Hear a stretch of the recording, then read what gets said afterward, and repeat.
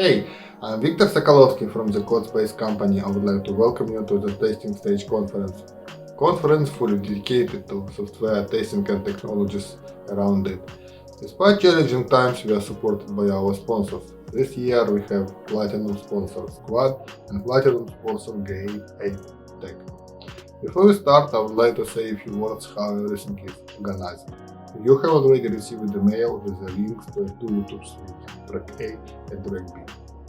Conference will be started by keynote, broadcasted to all streams simultaneously.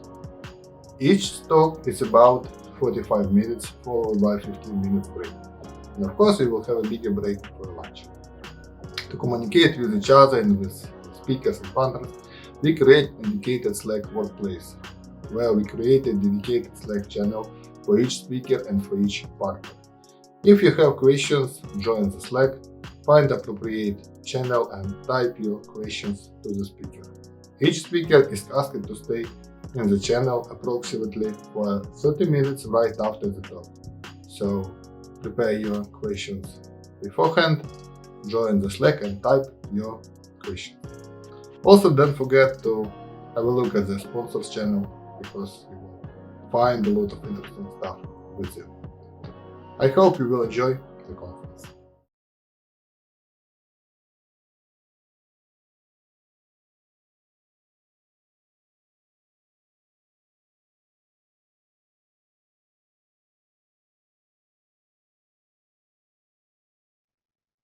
Hello, everybody, and welcome to this keynote on thinking holistically about quality and testing. Before we start, by the way, I'm Janet Gregory, and before we start, I'm going to apologize for my voice.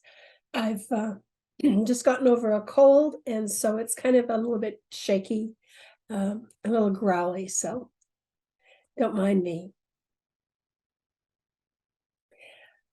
So I started as a programmer. I did that for about 6 years, and then I was promoted to quality manager. It was a very chaotic kind of company, and I was the only programmer who was constantly trying to improve the process. So who should I be? Quality manager. So I learned everything there was to learn about testing and quality assurance. At least I thought so. But I found I couldn't change that company. So I changed jobs and moved to an agile team as a tester. My whole view of software development changed in that job. And then I started sharing what I learned, started going to conferences, speaking, training, even wrote 4 books, working on my 5th. But my focus has always been about quality, even when I was that programmer. I like to start with quotes. I think it makes people think a little bit. And I saw this someplace, I have no idea where, probably Facebook. It made me think, so I hope it makes you think as well. If your mind is a garden, your thoughts are the seeds. You can grow flowers or you can grow weeds. Very simple, but really quite thoughtful. What we do and what we say has implications. Each of us, we have far greater influence on others than we can possibly hope. When I started sharing my message, I never really thought about it, but over the years, I realized that every single person I talk to, if something I says influences them, then they change a little bit. So I hope each of you continue to do so and spread the word. So I've been thinking a lot over the last year or two about the relationship between development, which includes testing, and how we manage quality in our products. So there's a definite relationship between the two, but they are not the same thing. So I'll start a little bit with kind of about talking about quality and then how testing from a holistic perspective supports that quality conversation. So I'm hoping to be online for this talk so that I can respond to chats, but it will be on at 2 a.m. my time. So I'm not guaranteeing that I'll wake up in time. However, if I'm there or not, I do hope you use the chat to offer opinions and share with each other, even if I'm not there. But I hope to see you. So having a conversation about quality is difficult, no matter how you try. So I like to use something simple, and I use coffee as an example, because it's out of the software world, so we don't get hung up on a lot of things. If you don't like coffee, think tea or something else. And I know this is a recorded presentation, but I still want you to stop and think about this. Which cup of coffee do you think is best?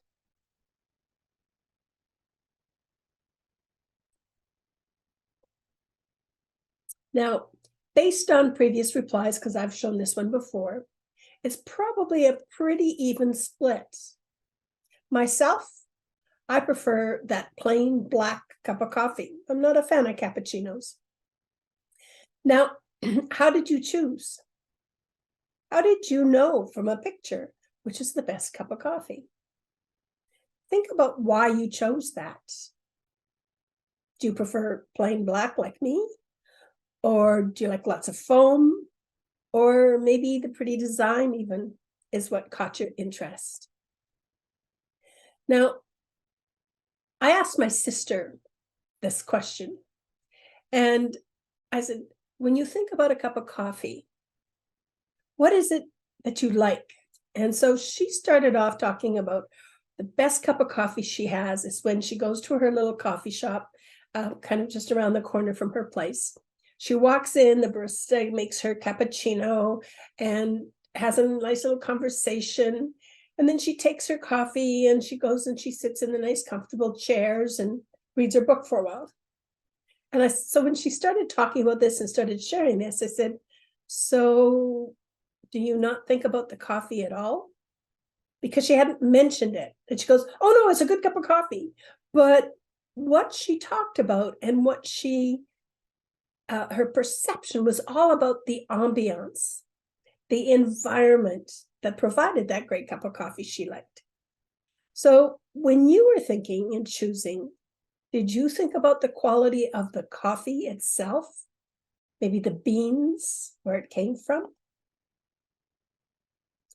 Now, if I add another dimension like price, would you choose the same cup of coffee? Or would you change your mind? And if you change your mind, is it because you now think about the value for the price? Perhaps if I gave you more information, like the service or the environment where it was being served, would that affect your perception of which one was best?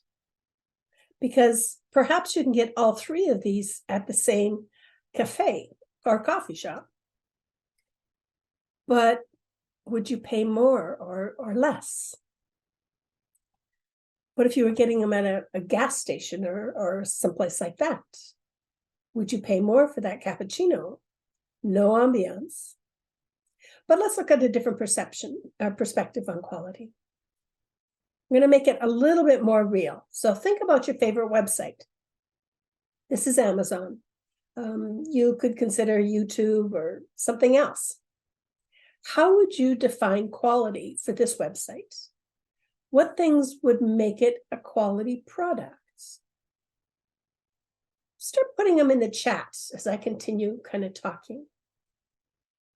What things would you look for from a quality perspective on this?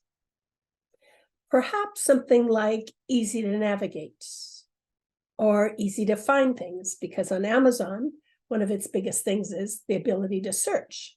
Sometimes I get a little frustrated because I look at books. I only want to look at books, and then it shows me all kinds of other things. And that frustrates me a little bit. So it goes down a little notch or two. Maybe things like accurate results. Those are all quality attributes. What about other things that are not functional? Like risks.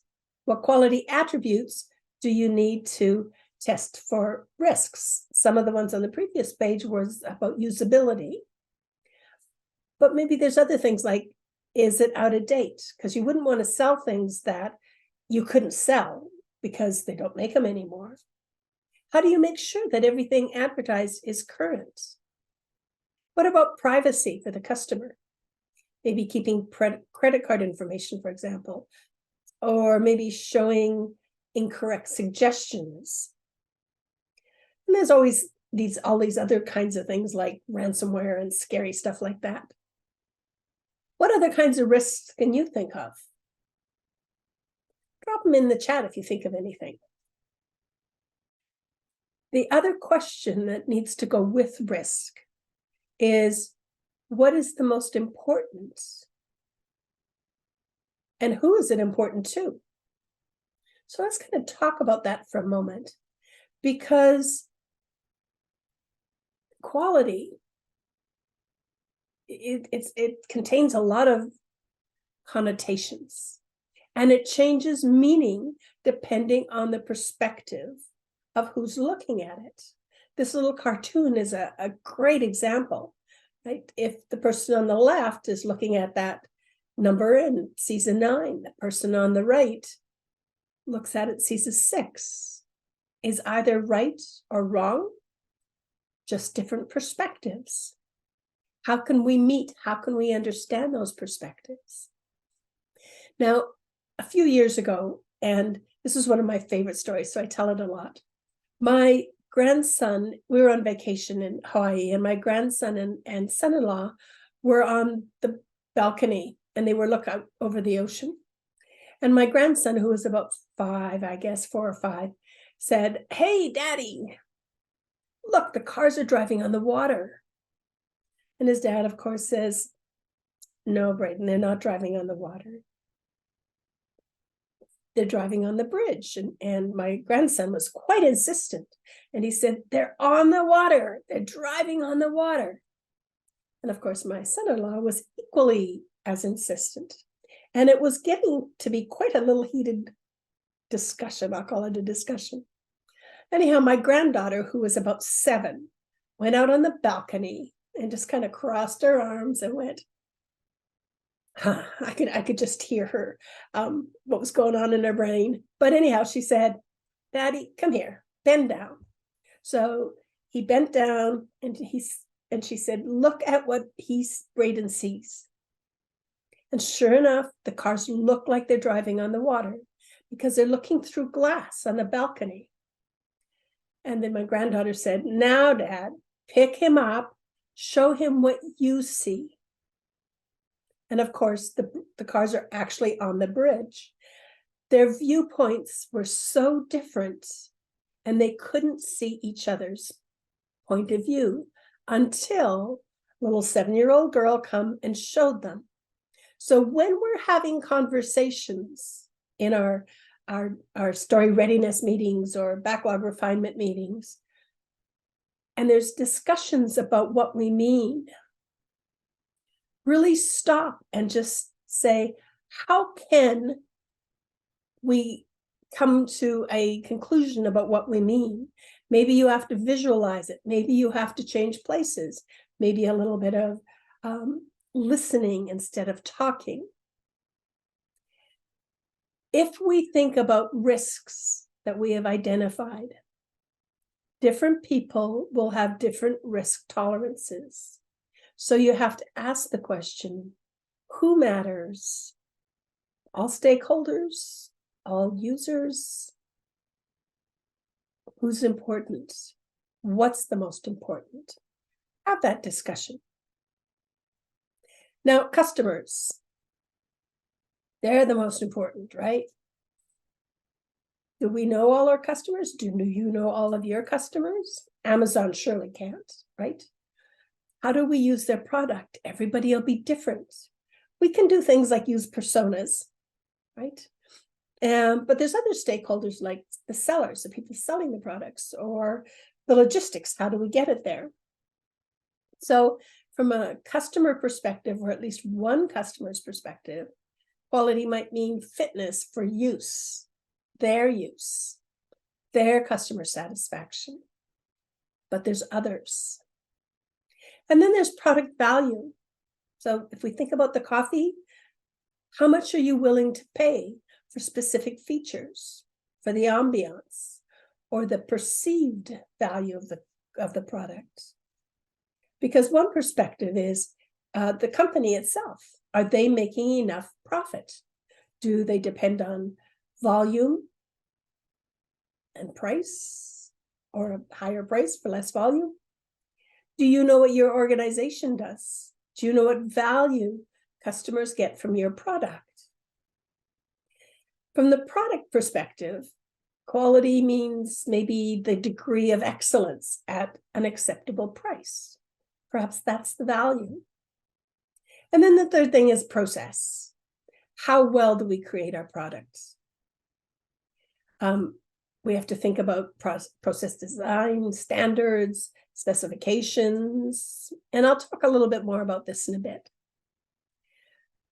But there's so many perspectives and viewpoints. We could think of internal, inside the company, versus external, somebody else looking in or looking at the product.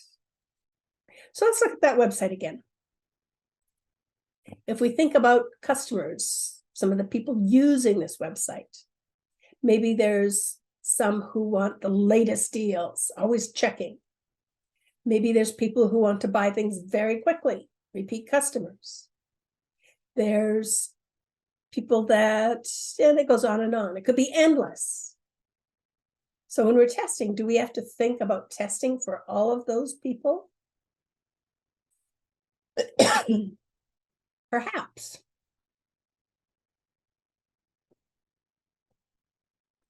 But it might depend on a specific feature or a specific risk we're trying to mitigate.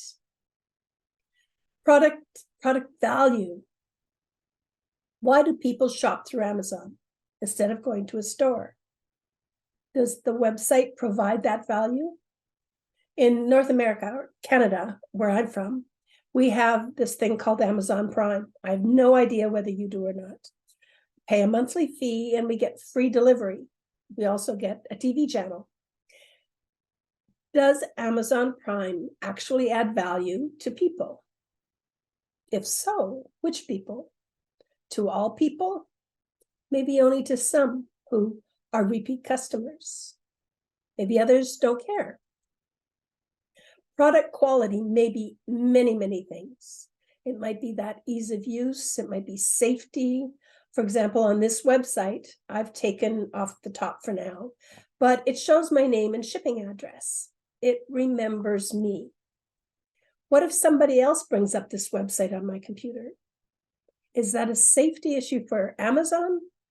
Or is it a safety issue for me and I need to take full ownership? We need to think about some of these risks and decide as an organization what we want to and what we don't want to support. So on the browsing history, if I think about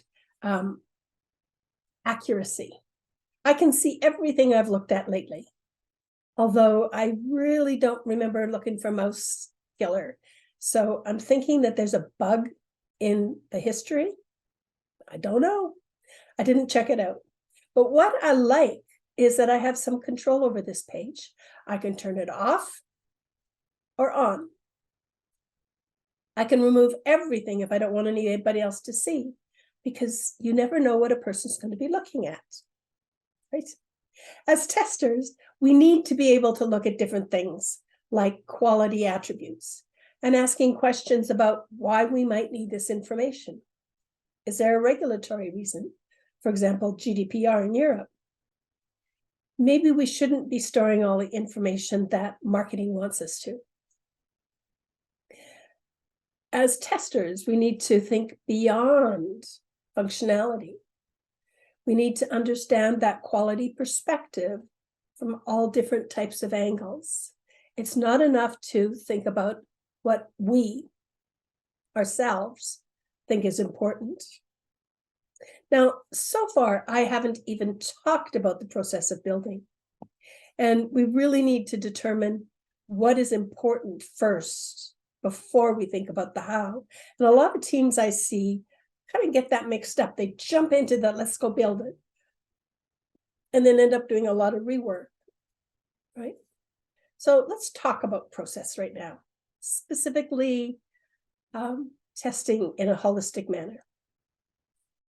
So how do we build quality into our product?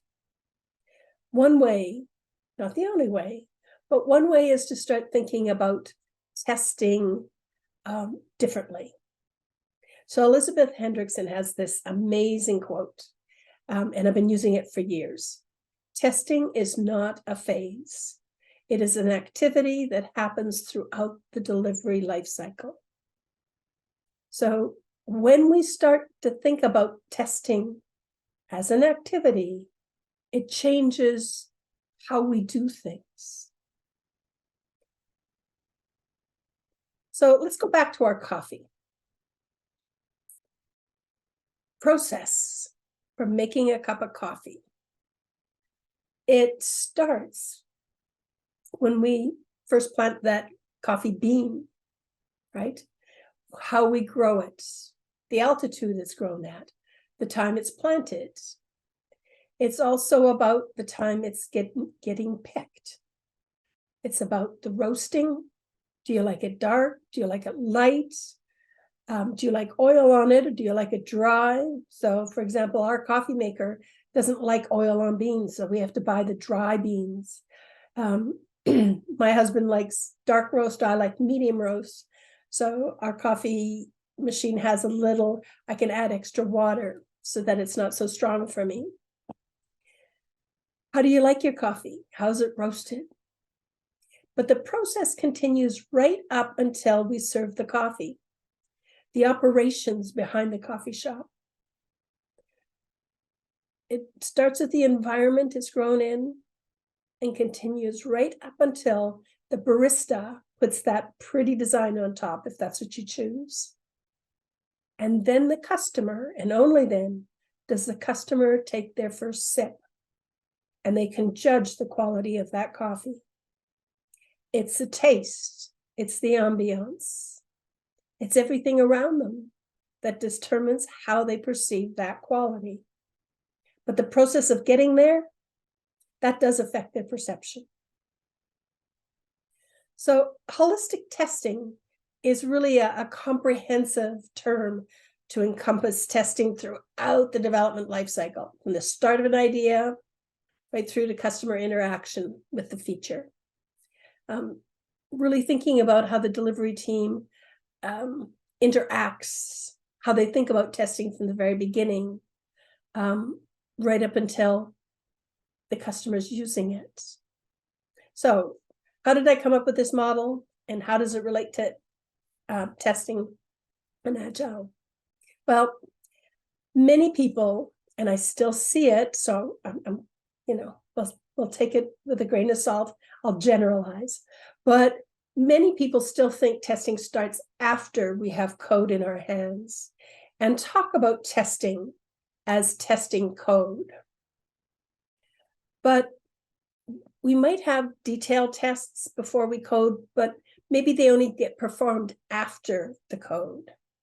That mindset is on this right part of this delivery loop, right? And we want to change that. We want more collaboration throughout this whole cycle. And the infinity loop is a great way to think about the development cycle. I dislike, let me put it that way, the idea of a linear line, to say, because that's got a stop and an end, and delivery cycles aren't like that. They don't have a stop and an end, and I'll explain why. So Dan Ashby took the typical DevOps cycle that really has no mention of testing except in one phase after coding. But Dan shows in this continuous testing loop how testing is involved throughout. It's not a phase, right? It's we test here and here and here at every single little place. And I really like this model, but I think he put a little bit too much emphasis on the branch coding and merging. So instead I created this model. So I changed the infinite loop to something that made more sense to me from a testing perspective. So typically a development cycle would start at the discover stage, right? At a high level, what it is that we want, what do we need? And then we plan at a high level, right? We want to see what we need to do maybe.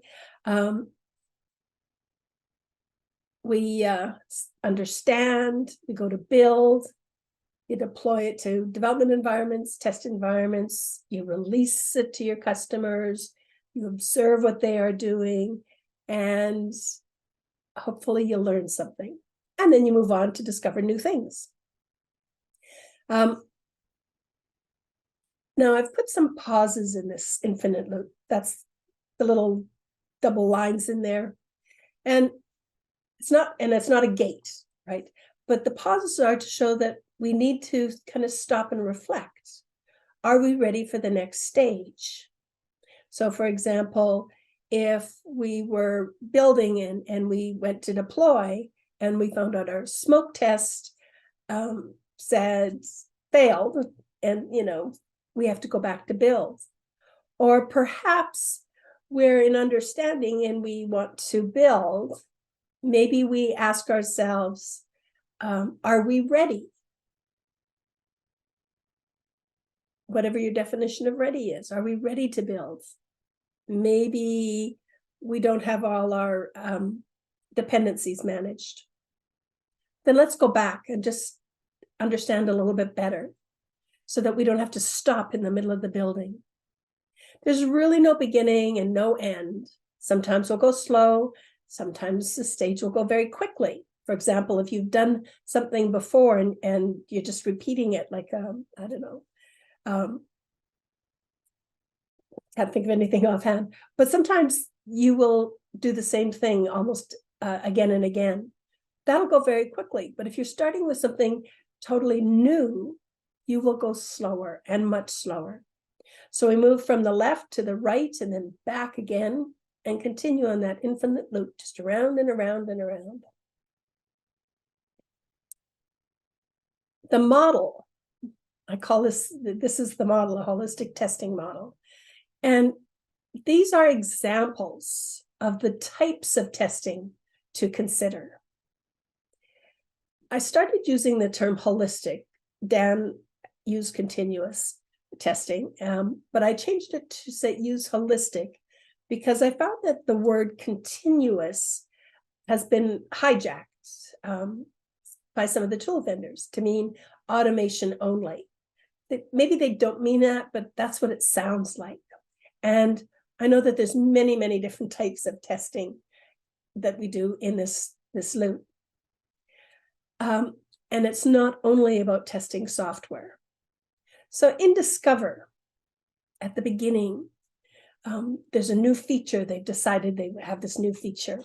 The business folks think about that and determine if the idea has value. They are testing their ideas. Does it make sense from a business perspective? If an organization doesn't have a consistent message in their vision, or they have competing priorities. So I'll see this when a team has a feature and they started this feature and then the product owner says, nope, we've got to do this one, it's more important now, put that aside. Oh, nope, we're back to this one. And when that happens, this is a really good time to stop and reflect. Maybe you have to go back to discover what is it that is really important to the business folks and have them decide, because it should not be the team that's getting hung up on this. So planning is about testing early. This is often where testers can add the most value using their critical thinking skills. asking what if questions, because those what if questions help surface risks. For example, if I ask a product owner, what's your biggest risk? I usually get I don't know. They have no idea what their biggest risk is. But if I ask them, what is the worst thing that can happen? They'll tell me very quickly.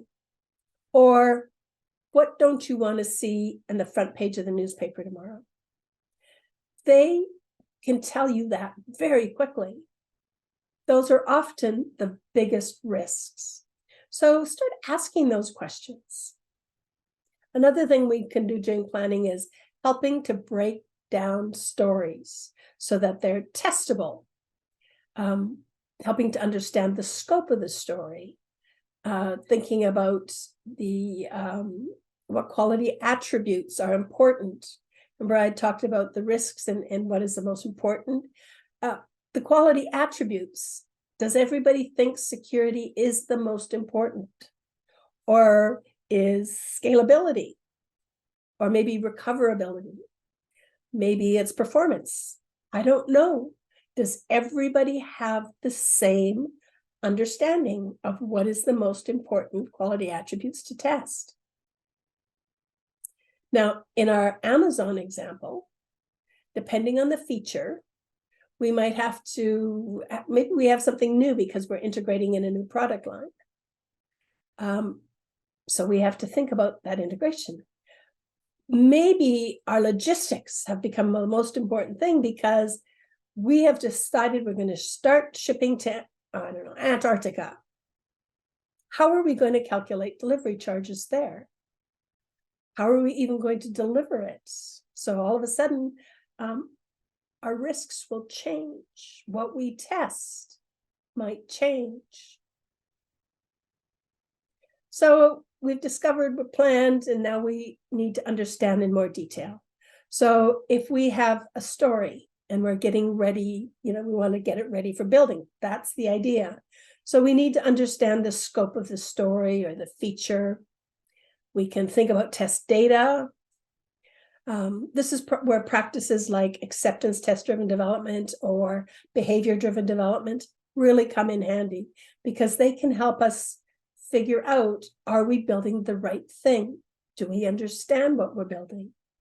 Other tools that I like to use are example mapping.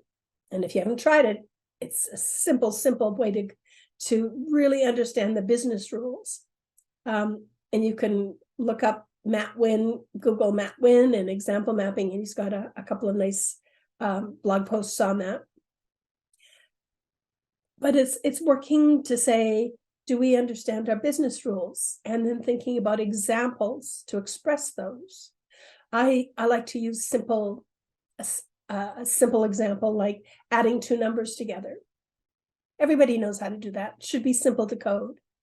But if I start working through some examples like 1 + 1 = 2, and then I'll say, but what about 1.0 + 1 = 2? Do we want to show the decimal place? How many decimal places are we going to go to? We start adding more examples, and then we start saying, oh, are we going to be rounding or are we going to be truncating? How are we going to show negative numbers? All of a sudden, a very simple adding two numbers can get quite complex. So really think about using something like example mapping. Again, we're testing our ideas and our understanding of what we're going to build. So when we're ready, we go into building. That's coding and automating and testing, not necessarily in that order. You automate the checks so that you have regression testing to get fast feedback, unit tests maybe by the programmers, maybe we test the business rules through the API, maybe we even automate our workflows through the user interface, keeping that to a minimum, right? But working together as a team, we want to look to see how we can get the fastest feedback. So things like, I call it a show me, I've heard it called desk checks. It's one of my favorite ways to get feedback or to give feedback. So when the programmer says, hey, Janet, I finished coding this story. Can I show you? I'll go over to the programmer's desk. I'll sit beside them. The programmer shows me what they have been doing and what it is. I'll ask questions. Any bugs we find during that show me, we're still in development. And then what I like to do is I like to pair with the programmer while I fix it, because we can code and test it at the same time. I might test it again in the staging or in the test environment, but we can get really fast feedback. And we want to think about that feedback. How can we make it the shortest amount possible? So we're thinking coding and testing, testing and coding. It's all part of the same process. How can we make that little piece as short as possible? And then we get to deploy. Now, code has been written and it has been deployed. And maybe to the development environments, to run smoke tests, maybe to test environments, maybe even to prod. Much of what we see here is automated, but there's likely some human-centric testing activities as well, like exploratory testing. It's also probably the first opportunity you really get to test some of those quality attributes, like load, performance, stability, recovery. What we're looking for is, again, fast feedback. What is the shortest time we can get that feedback? In the book I wrote with Selena DeLisi, Assessing Quality Practices, our very first quality practice, which we think is, we put it as number one, the most important thing, is feedback cycles. Because if you have short feedback cycles, then you can adjust, you can learn quickly, you can adapt. And so how teams make feedback cycles short, and part of that learning, is very telling with a company, with a team, to say how well their processes are going. Are they building quality in? Are they getting that fast feedback? And then we get to release. This is giving it to the customers so that they can actually access the new capability. But before we actually turn it on, perhaps teams now are using things like feature toggles or blue-green environments. And I'm not going to go into any of those details, but we can use it to look at features in a production environment without actually releasing it. There's ways to do it safely now. But once we give it to the customers and turn it on, then we want to observe. Our features are in production. Our customers are using those features, hopefully, because we built the right ones. And this is where we get to observe. So in understanding, part of that of understanding was to think about what we needed to put in to instrument the code for monitoring or for observing. We build it in, and now we're observing. And so that's where it kind of comes full circle. How do the customers use our product? Does it provide the value that we think it should, that they think it should? Can we detect errors earlier than the customer? Ideally, fix them before they even know it happened. But as we continue around the loop, we get to the learn. And learning is experimenting, right? If we approach it with a scientific mindset, form a hypothesis. We think or we believe that if we do this, it will improve this, right? If we use those lightweight type of experiments, and measurement is a part of it, it can be a very valuable way to try new ideas and techniques. There's a saying, and I haven't heard it for a while, which makes me happy, fail fast. I actually prefer the word or the phrase learn fast, because that's what experimentation is. Let's learn quickly so that we can adapt. So that's really it. The left side of this model is about preventing defects from getting in the code, about building quality into the product, into the code. Are we building the right thing? The right side of this loop is about observing. It's about finding defects and fixing them as quickly as possible. The right side is about making sure we're meeting customer expectations. And as a little aside, Lisa Crispin talks in more detail about this model in her talk. This is a very high level, and she'll get into more detail. So as a collaborative, high-performing team, everyone on that team needs to understand what the customer expectations are. It's kind of the foundation of our work. It's not enough to make sure that the product works. It needs to satisfy the needs of the customer. And to do that, we have to understand our customers. We have to understand our stakeholders. If your teams are not talking about quality first, you have an opportunity to start that conversation, and I really encourage you to. Otherwise, if you don't have that conversation about quality, about risks, how are you going to know what testing needs to be done? How will you know what risks to consider? I'm just going to mention this, the Assessing Quality Practices book that I talked about. We have 10 different quality aspects. And it's not only testing practices. In fact, there's very little about testing practices itself. But quality starts with those feedback loops that I talked about.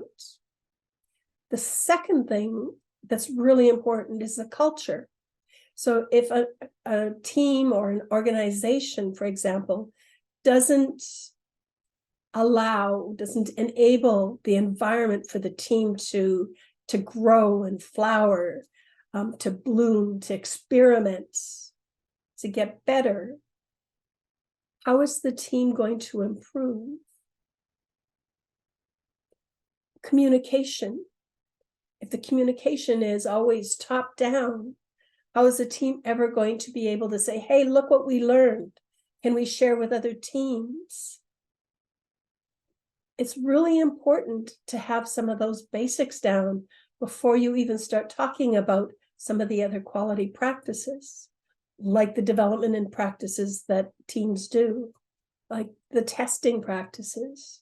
And there's a lot of those things as well, but if you don't have feedback loops built in, if you don't have a culture that encourages learning, encourages improvement, if you don't have communication going back and forward through all different levels of your organization, it makes it very difficult to put quality into your products. The team supports the level of quality that we want in our product. Testing supports the level of quality. It does not replace it. It does not replace the whole team, the delivery team, from building it in from the very beginning.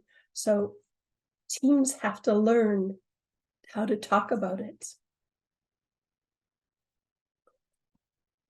Now, I've been talking about the whole team, and not only the testers with respect to quality.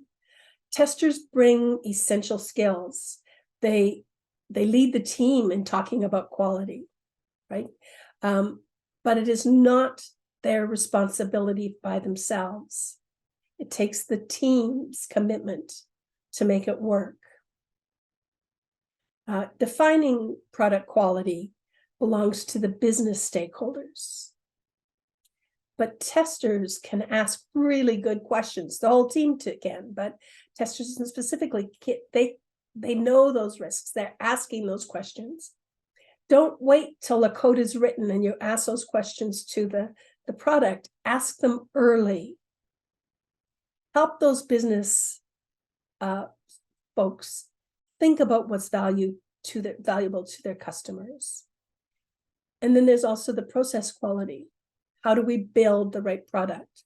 And that definitely belongs to the team and the organization. Right? You have to have the right environments, test environments, production environments, and all of those things. Those things all contribute to product quality. They don't define it, but they contribute. Just think back on that coffee, the beans, the picking, the roasting. So when you think about your products, what do your customers look for? How do they judge quality? How can you get fast feedback from each other in the team, but also from your leadership, from your customers? And then think about you and your team and how you can contribute to building that quality in. In fact, I encourage you folks to sit there right now and think about, how do you contribute your quality to your product? If you're really brave, put it in the chat. So fast feedback, collaborating, visualizing your work, things like putting your pipeline up on the wall, or drawing flow diagrams to get your testable stories. Make it visible. It helps talk about it.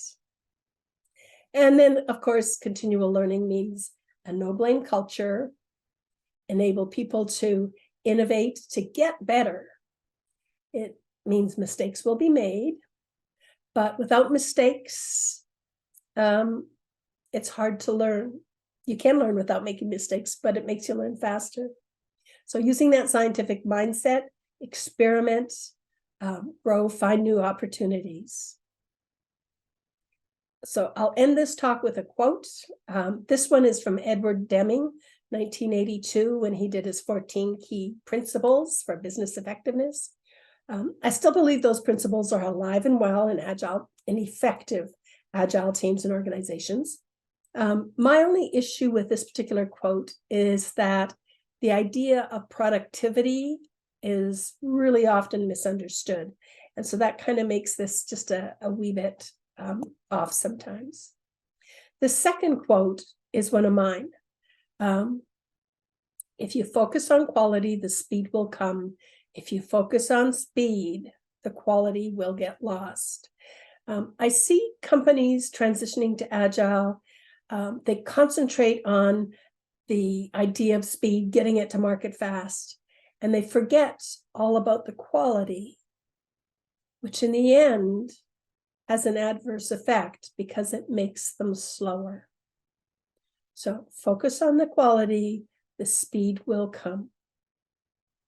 And with that, I'll say goodbye and hopefully see you in the chat. Here's my contact information. If you choose to want to send me an email or anything else, please do. So with that, I'll say goodbye and see you in the chat, hopefully.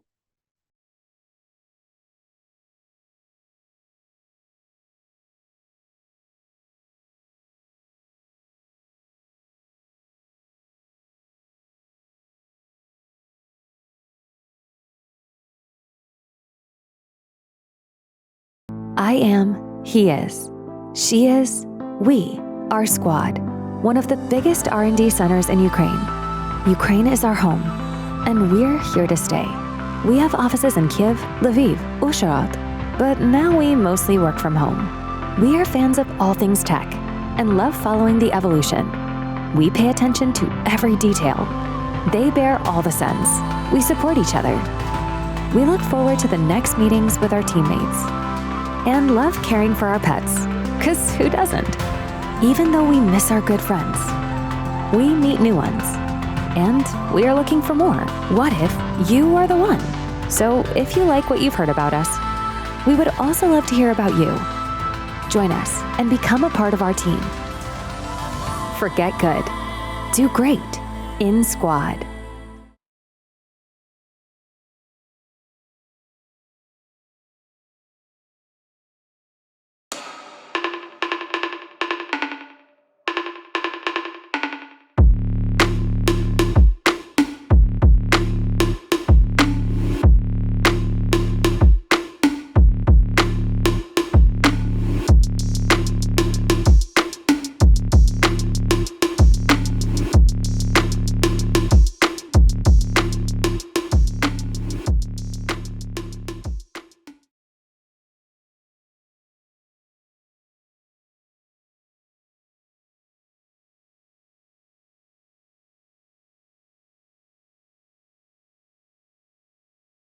I am, he is, she is, we are Squad, one of the biggest R&D centers in Ukraine. Ukraine is our home, and we're here to stay. We have offices in Kyiv, Lviv, Uzhhorod, but now we mostly work from home. We are fans of all things tech and love following the evolution. We pay attention to every detail. They bear all the sins. We support each other. We look forward to the next meetings with our teammates and love caring for our pets, because who doesn't? Even though we miss our good friends, we meet new ones, and we are looking for more. What if you are the one? So if you like what you've heard about us, we would also love to hear about you. Join us and become a part of our team. Forget good. Do great in Squad.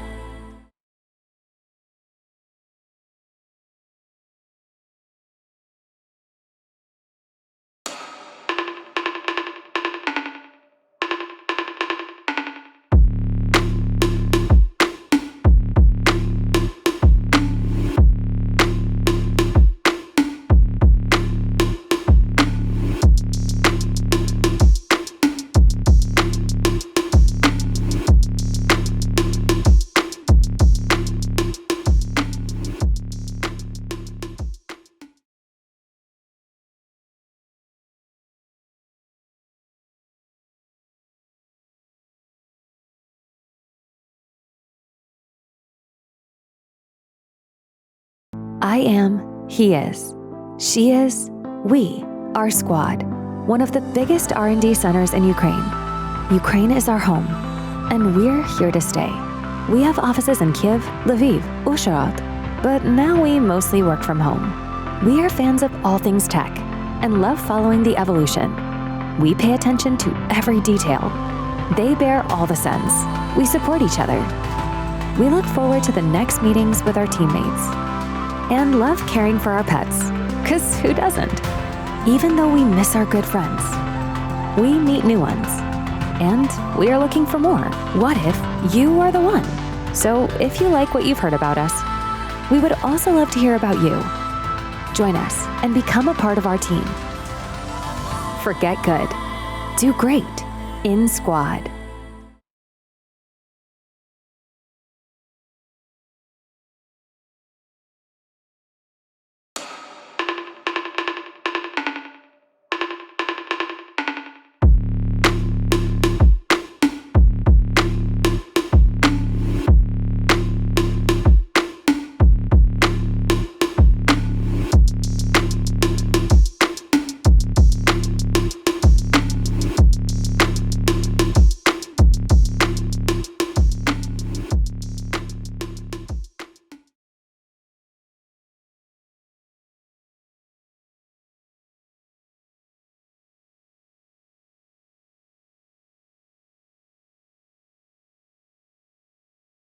I am, he is, she is, we are Squad, one of the biggest R&D centers in Ukraine.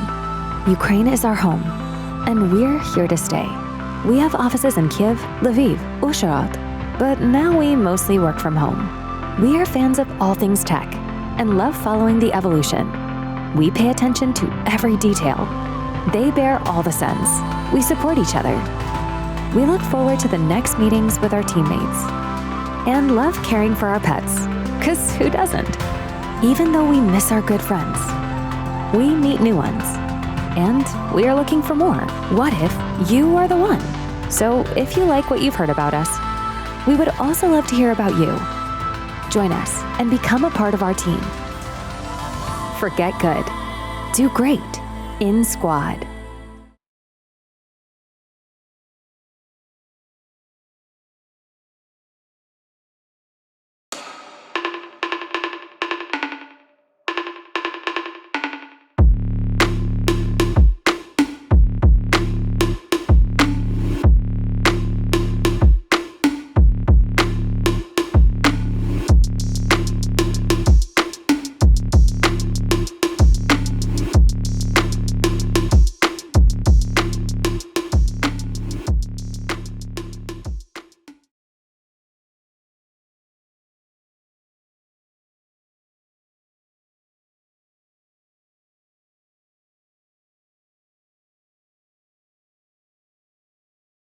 I am, he is, she is, we are Squad, one of the biggest R&D centers in Ukraine. Ukraine is our home, and we're here to stay. We have offices in Kyiv, Lviv, Uzhhorod, but now we mostly work from home. We are fans of all things tech and love following the evolution. We pay attention to every detail. They bear all the sins. We support each other. We look forward to the next meetings with our teammates and love caring for our pets, 'cause who doesn't? Even though we miss our good friends, we meet new ones, and we are looking for more. What if you are the one? So if you like what you've heard about us, we would also love to hear about you. Join us and become a part of our team. Forget good. Do great in Squad.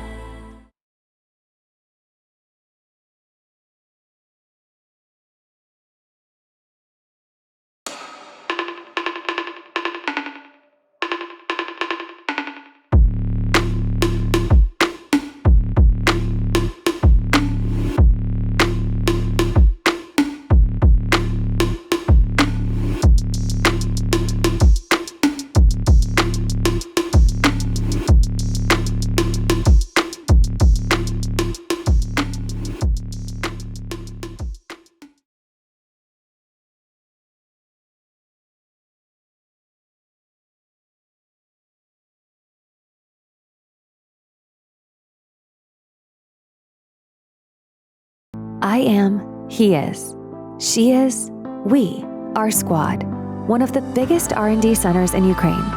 Ukraine is our home, and we're here to stay. We have offices in Kyiv, Lviv, Uzhhorod, but now we mostly work from home. We are fans of all things tech and love following the evolution. We pay attention to every detail. They bear all the sins. We support each other.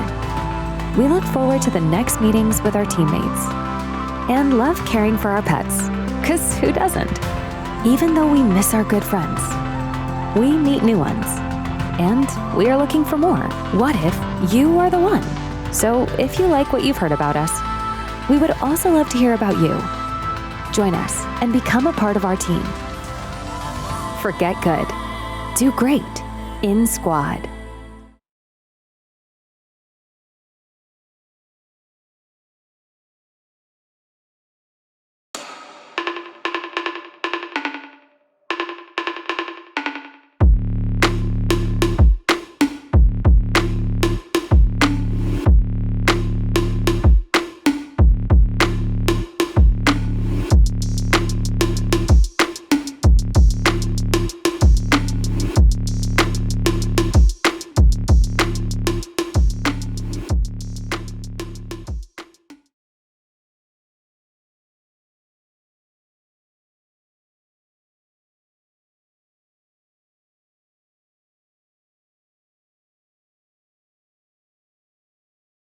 I am, he is, she is, we are Squad, one of the biggest R&D centers in Ukraine.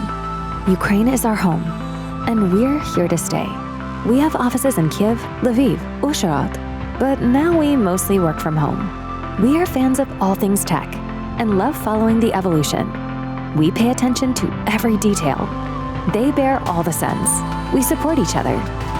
We look forward to the next meetings with our teammates and love caring for our pets, 'cause who doesn't? Even though we miss our good friends, we meet new ones, And we are looking for more. What if you are the one? So if you like what you've heard about us, we would also love to hear about you. Join us and become a part of our team. Forget good. Do great in Squad.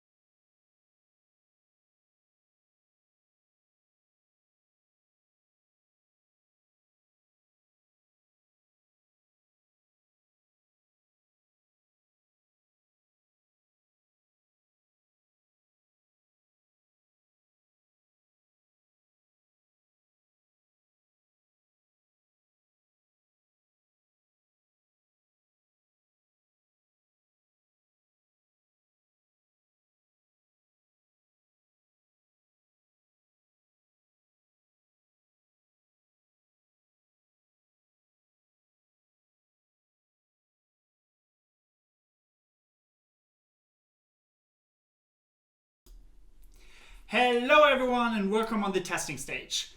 Thank you to the organizers who put this awesome event together and allowed me to talk a little bit about component testing in the browser. This topic has cost me a lot of long nights over the last 3 months, maybe more, because it all started with a lot of frustration I had when it comes to testing web components. The experience kind of sucked, and the way usually things are, if you are not happy with the status quo, you go in, you write some code that solves your problem, you open source it, and you show it to others, and maybe it helps others as well. So I hope in this session I can give you some insights about how you can break up your existing end-to-end tests into smaller chunks that really focus on the component level and keep your end-to-end test short and only for the most important user scenarios. Before we start, let me introduce myself real quick. I'm Christian. I'm a software engineer over at Stateful. We're working with some wonderful folks on a new concept called README Ops, where we try to bridge the gap between the developer gap between a developer and the projects. In addition to that, I'm maintaining the Web.io project alongside many other awesome folks, and I'm a cross-project council member at the OpenJS Foundation, representing Web.io there. In this session, I want to talk a little bit about component testing in the browser using Web.io, and for that we will start looking into what web components generally are, how you can test them, and how you can improve, how testing them can improve the stability of your test and increase your test coverage. We will look into the current tooling landscape, what they offer and what they don't, and then we look into how you can add Web.io component tests to your project. I have some live demo prepared that we can look into. Lastly, I'll give you some outlook about what's next in terms of component testing in the Web.io world. Let's start. What are web components? I wonder if you have heard the term before. Web components have been actually around for a long time. Some folks say that Alex Russell, a guy called Alex Russell, who has been working at Google, has introduced the first concept in 2011. And actually not long later, Google has released a framework called Polymer, who has brought the first web component concepts into a JavaScript framework. At the same year, in 2013, Facebook has released React, which has taken the concept of reusable UI components using other implementation details. So the reason why all these new frameworks have popped up is because developers were kind of frustrated with the way they have been writing their monolithic JavaScript application. These code bases have been growing a lot, and it became more and more difficult to maintain them. So frameworks like React and Polymer have started to provide developers the ability to reuse UI components and compose the application with multiple different kind of UI components to make everything more clean and less code to maintain. So it's very interesting how over the years now, more and more UI frameworks have been popping up in the space, right? We don't have developers don't use only React and Angular anymore. They use frameworks like lit-HTML, which is my favorite one, that provides a minimal interface on top of the web components standard that the browser implements. But there's more major frameworks like Svelte or Vue that kind of like allow you to opt into the web component experience with a just simple switch in the config. And we have to really differentiate between two concepts or two things here. There's one, the concept of reusable UI components, and that has been implemented through frameworks like React much earlier, before the actual standard, the web component standard, has been introduced by browsers and marked as stable. And the web component standards really consist out of like three, it's basically a set of specification in the HTML spec, and they define three different new elements or new interfaces in the browser. There's one, the custom element interface, that allows you to write a class that extends from an HTML element and then register it to the to the custom element registry. Then there's a specification on Shadow DOM, which is this encapsulated nested DOM that allows you to write CSS styles that only affect the web component and are not affect other elements, nor styles that can affect the elements within the web component. And then there are things like the HTML template, which is a concept that allows you to write HTML code that is not immediately rendered, but that you can take to inject it into something like a Shadow DOM.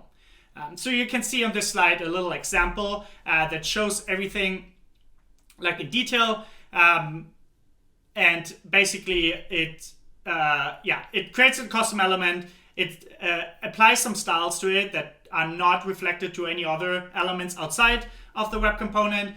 And it allows you, it also shows that any styles outside of the component cannot affect the styles within elements in that component. And as again, writing web components does not require any framework, no bundler, no build tool, nothing. There are simple web APIs that you can use to create custom elements on the page. So there are then frameworks like lit-HTML that I mentioned before that wrap these interfaces into a little more usable classes. In this case, we have we extend from a lit element and have like a render method that allows us to write the HTML code within that JavaScript file. It makes it more convenient to write web components this way. But the underlying concept is the same. The underlying used APIs are the same. But then we also have React. It has been along for a long time. It allows us to write those reusable components in a different way. React does not, React is a tool that does not use web components under the hood. You can certainly opt into that, but they achieve the same concept in a different way by allowing you to write JSX, HTML in your, which is the same way of writing HTML in your JavaScript. And you reuse these components in multiple other areas in the world, in your application. And so, with front-end developers starting to build the application with frameworks like React or lit-HTML, they have kind of changed the way from writing monolithic JavaScript application using background.js to now like React, and kind of a lot of things that have changed in the front-end development space through that shift towards reusable UI components. Now, when those kind of shifts happen, usually, what people do is that they kind of like revisit other kind of like standards and best practices around developing application, including testing, to see if the current status quo still applies with this new concept shift. So we should do this for testing as well. Now that all the front-end developers built the application differently, maybe there's a different way how we should now test our applications. Which brings us to the next topic, which is called testing principles. And I think there's not one talk where I not include the testing pyramid in my slides. And for people who don't know the testing pyramid, it's a way to group software tests into buckets of different granularity. And I still fully agree with that concept. But I realized today it's kind of like very easy to get this wrong and get overwhelmed with the amount of different tooling that's available out there. I, for instance, feel very comfortable writing a lot of ReptIO tests, but this would cause the top part of the pyramid, the end-to-end part, to really blow up and basically blow up out of proportion. So as a tester and as a software developer, we should always ensure that we kind of like keep a balance between a good chunk of unit tests, a good chunk of integration tests, and just a small set of end-to-end tests to verify that all systems work together. Because writing a lot of unit tests is very cheap. However, they might miss some bugs when we integrate systems. However, end-to-end tests on the other side, they are expensive to run. They can be brittle and they can be very costly. So we should make sure that we only write some of them. But the ones that we write will give us a lot of confidence that our application works as expected. Now, with the shift towards more UI, with the shift towards reusable UI components and the way developers build front-end applications today, we should also revisit the way on best practices of how we build, on how we test application. There have been folks like Kenzie Dodds who brought in this new concept of the testing trophy.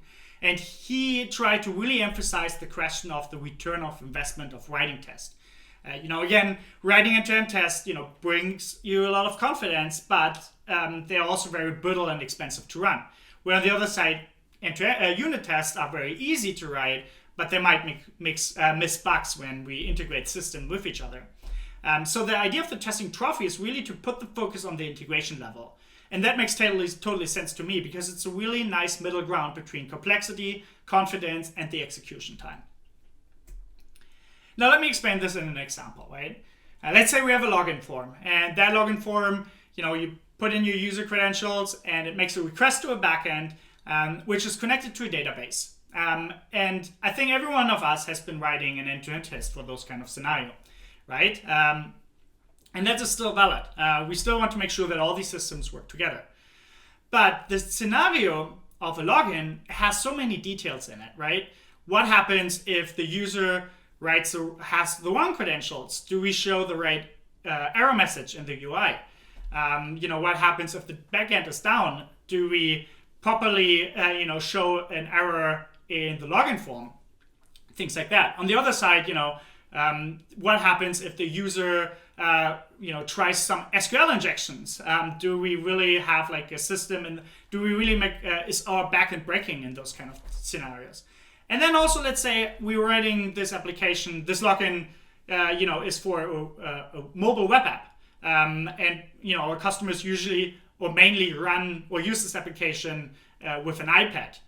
So I don't think we would write just a ton of end-to-end tests to really validate all these details.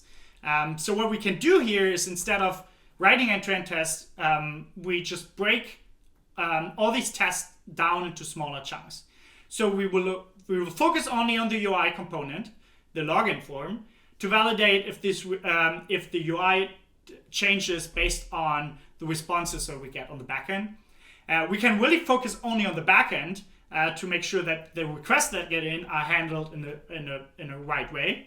And we write some end-to-end tests at the end that just make sure that the connection between all these components, that the connection is valid, and then all these system components can work together. So here we write mostly integration tests using component testing for the UI, API testing for the backend, and then just a small amount of end-to-end tests that, for a valid user scenario or invalid user scenario, that just checks if these systems can connect with each other. So you might say, okay, Christian, that sounds great. I will break up my end-to-end tests and try to write more component and integration tests. But where do I start? Which tool should I use? It's the ever-daunting question of what's the best out there. So let's look into the tooling landscape and see what's out there today that allows us to do more component tests. If you have been, usually good approaches, depending on what you're using for your front-end development, you go to the documentation page of that framework and you check it out what they have. So I did that for React, for instance. I looked into the old React docs and they suggest you a tool called Jest that provides you to render your component into an emulated browser with JS DOM. The new React page has actually no page about testing at all, which is funny. So hopefully they will add something soon. Other frameworks are a little bit different. They have, they have clear documentation about what you can use for unit tests, for component tests, and for end-to-end tests. Now, the common pattern among all these frameworks, though, is that they all currently, recommend you to use something called JS DOM. For folks who don't know what JS DOM is, it's a pure JavaScript implementation of many browser standards, notably the WhatWG DOM and HTML standards that to be used within Node.js. So it basically emulates a web browser in Node.js. And it's meant to be used for testing purposes. Like the project says, it emulates enough of a subset of a browser to be useful for testing. But using JS DOM today for UI test is kind of like using an old Macintosh for graphics work, right? It kind of works, but it's not very the ideal solution out there. Because there are a lot of common known caveats using JS DOM. There's things like missing web APIs. There's no ESM support, no support for fetch APIs or cores. The way to interact with elements within the JS DOM happens through JavaScript events, which is not really the same as interacting with an element through a real browser. And I will show you some examples in a second. There are problems with Canvas. If your UI elements use Canvas, there's problems to use that. The web APIs implemented in JS DOM might behave different than, for instance, in a real browser, for instance, in Safari. And there's no way to test things like pseudo states. So I've seen a lot of front-end teams that ended up writing UI tests using JS DOM where they basically just render the component and validate if no error has been thrown. But they don't really test the interactability of the element. They don't really interact in those tests, in these tests with elements, because they were not really seeing any ways to do that. And if you have been using frameworks like Jest or Vitest with the testing library, which is a helper tool to render elements on the page or into the JS DOM, you might have experienced something like that where you have to scroll through a blob of DOM nodes to debug the state of your application, which is not really good developer experience. And again, testing using JS DOM to interact with elements in an emulated browser is not really the same as using a real browser. Let me give you some examples here. Let's stay with the login component, with the login screen, right? That login screen has an input and a button to submit. What happens now if our web component for some reason adds the CSS property visibility hidden to that component? Can we still click and interact with the element? Well, in the JS DOM world, yes, because the events are fired to the element and it doesn't matter for JS DOM if it's visible or not. Other tools such as WebDriver.io, they are based on a web standard for automation, which ensures which makes sure that the element is interactable before clicking on it. Other frameworks like Playwright or Cypress, which have a different way to automate browser or browser engines, they also have those kind of security or interactability checks. Visibility hidden, same with height 0 pixel, it's possible to click an element with a height of 0 pixel in JS DOM, not in other tools. Another use case is what happens if another element is on top of the element I want to interact with. Same here, JavaScript events still can be applied to that element, which a normal user could not do. Very interestingly, I tested a scenario where I moved the element completely out of the viewport in a way that the user could not bring it back by scrolling, for instance. So here I found that even tools like Playwright and Cypress have a really aggressive way to bring that component back into the viewport in a way that the user would not be able to do it. So it shows that here the WebDriver-based frameworks such as WebDriver.io are really, have a good check and are really acting as a user would do, which is what you want, right? You want to have the test case environment as close to the real world as possible. And then there are features that are not supported in certain environments. There's some scroll action that you might have, that you might use to display different elements based on the scroll height. Those are not supported in JS DOM because there's no viewport to be scrolled in. And then if you write mobile web components where you use multiple fingers to have some interactive scenarios with an element, those can be currently only toasted with WebDriver-based tools like WebDriver because WebDriver standard provides a really powerful Actions API. Lastly, there's a mocking component and aspect to it. I feel mocking is a very important feature that allows you to mock out either a dependency or a module to be not included in your test, and you give it a behavior that you would expect it to have. This is a very powerful feature to make sure that your component tests are not getting too big and are encapsulated and focus only on the code and the UI parts that you're interested in. So in this example, for instance, I mock out the Agoya search dependency and give it a behavior that I would expect it to have for my test to run a valid scenario. Now, you might now think, okay, this sounds all great. I guess I will get started with adding WebDriver for doing component tests in my project. So let me show you how you can set this up. The one command that you should remember is the npm init wdio at latest. This will start a configuration wizard for you that will help you to get everything set up and running immediately. Once the package is installed, it will ask you a bunch of questions. For one, whether you like to run your test in Node.js or in the browser. In Node.js, you would do this for end-to-end tests. In the browser, you want to do it for component test. If you select component or in the browser, it will ask you which framework you're using. If you use React, you pick React. Then it might ask you if you might want to use the testing library, which is a great additional tool that helps you to stage your tests and clean up afterwards. And then the further questions are pretty similar to what you used to when you would set up WebDriver tests, which is, where are your specs located? Do you want to use any plugins? And after all, it will install all the necessary dependencies and will create some example components and an example test that help you to understand where you can write your tests and that help you to get started very quickly. And then you can see that the example component test passes, and you can get started from there. In this example, we have been using a headless browser. However, if you decide to open up an actual browser, you will see this experience. You will see the web component being staged on the left side of the browser, only the web component, not the whole page. And then you see an HTML reporter in the middle. And on the right side, you can open the DevTools. And with running WebDriver in the browser, you can now access the WebDriver API in the browser as well.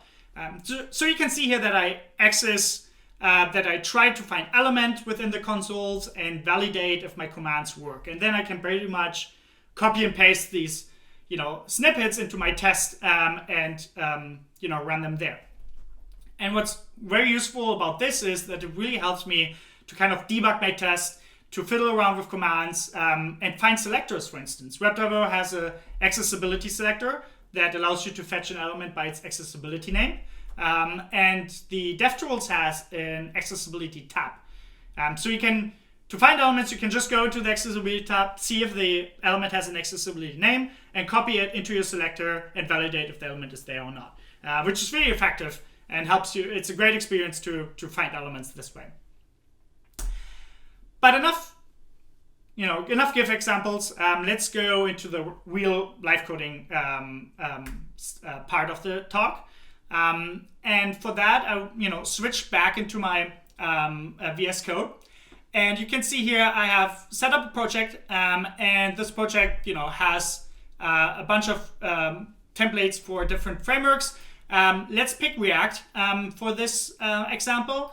And the React project has a simple login component that is the same component as you've seen in my slides. It has a CSS file, and when you hit submit, it uses the login method, which is wrapped in this API.ts. And this pretty much just makes a fetch request. This can be anything else in your application. If you're using an authentication provider, that could be that. And for the example purpose, it's just here a simple function. And then I have a WDO config that defines the browser, that defines the execution environment to be in the browser. I've defined React as a preset because I'm testing a React component, and I run my test headlessly unless I provide the debug flag. So let's get started and write a test for our login component. So we do this by, let's say, saying demo.test.tsx. And let's start with just testing stage demo. Should test my component. Let's start by just validating that we're actually running in the browser here. So the way we could do that is by using some of the browser APIs that are available, for instance, window, navigator, .user agent. So let's just print out the user agent, and we go here, we run this, and we suppress all the errors, all the log messages aside from the errors. Let's run this, and this will spin up a headless Chrome, and will now, show our user agent. And I can go in and say, all right, now I want to not test in Chrome. I want to instead use Firefox, and instead of Chrome driver, I switch to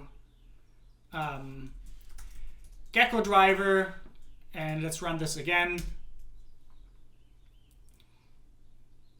This now runs Firefox, and we see now that we get a Gecko user agent. So we can basically, use any kind of browser. We can even connect to a cloud vendor if we, for instance, don't have Safari installed in our CI and want to run our component test in Safari as well. So that's all possible. Now let's actually, test our login component by importing it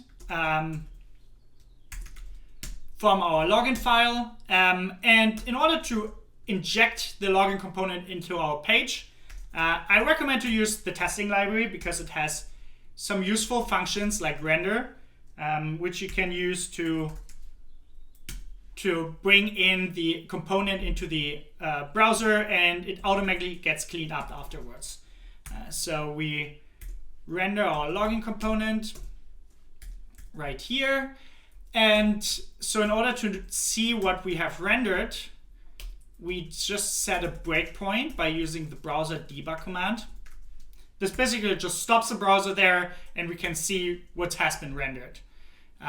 So let's run this, and let's enable the debug flag so we can see the browser. So this should now pop up the browser. I will bring this a little bit better up here. Now we see the component being rendered in the browser. We can open the DevTools.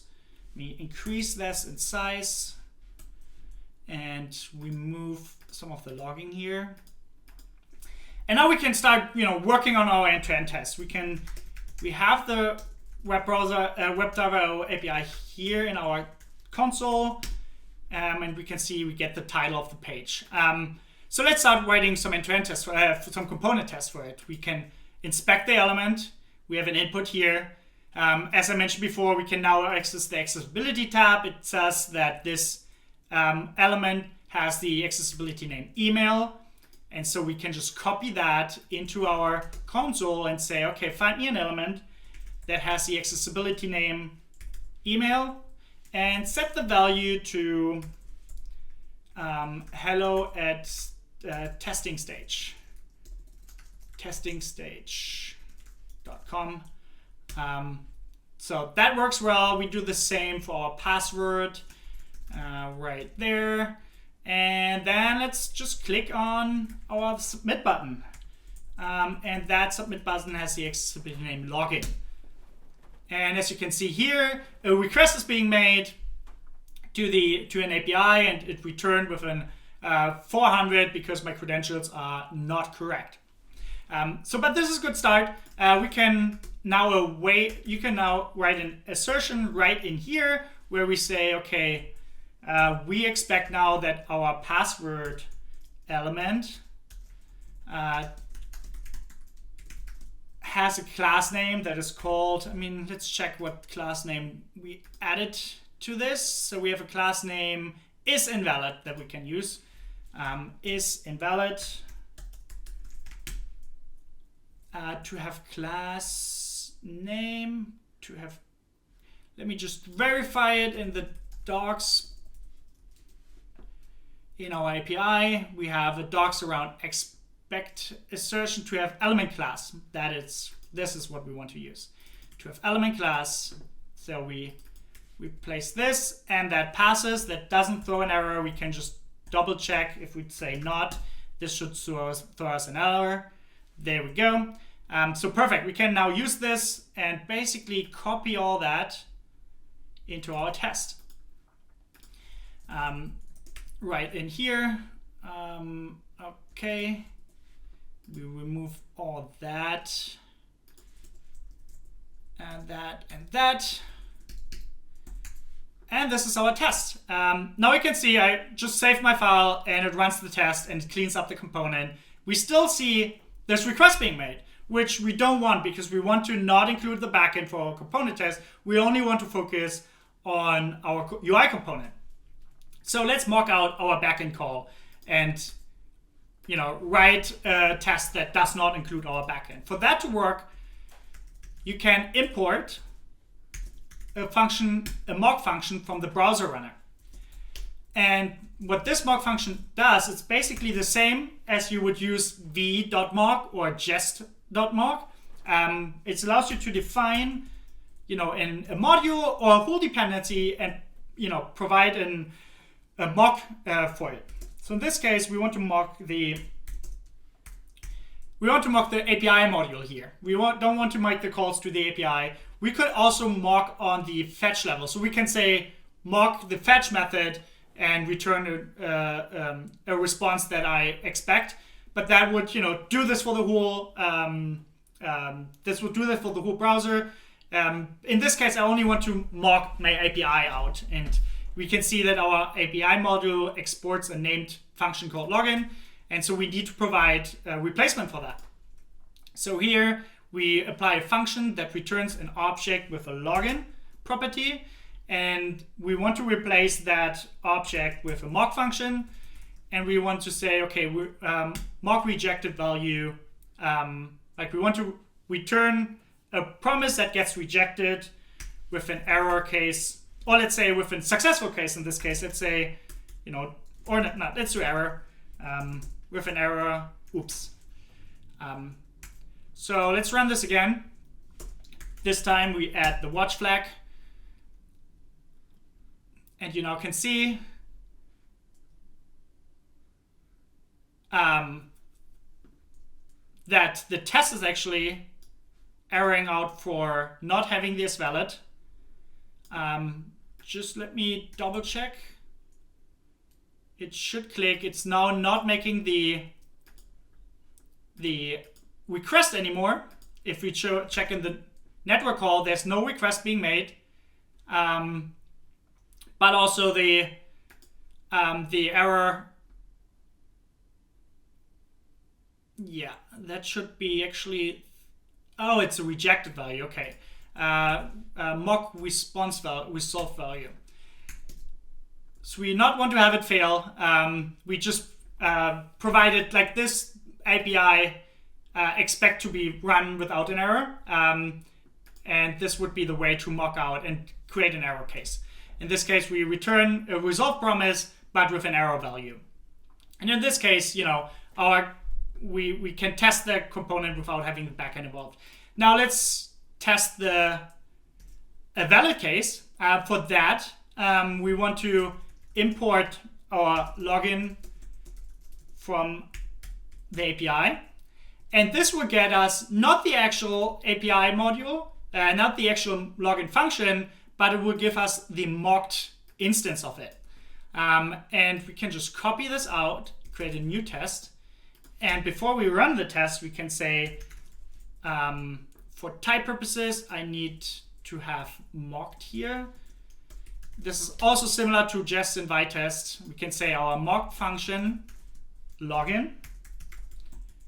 Now returns the right response that we expect. Let's say a token, 1, 2, 3, and now we expect our area path or password input to not have a class called isValid. So we run this, and now let's should test a valid case, a valid login, and should test an invalid login. Just provide better test names, and now we can see, the tests are run. No HTTP request is being made because we mock out the API, and we can now really focus on our UI component to test all the details to it. So that's one thing I wanted to show, how you create your test, how you write your test, how you can mock out certain properties. Another thing that WebDriver provides is the test coverage reporting. Test coverage reporting can be very useful if you want to validate that you test, the whole component and not just like a certain part of it. We want to make sure that we really test all the cases and all the complete implementation of our web component. So for that, you can add a coverage property to your browser configuration, browser runner configuration, and you just say enabled true, and this will enable test coverage reporting. Now you can say set certain thresholds to say things like, I want to make sure that I have tested 100% of all the code lines of my modules. So in this case, you can define your lines to be tested 100%. You can add branches, functions, the usual test coverage options are available to you here. We now say, for the demo purpose, we say lines. I want to test all my lines. And just run this time without the watch flag. Just have one simple run. It opens up the browser, executes the tests, and now I see, my tests are passing. That's great, but I didn't match my coverage threshold, which is for lines 93%, but I expect it to be 100. So we can go in and say, okay, let's have a look into the coverage report. We can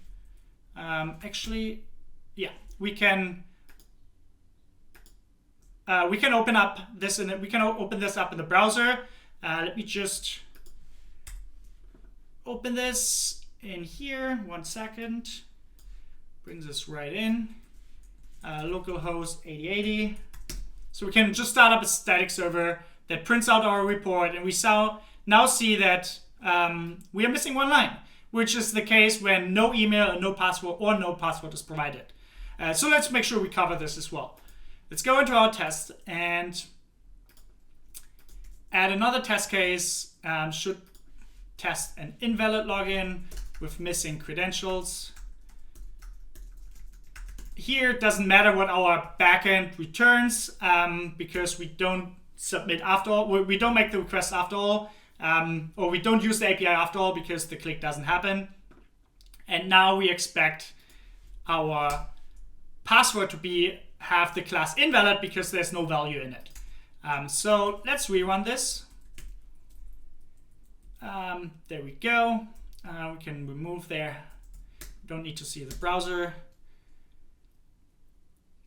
So this now runs 3 tests, and voila, all our coverage is now reported.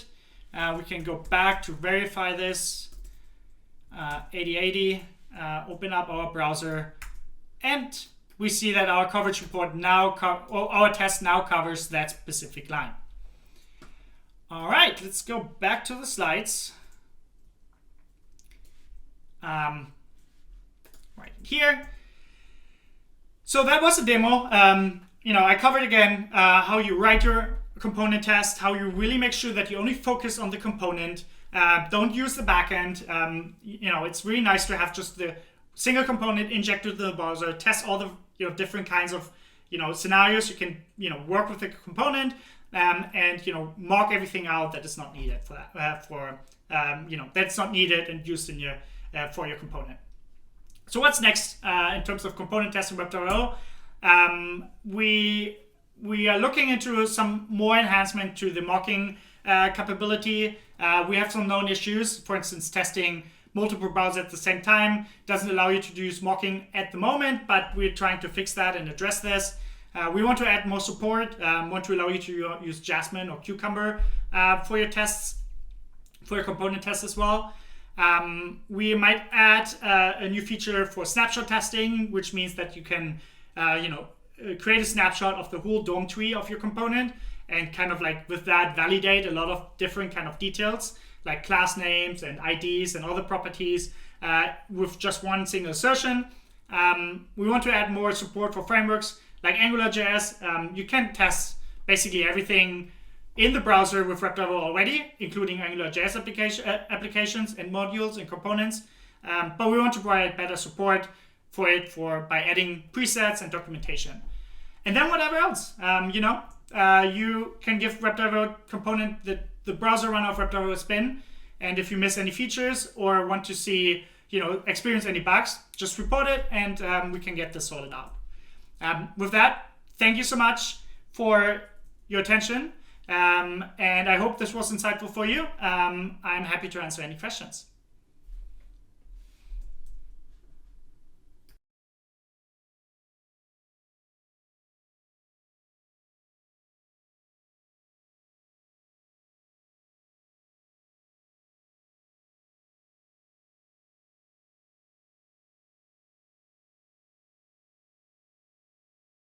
I am, he is, she is, we are Squad, one of the biggest R&D centers in Ukraine.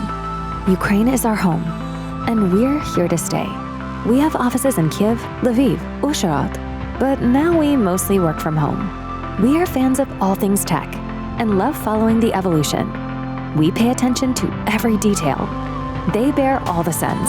We support each other. We look forward to the next meetings with our teammates and love caring for our pets, 'cause who doesn't? Even though we miss our good friends, we meet new ones, and we are looking for more. What if you are the one? So if you like what you've heard about us, we would also love to hear about you. Join us and become a part of our team. Forget good. Do great in Squad.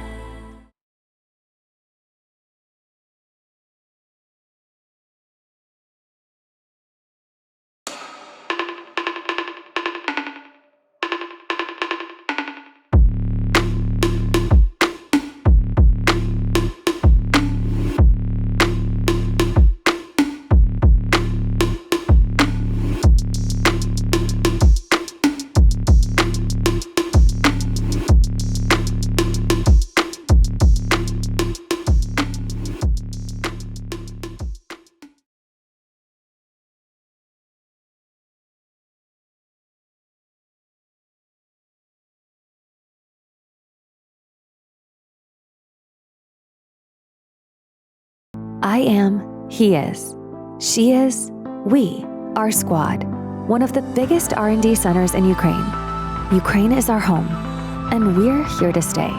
We have offices in Kyiv, Lviv, Uzhhorod, but now we mostly work from home. We are fans of all things tech and love following the evolution. We pay attention to every detail. They bear all the sins. We support each other. We look forward to the next meetings with our teammates and love caring for our pets, 'cause who doesn't?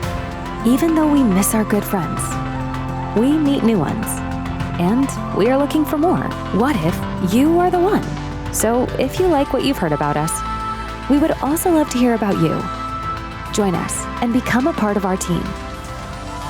Forget good. Do great in Squad.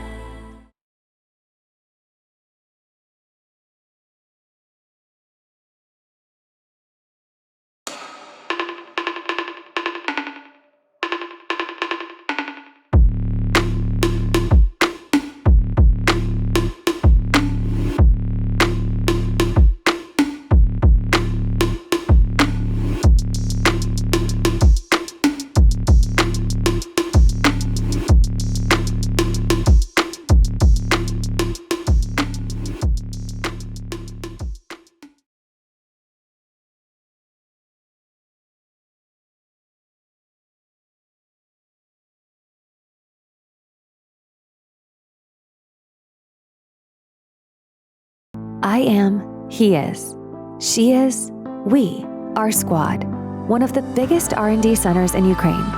Ukraine is our home, and we're here to stay. We have offices in Kyiv, Lviv, Uzhhorod, but now we mostly work from home. We are fans of all things tech and love following the evolution. We pay attention to every detail. They bear all the sins. We support each other. We look forward to the next meetings with our teammates and love caring for our pets, 'cause who doesn't? Even though we miss our good friends, we meet new ones, and we are looking for more. What if you are the one? So if you like what you've heard about us, we would also love to hear about you. Join us and become a part of our team.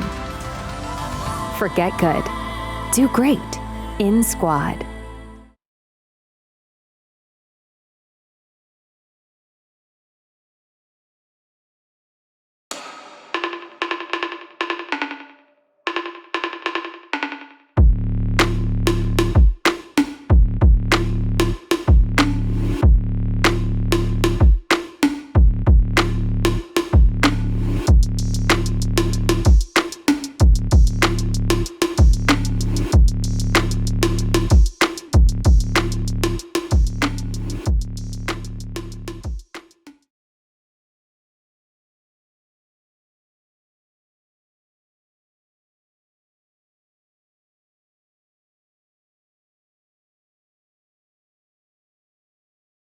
I am, he is, she is, we are Squad, one of the biggest R&D centers in Ukraine. Ukraine is our home, and we're here to stay. We have offices in Kyiv, Lviv, Uzhhorod, but now we mostly work from home. We are fans of all things tech and love following the evolution. We pay attention to every detail. They bear all the sins. We support each other.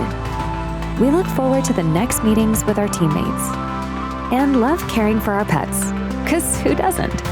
Even though we miss our good friends, we meet new ones, and we are looking for more. What if you are the one? So if you like what you've heard about us, we would also love to hear about you. Join us and become a part of our team. Forget good. Do great in Squad.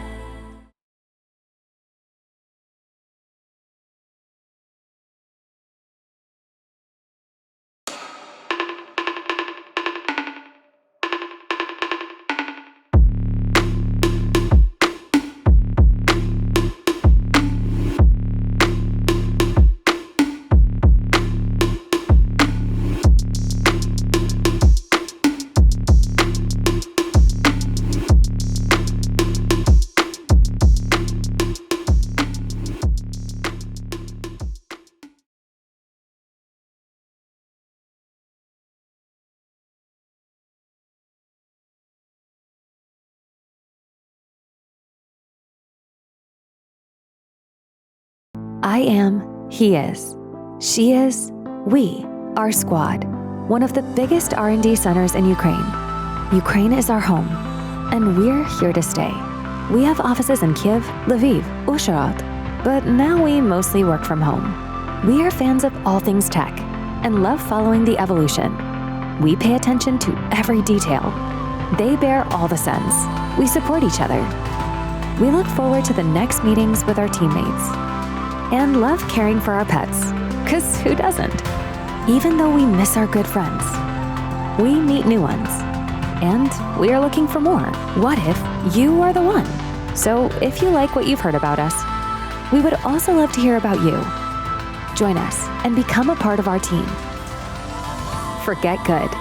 Do great in Squad.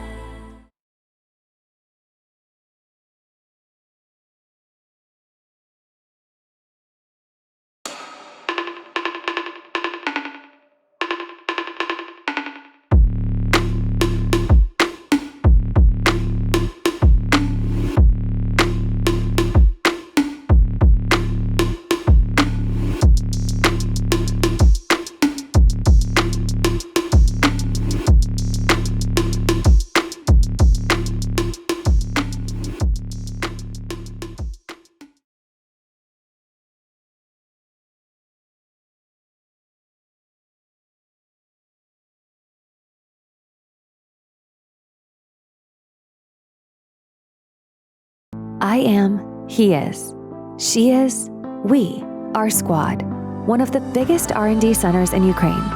Ukraine is our home, and we're here to stay. We have offices in Kyiv, Lviv, Uzhhorod, but now we mostly work from home. We are fans of all things tech and love following the evolution. We pay attention to every detail. They bear all the sins. We support each other. We look forward to the next meetings with our teammates and love caring for our pets, 'cause who doesn't? Even though we miss our good friends, we meet new ones, and we are looking for more. What if you are the one? So if you like what you've heard about us, we would also love to hear about you. Join us and become a part of our team. Forget good. Do great in Squad.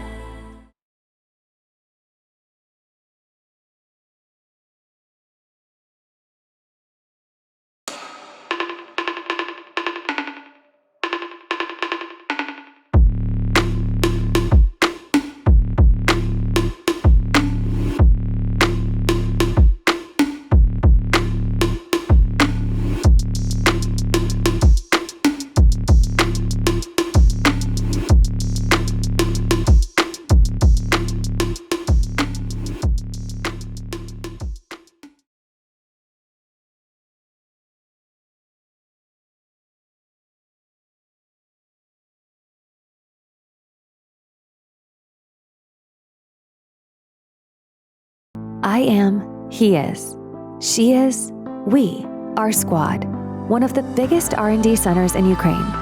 Ukraine is our home, and we're here to stay.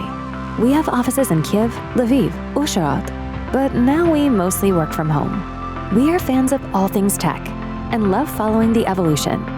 We pay attention to every detail. They bear all the sins. We support each other. We look forward to the next meetings with our teammates and love caring for our pets, 'cause who doesn't? Even though we miss our good friends, we meet new ones, and we are looking for more. What if you are the one? So if you like what you've heard about us, we would also love to hear about you. Join us and become a part of our team. Forget good. Do great in Squad.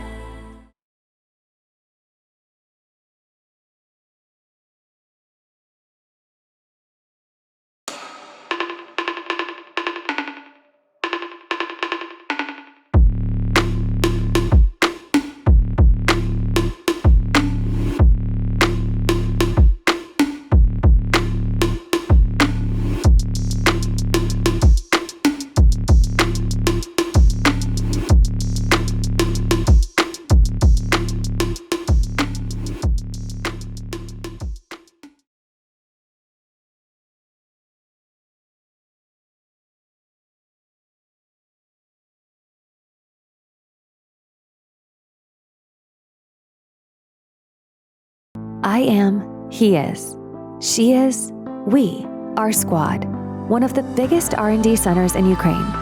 Ukraine is our home, and we're here to stay.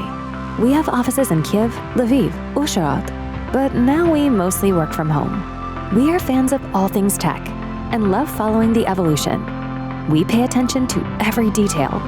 They bear all the sins. We support each other. We look forward to the next meetings with our teammates and love caring for our pets, 'cause who doesn't? Even though we miss our good friends, we meet new ones, and we are looking for more. What if you are the one? So if you like what you've heard about us, we would also love to hear about you. Join us and become a part of our team. Forget good. Do great in Squad.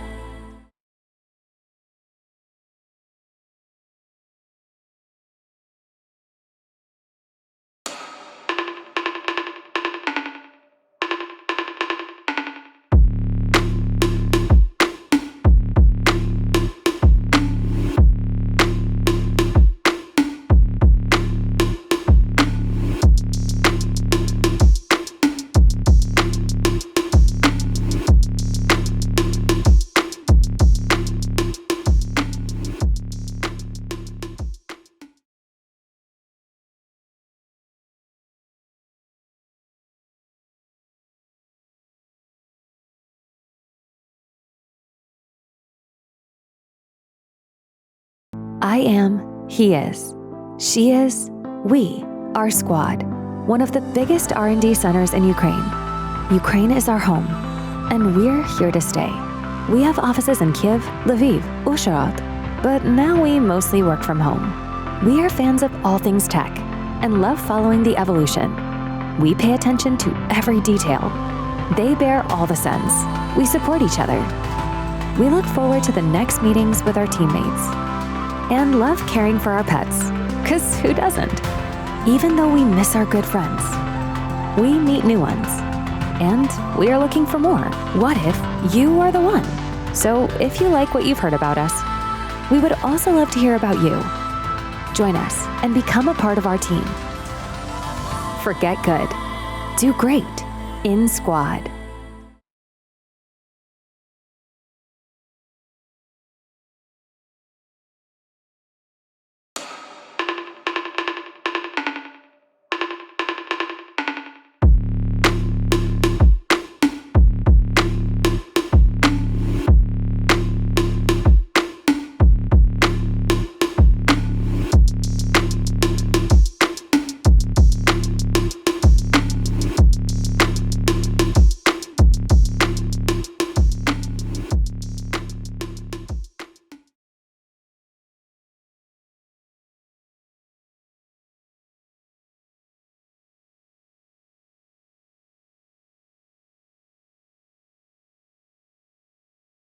I am, he is, she is, we are Squad, one of the biggest R&D centers in Ukraine.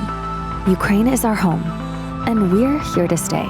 We have offices in Kyiv, Lviv, Uzhhorod, but now we mostly work from home. We are fans of all things tech and love following the evolution. We pay attention to every detail. They bear all the sins. We support each other. We look forward to the next meetings with our teammates and love caring for our pets, 'cause who doesn't? Even though we miss our good friends, we meet new ones, and we are looking for more. What if you are the one? So if you like what you've heard about us, we would also love to hear about you. Join us and become a part of our team. Forget good. Do great in Squad.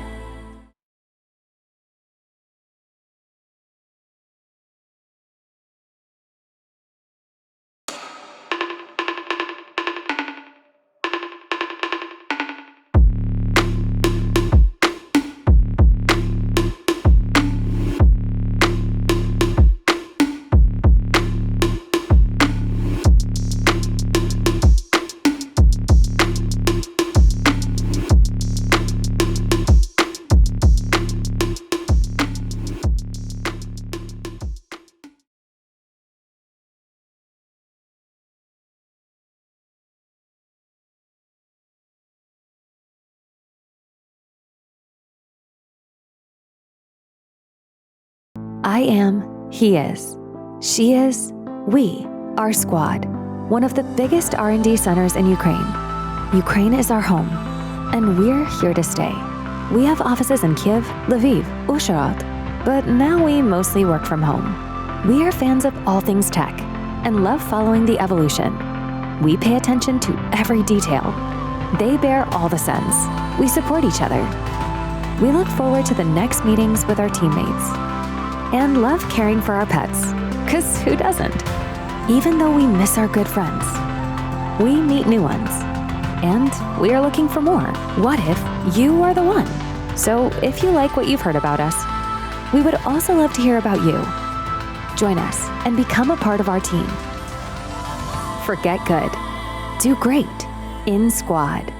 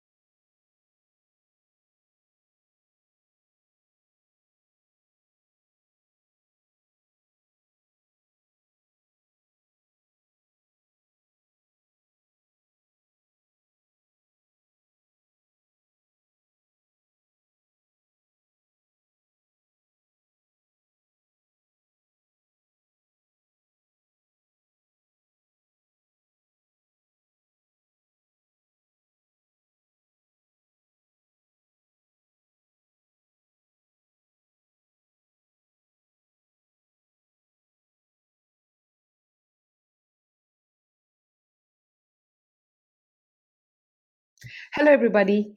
I would like to welcome you all for my session at Testing Stage 2023. And my topic is about API test automation without code. I guess this is one of the most relevant topic in the present technological changes and the innovations that is happening in this industry. Before moving ahead, let me introduce myself. I am Soumya Sridharamurthy. I work as Engineering Manager of Quality at Litho. I'm currently based out of Netherlands, and I'm in this role for last 16 years. I'm passionate about accessibility, and I am also an accessibility advocate, which means I help development teams in guiding and mentoring and adopting those accessibility guidelines for inclusive development. I'm an active mentor in various platforms. I'm also be recognized as by various communities like pCloudy Change Leader, Browser Stack Champion, Postman Supernova, etc. You can find me in my social handles if you would love to connect. And then that's my website. I keep posting articles about testing, test engineering, test automation, careers, and everything about it. So please do have a look and leave a comment if you would like to see something very specific. So before we move ahead, I would like to set the right tone of the importance and impact of the API in the present technological trend. Internet space has become busy than ever before. There are millions of applications out there being launched every day, and zillions of customers using multiple applications day in and out, sending requests and waiting for the responses being processed. There are umpteen number of mobile applications and web applications serving zillions of customers day in, day out. Pick any 1 minute of the randomly out of a day, and you pretty much can see so many activities happening within that 1 minute. And I have taken only the most popular applications out there that we easily recognize. There are like 200,000 tweets going across in a minute, 33 million snaps being created, 695,000 stories being shared on Instagram. So this is amazing how these things is being processed in the industry. And it always intrigues, like, how is this even possible? What are the driving force behind achieving these technological trend and these innovations in the market? And we can only see this trend going upward. You do not see this trend going to stop at any point in time in the near future. Now, let us quickly look at the digital trend in this industry. So, there are many technological innovations happening and is not restricted to what is present in this slide. However, day in, day out, you get to hear these keywords buzzing around in every space, in every social media, in every YouTube videos that you get to see. Digital transformations are gaining a huge traction, and thanks to the COVID, which put many brick and mortar companies to look towards the internet and build their space or presence there.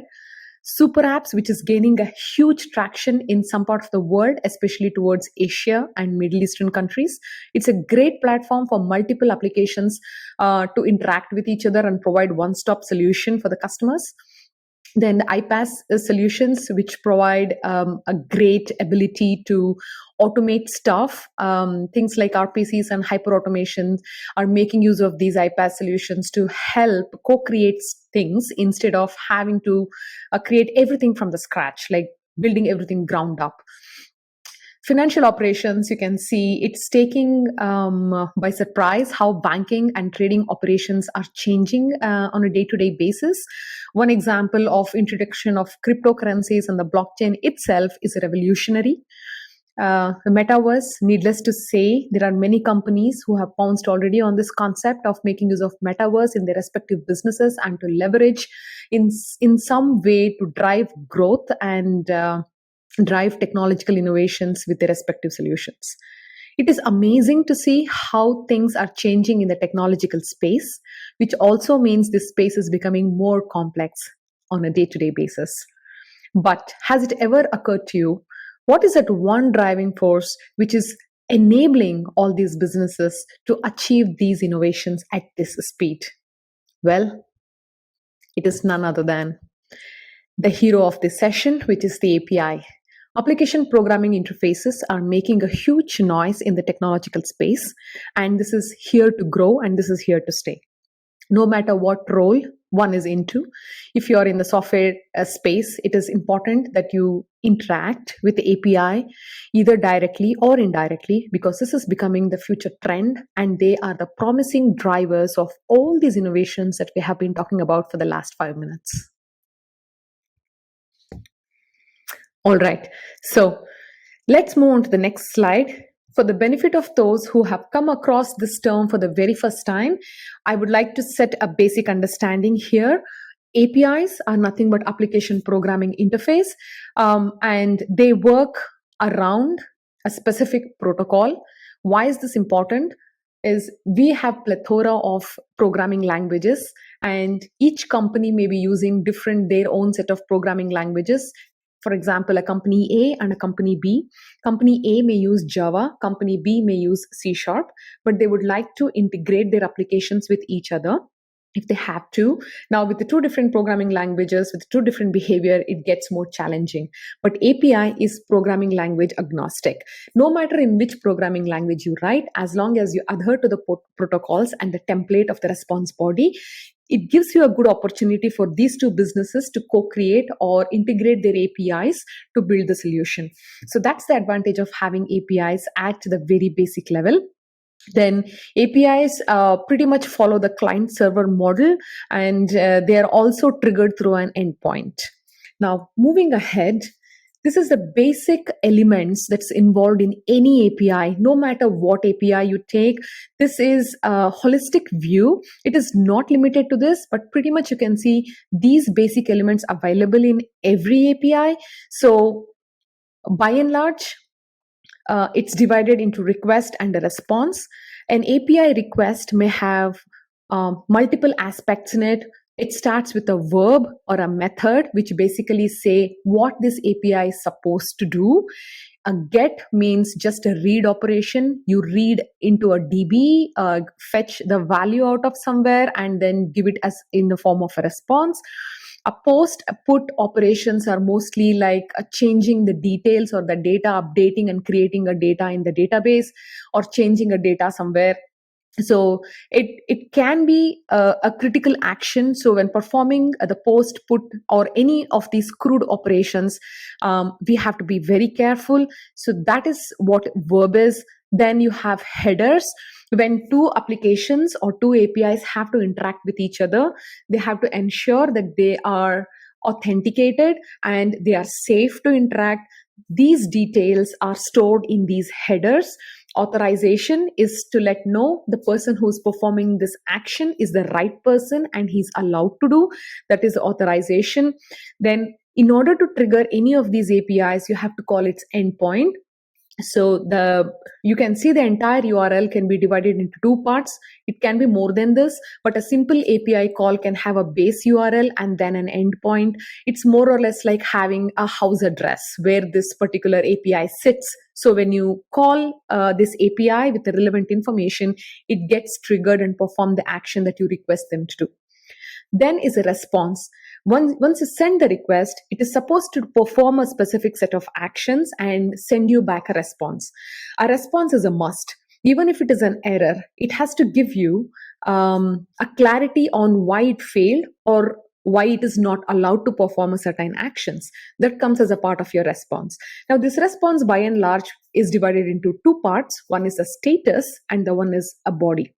Now, with the time limitation, I will not be able to dive too deep into all aspects of status and the response body and its format and all of its stuff.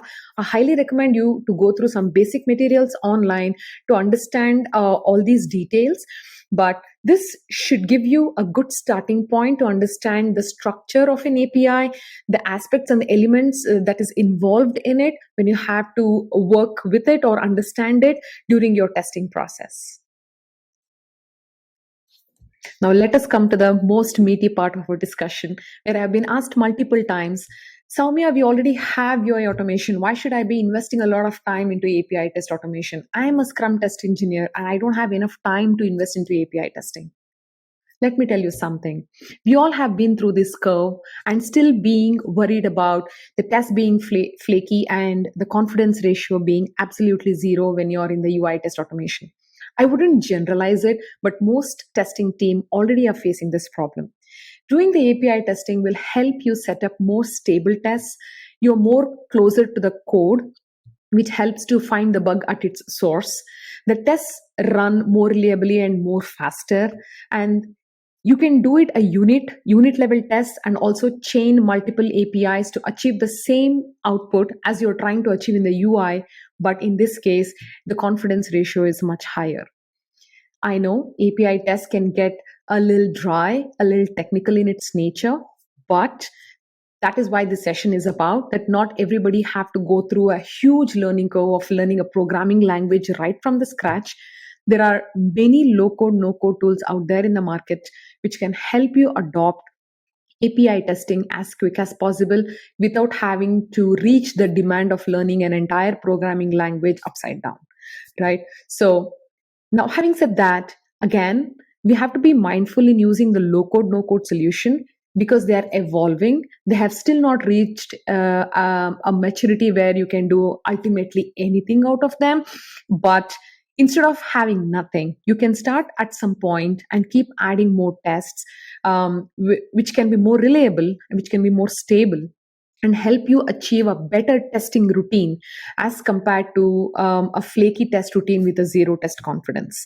So in my future slides, it will not be slides anyways, in my next a few minutes, I will be showing you a hands-on on how a low-code tool can be implemented as part of your test routine easily without having to worry about learning an entire programming language to achieve an API testing. So in today's session, I will be walking you through one of the low-code, no-code tools that I use on a daily basis to do API testing. I have also helped many people to onboard into API testing making use of this tool. Now, you don't have to restrict yourself for this tool. This is just an example. There are plethora of tools available in the market. Scan and search something that intrigues you or interests you and start your journey of API testing from there. The whole idea is to motivate the test engineering team to adopt API testing as a mainstream testing agenda as over to the UI automation so that you can deal with a more reliable and better testing pattern and test approaches. The visual that you're seeing on your screen is called a flow. So this is a low-code, no-code feature provided by Postman. I guess we already know Postman. For those of you who have not worked on this tool or have not come across this tool in the past. So this is a tool that can be actively used in your usual API lifecycle for the development, maintenance, documentation, testing, and all that sorts of the purposes. And Flow is a new feature that's been released. Before I jump into building this flow, it is important that you understand some basic information about these blocks. The first thing is everything in this flow is driven through these blocks, which means you don't really have to get into understanding every programming setup behind these blocks. You simply can call these blocks, fill in the details that you're looking for, and keep building the user scenarios. The second thing is, to make these flows work, it is important that you save examples in each of these APIs. Now, if you have not done this before, not to worry, and I'm here to display that in the session. So let me start by first creating a collection. In Postman tool, first thing you need to create is a collection before you start working on any of APIs, sending requests, or dealing with the documentation or anything. It just makes your work a lot more simple and put together. So let me create a simple collection, and I will name it as Testing Stage 2023. And this is the place which holds all the APIs that I will be working in today's session. Now, once I create this, I can add any request. Now, this is my public workspace, which means anyone who has this URL will be able to reach this space and look at these APIs. I have some fun APIs which can be used for testing purpose. Let me use this, which is an API which triggers this endpoint to get the origin of a name and the probability of that name's usage in that particular country. Now, before I start explaining everything theoretically, let me change this name to Tom and trigger this API to see what happens. So when you execute it, response body, you can see, is a list which contains a key value pair of country ID and the probability. It's like in which country you can see in what probability of its usage. This is nothing serious, just a fun. So maybe we can use it for our learning the testing. Now, once you trigger this API and understand the response body, you can save it as an example. This is the very basic requirement for the flow to work. So let's save as an example. And then you can give any name, but I will save it as a success because this is a success scenario for me as it returns a response body. And then once I have this set up, let me save this API. It's a part of a collection called Testing Stage 2023. We have an API, a working API, and an example. This is a basic requirement for the flow to work, and we have set this up. Let me go to flows. And here you can see all the previous flows that I've created. If you're doing it for the first time, you may see everything empty. Just click on this plus button, which says to create a new flow. And when you do it, it loads an empty canvas where you can create your flow, everything from the scratch. Let me name this first for my reference. And then this is the start block, which is self-explanatory that the execution of the API starts from this block, which is going to trigger be it a send request or loop through or evaluate or anything. Now, before I move ahead, this is the second basic information that you have to understand. Like I already mentioned, everything in flow works as a block. So it's lifting up the responsibility of you to understand every programming construct that goes behind this block. As long as you know when and how to use this block, you're good to go. So first thing I have to do is to trigger this API. So let me do that. When I add this block, you pretty much can see it's giving me few key elements here. The first one is a place where I can key in the request I want to send. And then if there is a specific environment or the variables that you're using to execute your API, you pretty much can use it. and also the response body type, it automatically detects. However, for my reason, I'll just set it as JSON. Let me add the API of my interest, which is in the collection called Testing Stage 2023. I go in to find my API of interest and I choose here. So you pretty much can see it gets added. So just to build up a curiosity, let's see what happens when I click on start or run. Well, something happened, but we don't know what is happening, isn't it? So let's build more information about what this block is doing by adding one more block called output. Now this block helps you to see every response that comes from the previous block. So let me run and then explain things further. So as you can see, it has given you the response body with the header details and everything. The same thing that we saw as a part of the response body while we triggered API a few minutes ago, the same details, you can see it here. So you can keep it as a reference. One other thing to note here is this is an input port and these are the output ports. Input ports receives information to make that block work, and output port is the one which gives you a processed information that you want to take it further to build your user scenarios. Now that's understood. Well, now I have the output. It is pretty much understood. This is what I'll be working with. But before we start working with any API for testing, we have to build a map about what we are trying to achieve with this API. Now my API here is the one which triggers to give me a key value pair of country and a probability of its usage. Most probably what I am thinking to do in today's session is read the body, pick the country, and if it is matching to a US, then I want to output it. If it is not, then I just want to log it into the console. That's exactly what I want to do. So let's see how to build this. Let me widen this canvas just so I can have a view. So now we can see this is the response body that we receive, and in the response, the key value pair of country and probability is within a list called country, which rests within the body. So I have to reach a body first and then make my way to the country to get access to this list.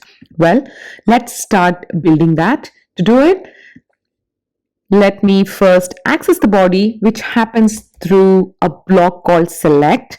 The name itself specifies you have to select something, and the best part about this flow is it's going to show you already the structure of the response so that you simply can choose what you're interested in. Now you have the hang of the body. Now just to keep your curiosity in, let's output to see if this is giving me just the body and not the headers.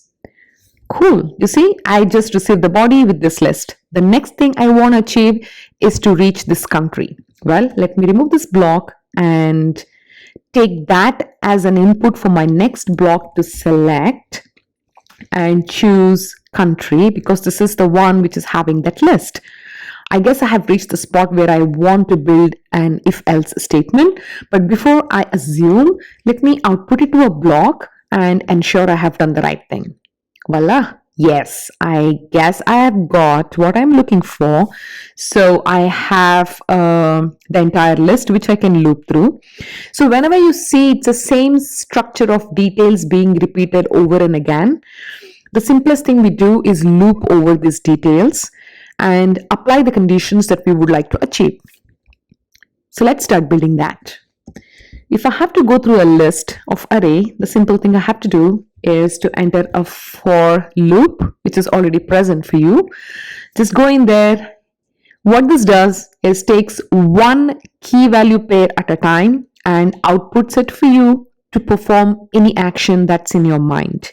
And in my case, I want to evaluate something. What is it I want to evaluate? I want to evaluate country ID, right? So how? So in my list, I have a country ID and a probability, both being passed. But I'm interested only in country ID, which I'm storing in a variable called value1. What I want is value1 to be equal to US.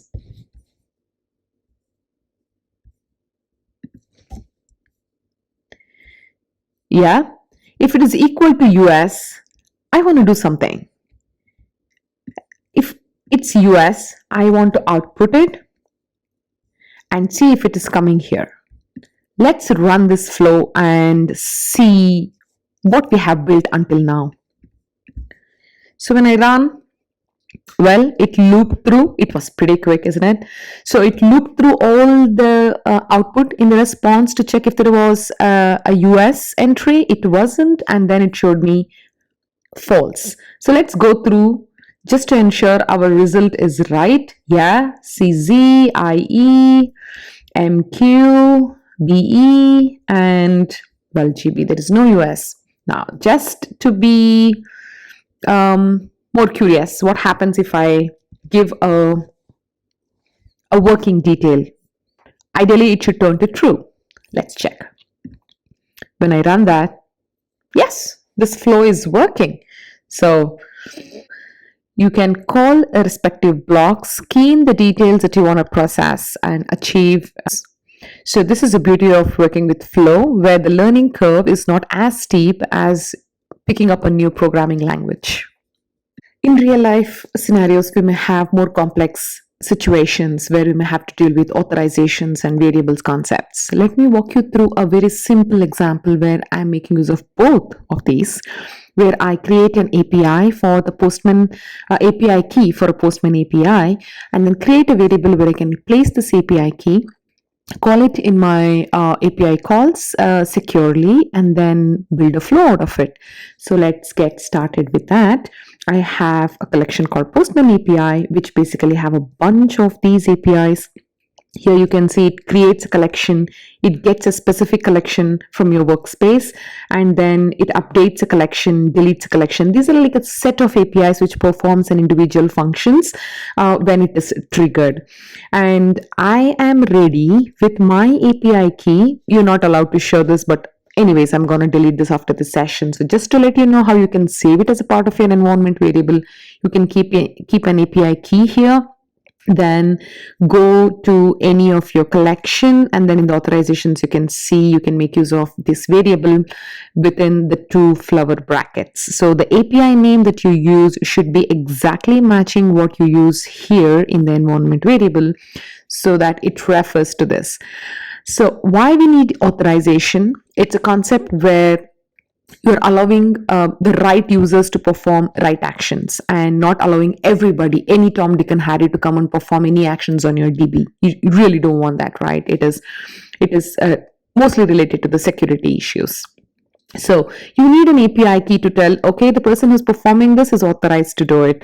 So now I am letting my collection know I am the authorized person to change or create a collection in my workspace by providing this information, which is great. Now the next thing I have is to build a flow and see what I can make out of it. When I go to the flow, I have created a very simple and a fun one. So like if I run this, you can see the counter keeps running. Here I'm trying to get the number of collections I already have, and then on success I'm trying to create a new collection and check the count again. You can see if a new collection is created, this counter keeps running until I hit a stop. So let's get started. Let me create a new canvas in here, which is great. Let me expand that. So the first thing I have to do is to get all the collections that I have in my workspace. So let me go to the collection and choose the API that I'm interested in, which is get all collections, which is in here. I also need to add my environment because I'm making use of an API key, which is a variable. So I'm using that. You can see it gets added automatically, which is great. Now, once we have this send request, well, we're interested to see what's coming out of it. So let's output it just to ensure that we are receiving what we are looking forward for. Yes, we are. You see, I have 207 items when I started this flow, right? So when I go to, when it is a success, I basically have to select the body and then evaluate evaluate the value 1 for the collections that I have. Basically what I need is a count of collections that I already have, and to achieve this I use a FQL, which is called flow query language. When you hit a dollar symbol, you already see what's available options are. What I need is a count of the number of collections that I have already, so which is stored in a variable called value 1 in my scenario. So I do that.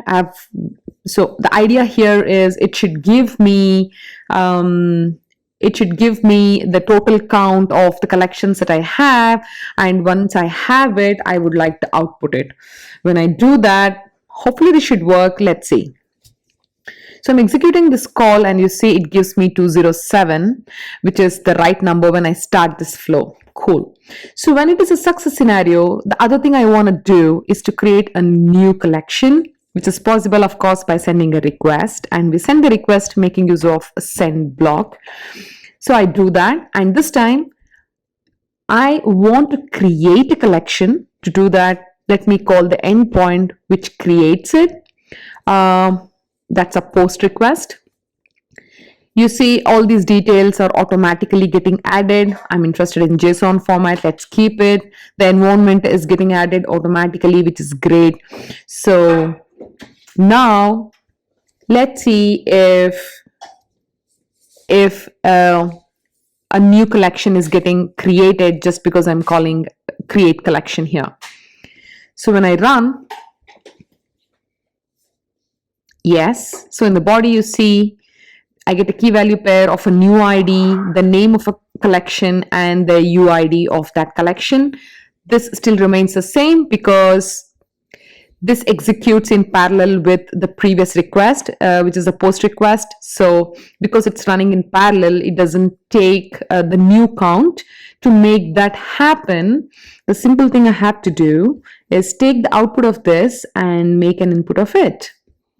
Cool. This is how I build, and you can see how the counter keeps running. It's a moment of truth. Let's see if it's gonna work. I'll do that.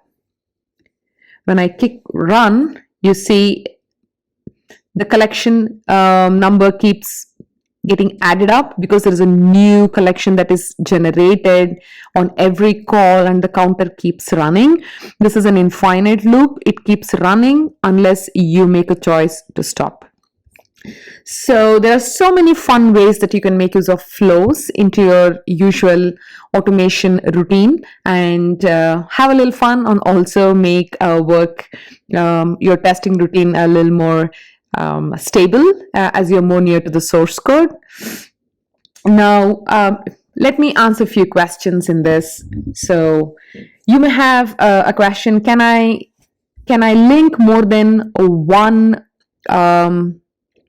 block for an output port? Yeah, sure, you can, as many you want. And if the flow is right, or if this connection you're trying to establish makes sense, then it will definitely work. If there is an error, you pretty much can see the block will not be triggered, which is great. Now, and in the real world scenario, everything that is required for an API, like making use of authentication concepts or security, delays, for loop, everything is already available for you in the format of a block, which saves a lot of time, and you don't have to really run around to write everything from the scratch.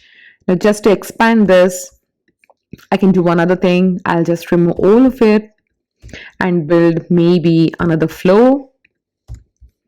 So in this case, I have entered the environment, so it is running, and this environment have my API key, which authorizes me to execute this API. But what happens if I do not key in this environment? And I'll say update all. So just for a curiosity, let's put an output block and see what happens here.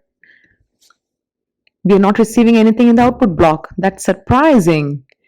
Well, it's behaving as it's expected. Why? Because you see, it is not a success because I'm not passing or authorizing myself. You can see something being added in the output block of a failure. And when I run that, you see there is something that's coming here with an error, which shows an authentication error.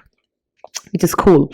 And if you want to build the negative scenario flows, like for both a success and a failure, you can make use of both these ports and build your test scenarios accordingly to check both the use cases without having to or compromise one over the other. The other beauty of this output is you can see this output in any format. As you see, they have given you quite a few options in here. You can say it as a JSON, as a markdown URL, YouTube videos, or any of these things, provided the output data that you're generating suffices or supports this format, and then you definitely can make use of these things to make it a little more visually appealing. Now, in my case, if I'm interested to see the same details in the table, I simply can do that, and everything that comes out as a response body will be displayed as a table. If you're a person who would love to see the details as a part of the table, you can see that. Or if you're the one who would love to see it as a part of a JSON, you can do that too. So there's a lot to play around and have a great time making use of flows. So I highly recommend spend some time in acquainting yourself with the Postman flows. If you don't have a user, create a new user. It's absolutely free. Just go to postman.com, create your own user, and then start playing around. It is super fun, and also something that's great to be included in your usual test automation. So after our flows and hands-on part, I would like to show the API platform landscape. No API discussion goes complete without the mentioning of API lifecycle, API versioning, and API maintenance. It is very important. There are many moving parts when it comes to an API lifecycle. It can get overwhelming when you see it the first time, but I highly recommend start small at some point and start gathering information and build your way up. It is very important to have a good hold and understanding about API and API lifecycle that will help you to build a better test regime. So here we are at the end of our session. Thank you so much for sticking through, listening to me, and giving me an opportunity to show you how you can make use of a low-code, no-code tools like Postman into your daily test routines to do API testing. If you are not into API testing already, I highly recommend invest time in learning, because APIs are redefining the future. All future innovations and present technologies are driven by APIs. These are here to stay.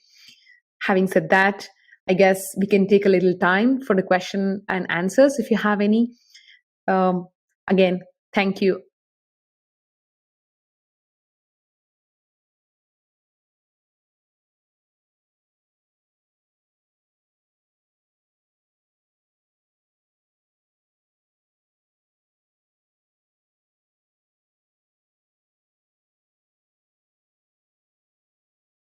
I am, he is, she is, we are Squad, one of the biggest R&D centers in Ukraine. Ukraine is our home, and we're here to stay. We have offices in Kyiv, Lviv, Uzhhorod, but now we mostly work from home. We are fans of all things tech and love following the evolution.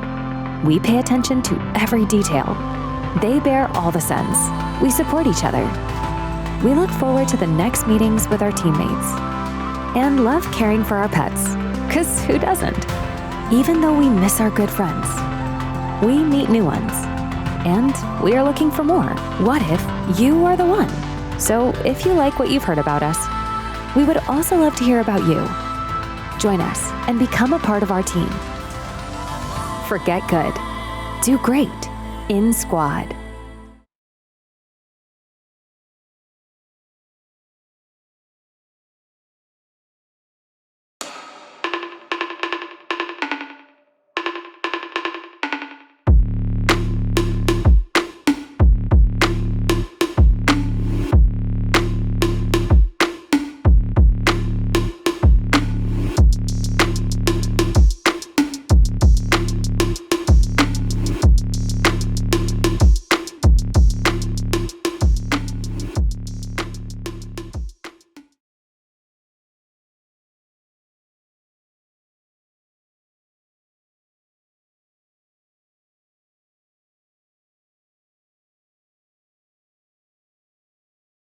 I am, he is.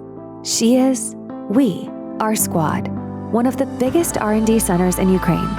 Ukraine is our home, and we're here to stay. We have offices in Kiev, Lviv, Uzhhorod, but now we mostly work from home. We are fans of all things tech and love following the evolution. We pay attention to every detail. They bear all the sins. We support each other. We look forward to the next meetings with our teammates and love caring for our pets, 'cause who doesn't? Even though we miss our good friends, we meet new ones, and we are looking for more. What if you are the one? So if you like what you've heard about us, we would also love to hear about you. Join us and become a part of our team. Forget good. Do great in Squad.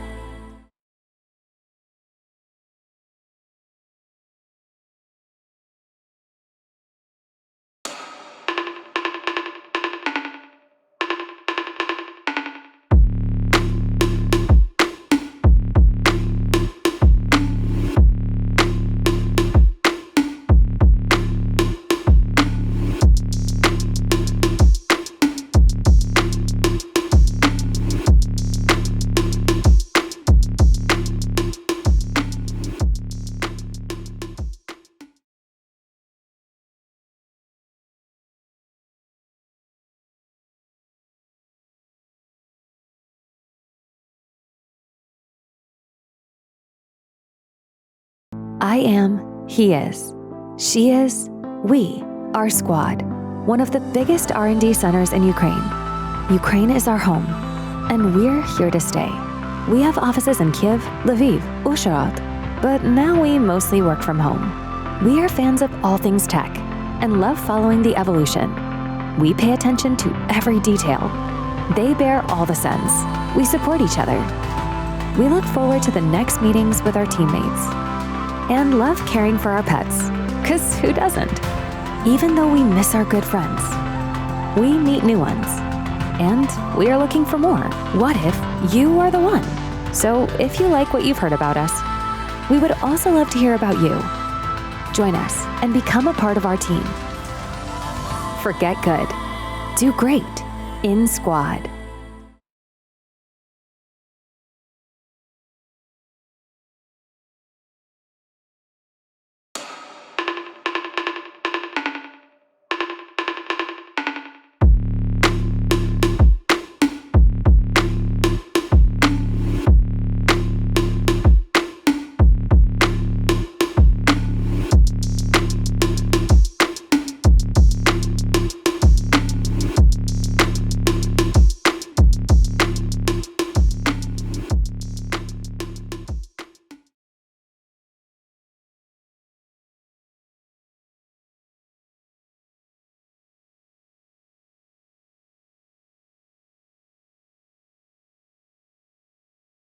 I am, he is.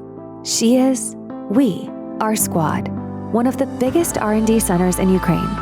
Ukraine is our home, and we're here to stay. We have offices in Kiev, Lviv, Uzhhorod, but now we mostly work from home. We are fans of all things tech and love following the evolution. We pay attention to every detail. They bear all the sins. We support each other. We look forward to the next meetings with our teammates and love caring for our pets, 'cause who doesn't? Even though we miss our good friends, we meet new ones, and we are looking for more. What if you are the one? So if you like what you've heard about us, we would also love to hear about you. Join us and become a part of our team. Forget good. Do great in Squad.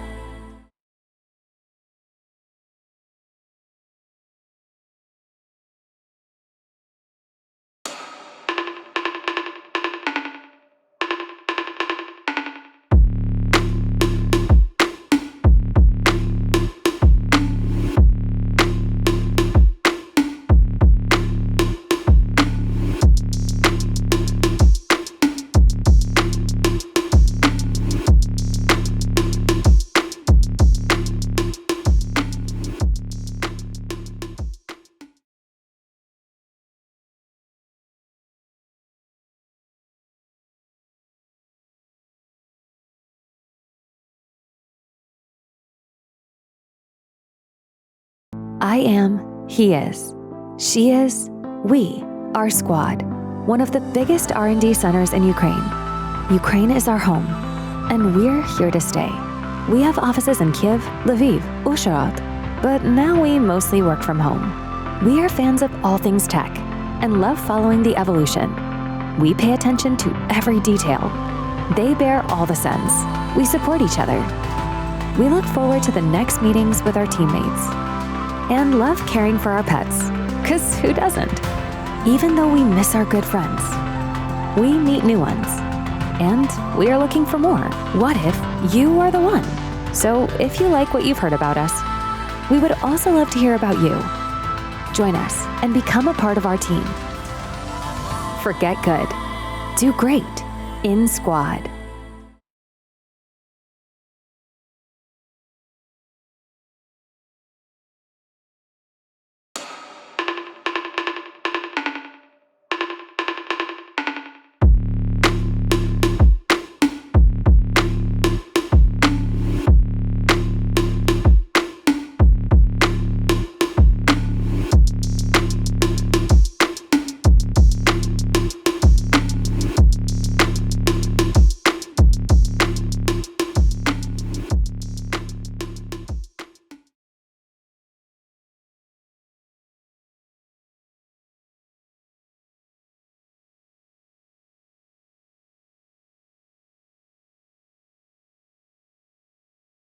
I am, he is. She is, we, our squad. One of the biggest R&D centers in Ukraine. Ukraine is our home, and we're here to stay. We have offices in Kiev, Lviv, Uzhhorod, but now we mostly work from home. We are fans of all things tech and love following the evolution. We pay attention to every detail. They bear all the sins. We support each other. We look forward to the next meetings with our teammates and love caring for our pets, 'cause who doesn't? Even though we miss our good friends, we meet new ones, and we are looking for more. What if you are the one? So if you like what you've heard about us, we would also love to hear about you. Join us and become a part of our team. Forget good. Do great in Squad.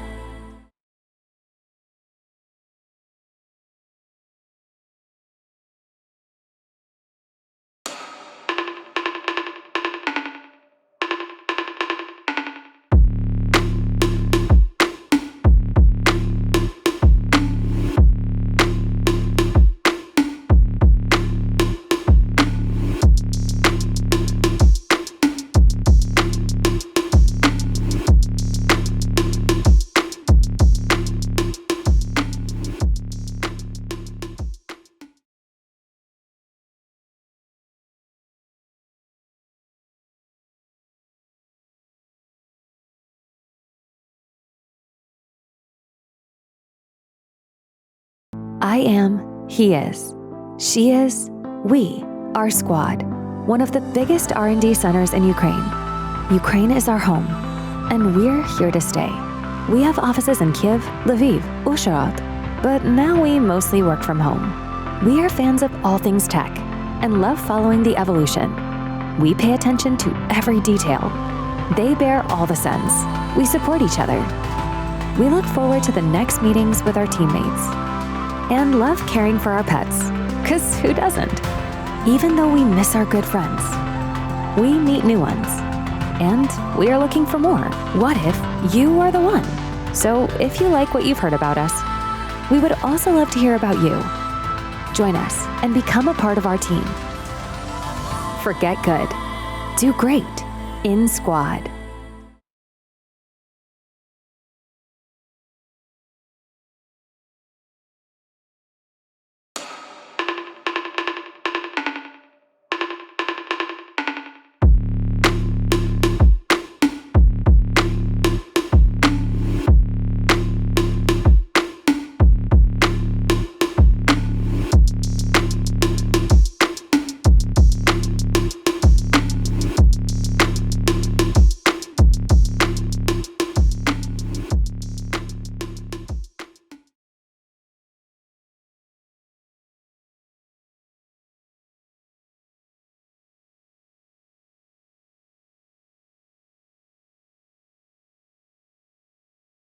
I am, he is.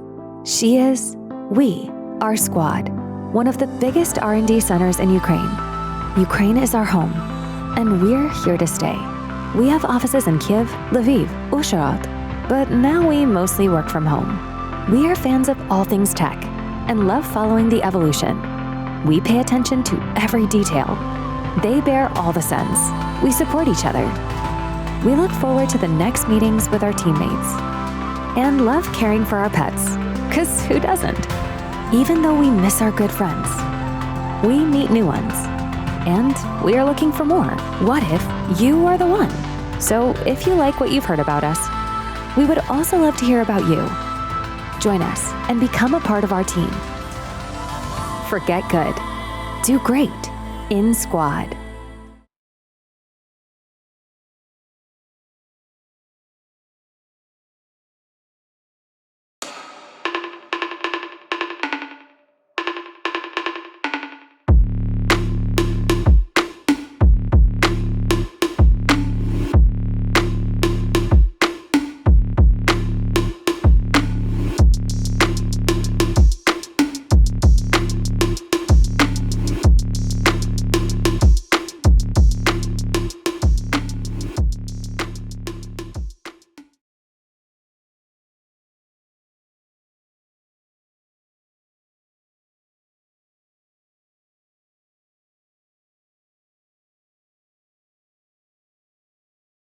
I am, he is. She is, we, our squad. One of the biggest R&D centers in Ukraine. Ukraine is our home, and we're here to stay. We have offices in Kiev, Lviv, Uzhhorod, but now we mostly work from home. We are fans of all things tech and love following the evolution. We pay attention to every detail. They bear all the sins. We support each other. We look forward to the next meetings with our teammates and love caring for our pets, 'cause who doesn't? Even though we miss our good friends, we meet new ones, and we are looking for more. What if you are the one? So if you like what you've heard about us, we would also love to hear about you. Join us and become a part of our team. Forget good. Do great in Squad.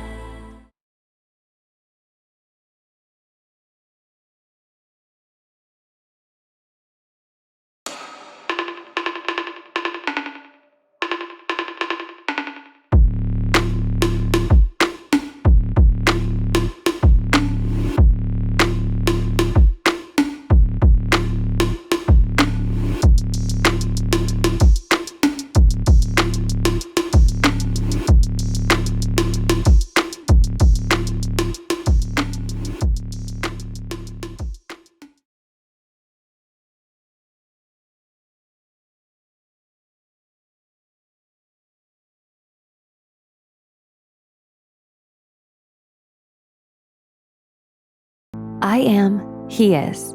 She is, we, our squad. One of the biggest R&D centers in Ukraine. Ukraine is our home, and we're here to stay. We have offices in Kiev, Lviv, Uzhhorod, but now we mostly work from home. We are fans of all things tech and love following the evolution. We pay attention to every detail. They bear all the sins. We support each other. We look forward to the next meetings with our teammates and love caring for our pets, 'cause who doesn't? Even though we miss our good friends, we meet new ones, and we are looking for more. What if you are the one?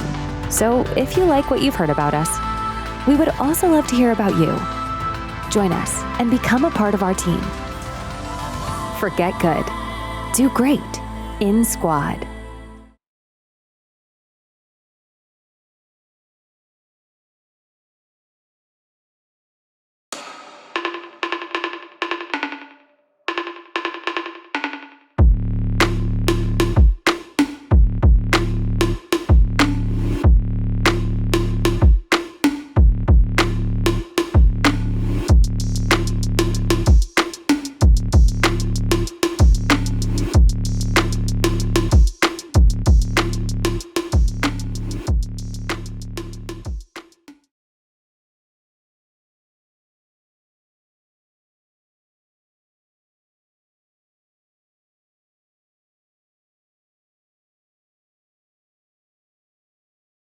I am, he is. She is, we, our squad. One of the biggest R&D centers in Ukraine. Ukraine is our home, and we're here to stay. We have offices in Kiev, Lviv, Uzhhorod, but now we mostly work from home. We are fans of all things tech and love following the evolution. We pay attention to every detail. They bear all the sins. We support each other. We look forward to the next meetings with our teammates and love caring for our pets, 'cause who doesn't? Even though we miss our good friends, we meet new ones, and we are looking for more. What if you are the one? So if you like what you've heard about us, we would also love to hear about you. Join us and become a part of our team. Forget good. Do great in Squad.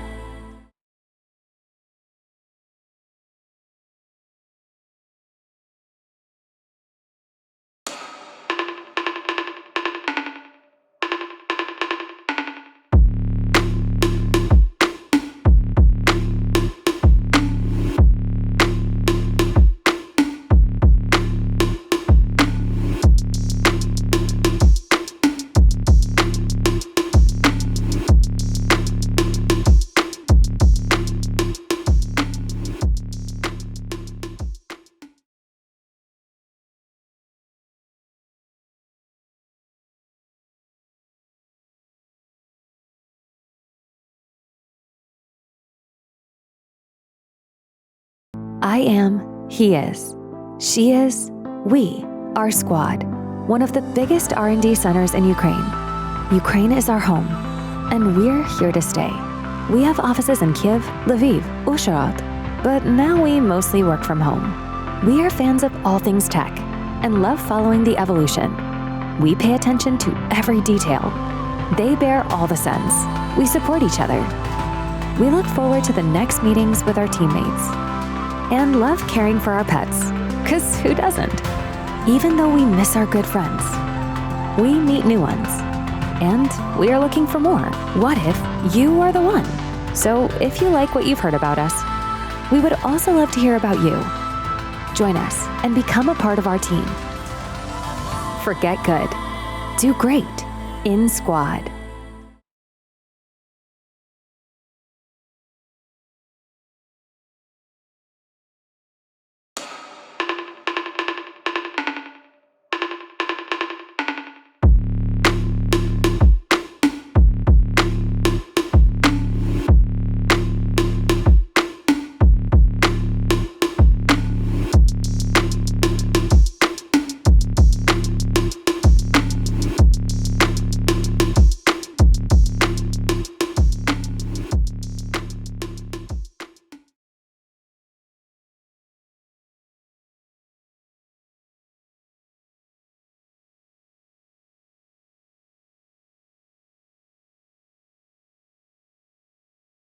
I am, he is.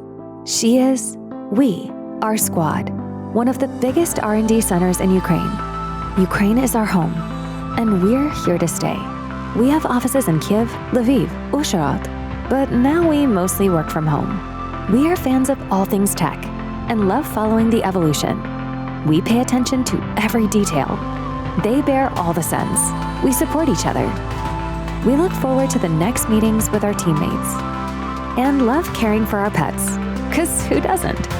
Even though we miss our good friends, we meet new ones, and we are looking for more. What if you are the one? So if you like what you've heard about us, we would also love to hear about you. Join us and become a part of our team. Forget good. Do great in Squad.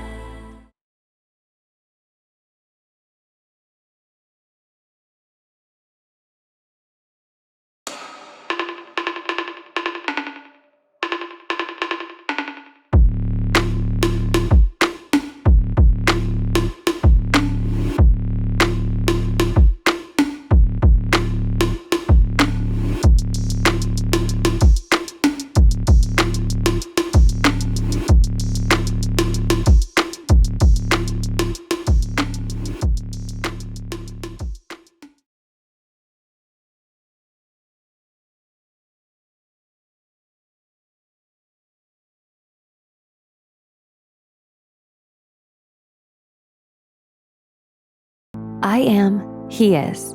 She is, we, our squad. One of the biggest R&D centers in Ukraine. Ukraine is our home, and we're here to stay. We have offices in Kyiv, Lviv, Uzhhorod, but now we mostly work from home. We are fans of all things tech and love following the evolution. We pay attention to every detail. They bear all the sins. We support each other. We look forward to the next meetings with our teammates and love caring for our pets, 'cause who doesn't? Even though we miss our good friends, we meet new ones, and we are looking for more. What if you are the one? So if you like what you've heard about us, we would also love to hear about you.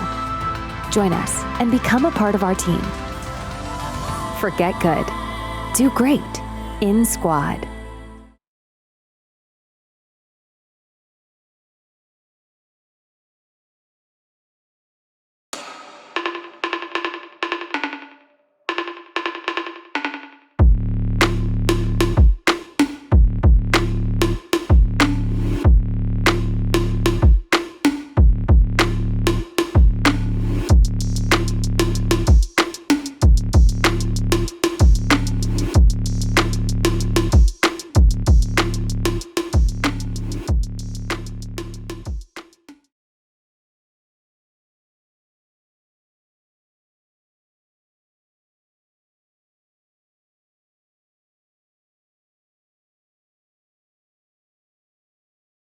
I am, he is.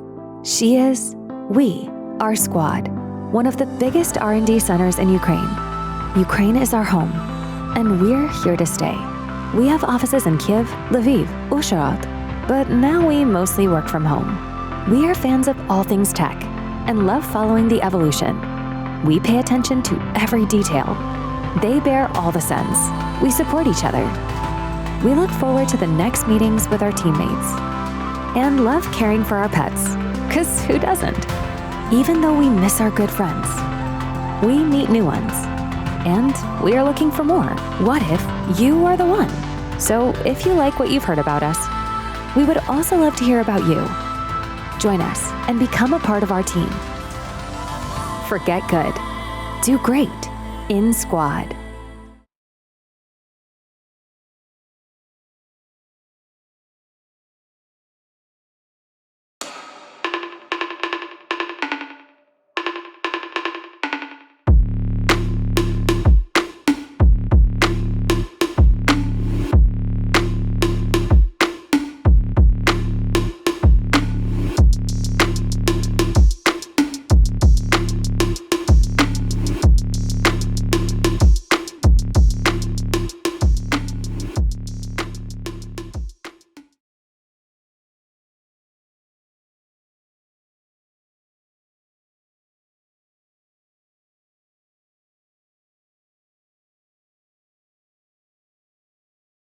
I am, he is.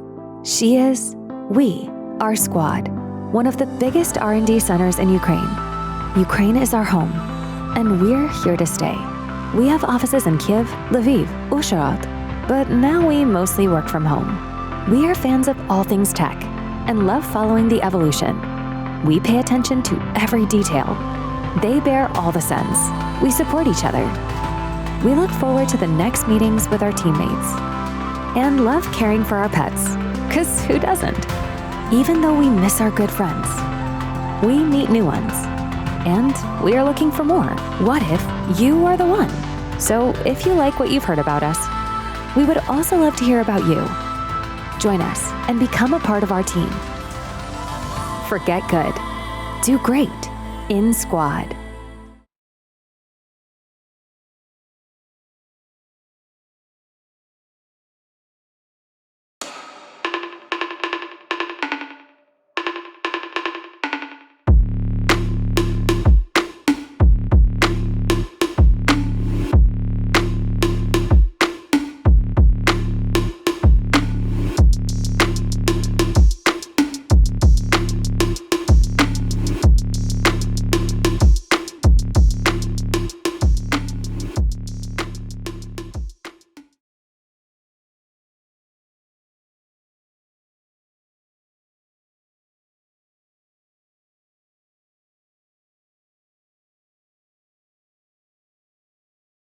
I am, he is. She is, we, our squad. One of the biggest R&D centers in Ukraine. Ukraine is our home, and we're here to stay. We have offices in Kiev, Lviv, Uzhhorod, but now we mostly work from home. We are fans of all things tech and love following the evolution. We pay attention to every detail. They bear all the sins. We support each other. We look forward to the next meetings with our teammates and love caring for our pets, because who doesn't? Even though we miss our good friends, we meet new ones, and we are looking for more. What if you are the one? So if you like what you've heard about us, we would also love to hear about you. Join us and become a part of our team. Forget good. Do great in Squad.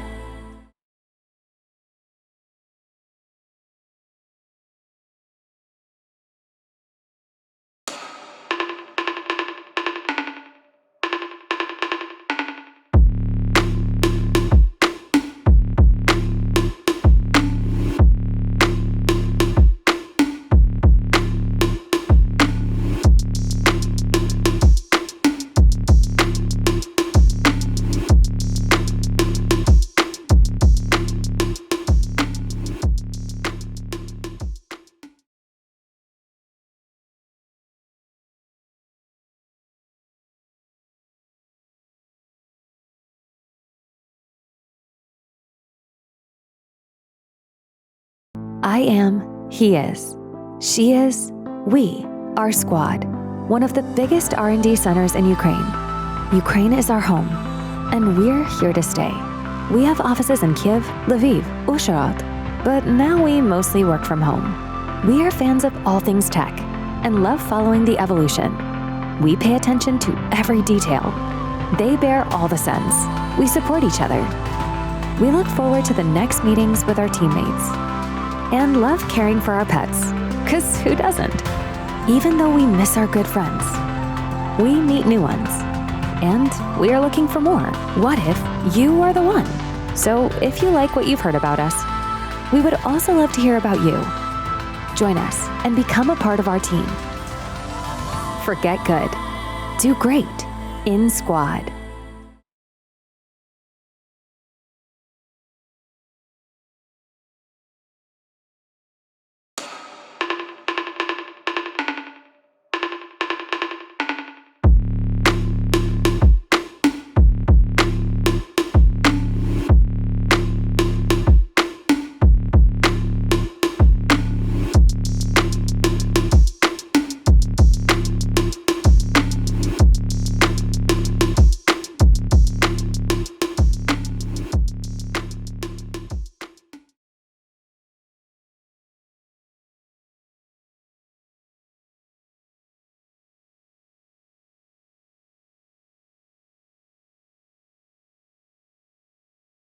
I am, he is. She is, we, our squad. One of the biggest R&D centers in Ukraine. Ukraine is our home, and we're here to stay. We have offices in Kiev, Lviv, Uzhhorod, but now we mostly work from home. We are fans of all things tech and love following the evolution. We pay attention to every detail. They bear all the sins. We support each other. We look forward to the next meetings with our teammates and love caring for our pets, because who doesn't? Even though we miss our good friends, we meet new ones, and we are looking for more. What if you are the one? So if you like what you've heard about us, we would also love to hear about you. Join us and become a part of our team. Forget good. Do great in Squad.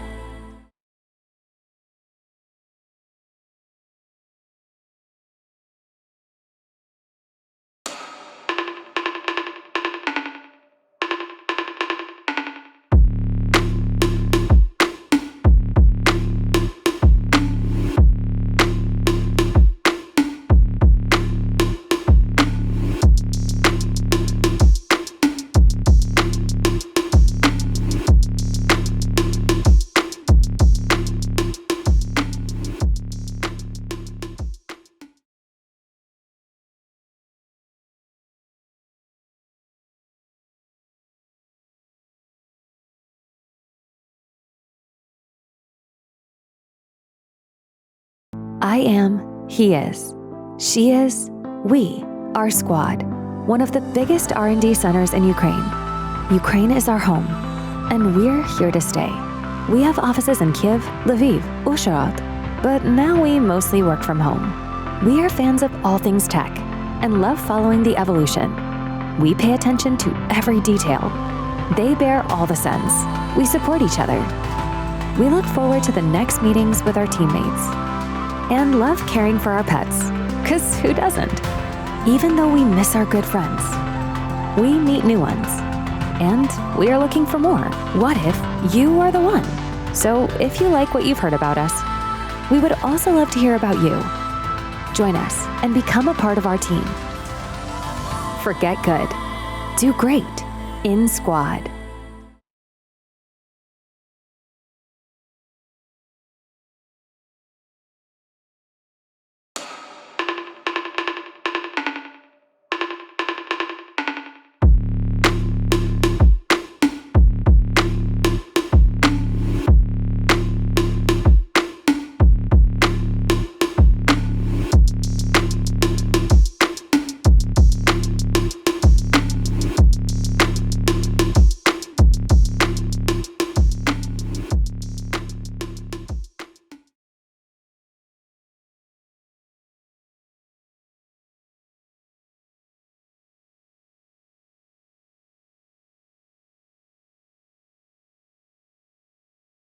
I am, he is.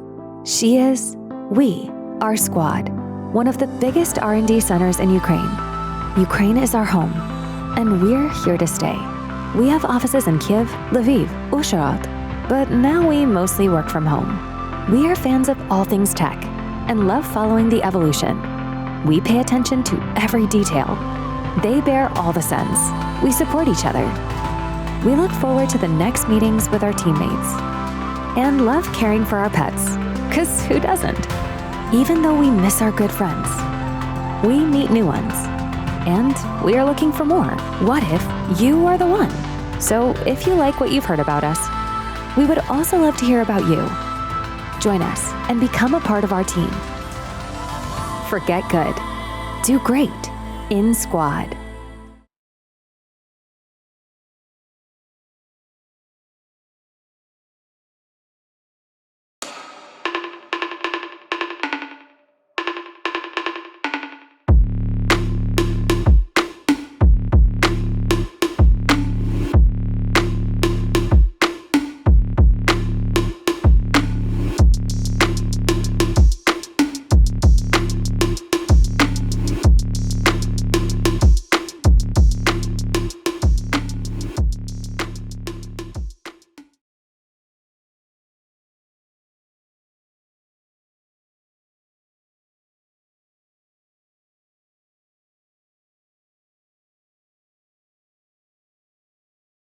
I am, he is.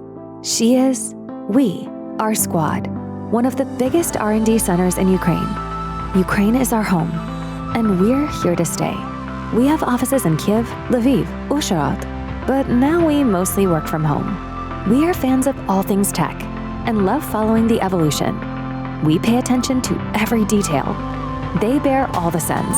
We support each other. We look forward to the next meetings with our teammates and love caring for our pets, because who doesn't? Even though we miss our good friends, we meet new ones, and we are looking for more. What if you are the one?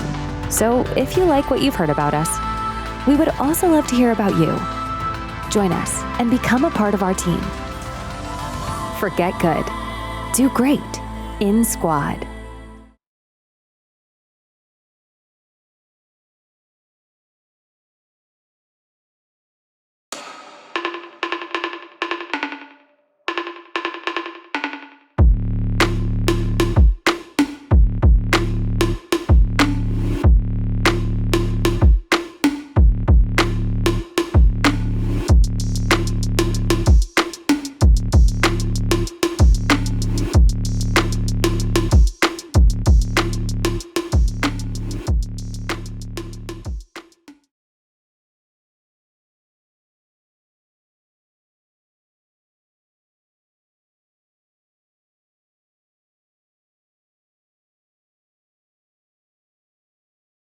I am, he is.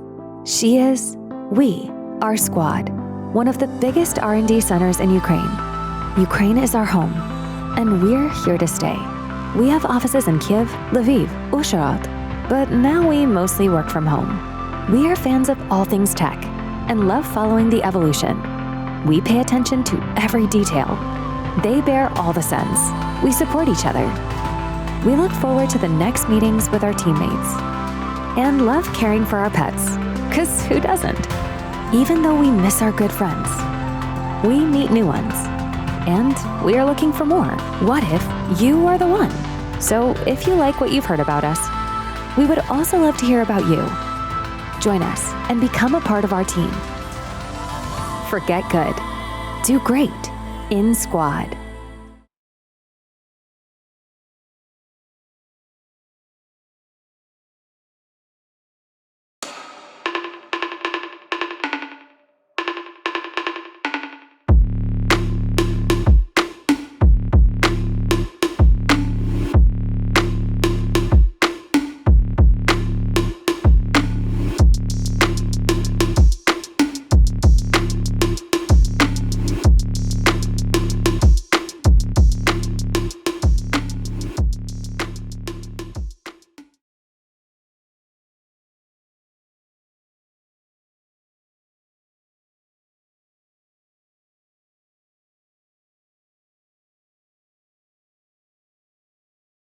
I am, he is.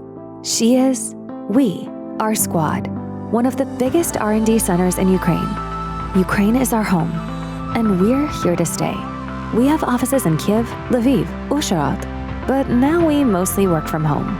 We are fans of all things tech and love following the evolution. We pay attention to every detail. They bear all the sins. We support each other. We look forward to the next meetings with our teammates and love caring for our pets, because who doesn't? Even though we miss our good friends, we meet new ones, and we are looking for more. What if you are the one? So if you like what you've heard about us, we would also love to hear about you. Join us and become a part of our team. Forget good. Do great in Squad.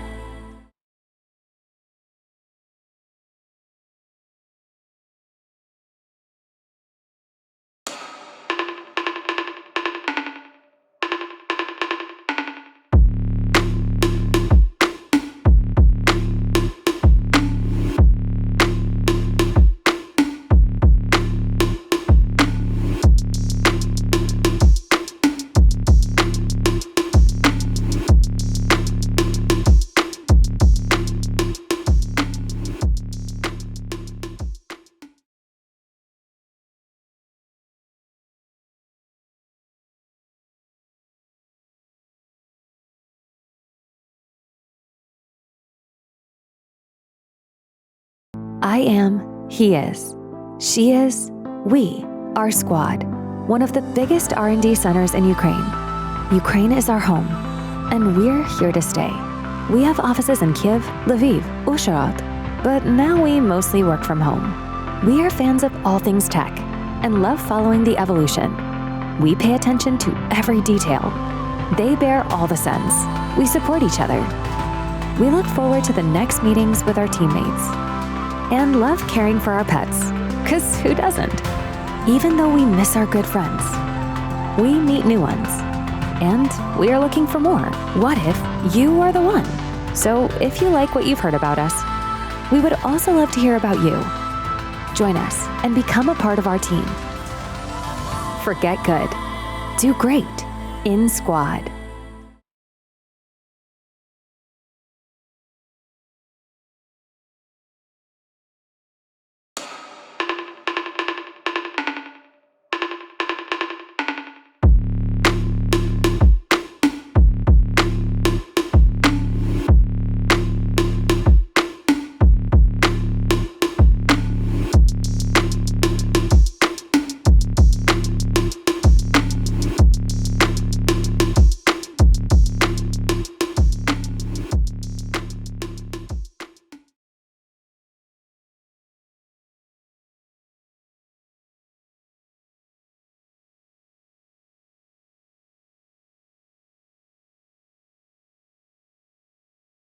I am, he is. She is, we are Squad, one of the biggest R&D centers in Ukraine. Ukraine is our home, and we're here to stay. We have offices in Kyiv, Lviv, Uzhhorod, but now we mostly work from home. We are fans of all things tech and love following the evolution. We pay attention to every detail. They bear all the sins. We support each other. We look forward to the next meetings with our teammates and love caring for our pets, because who doesn't? Even though we miss our good friends, we meet new ones, and we are looking for more.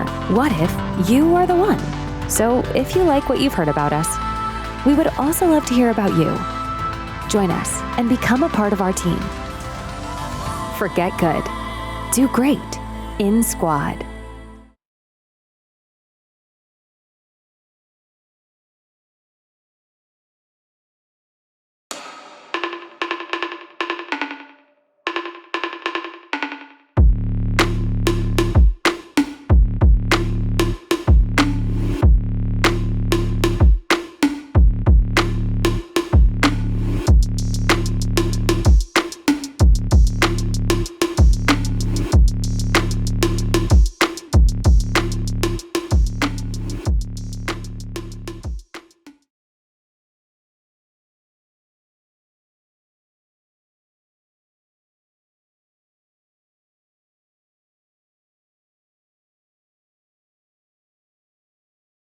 I am, he is.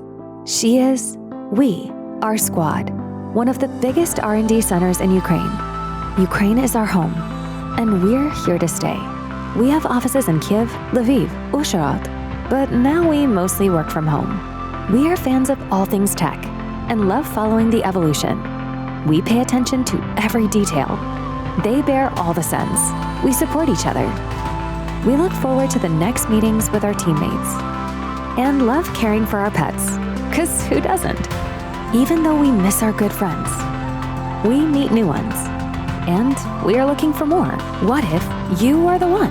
So if you like what you've heard about us, we would also love to hear about you. Join us and become a part of our team. Forget good.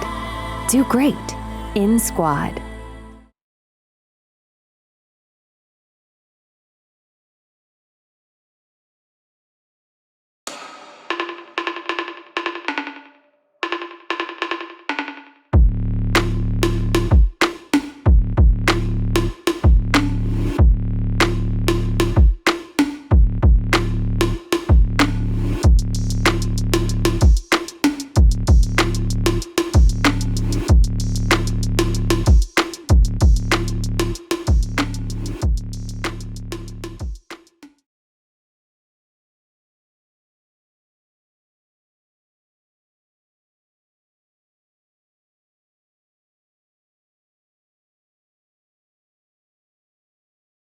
I am, he is. She is, we are Squad, one of the biggest R&D centers in Ukraine. Ukraine is our home, and we're here to stay. We have offices in Kyiv, Lviv, Uzhhorod, but now we mostly work from home. We are fans of all things tech and love following the evolution. We pay attention to every detail. They bear all the sins. We support each other. We look forward to the next meetings with our teammates and love caring for our pets, because who doesn't? Even though we miss our good friends, we meet new ones, and we are looking for more. What if you are the one? So if you like what you've heard about us, we would also love to hear about you. Join us and become a part of our team. Forget good.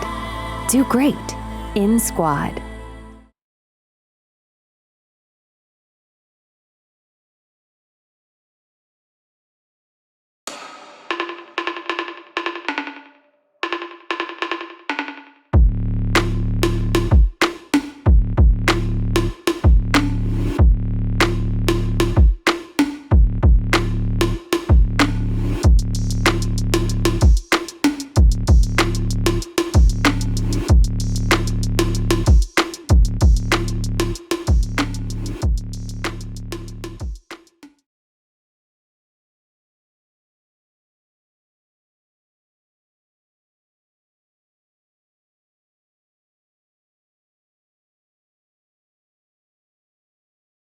I am, he is.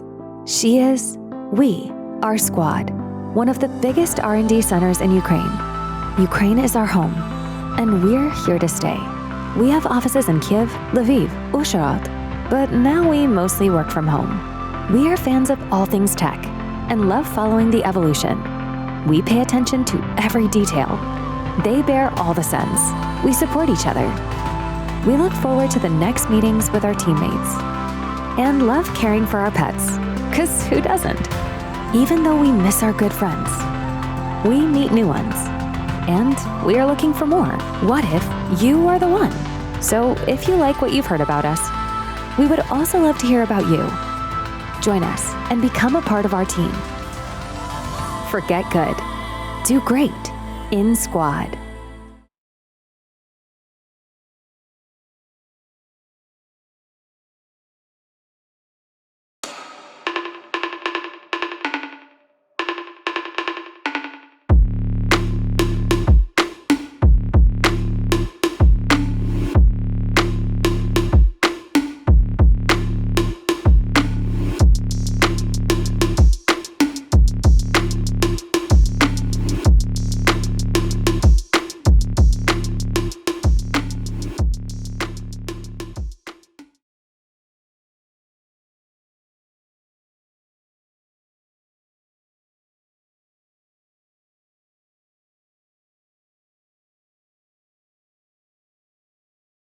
I am, he is.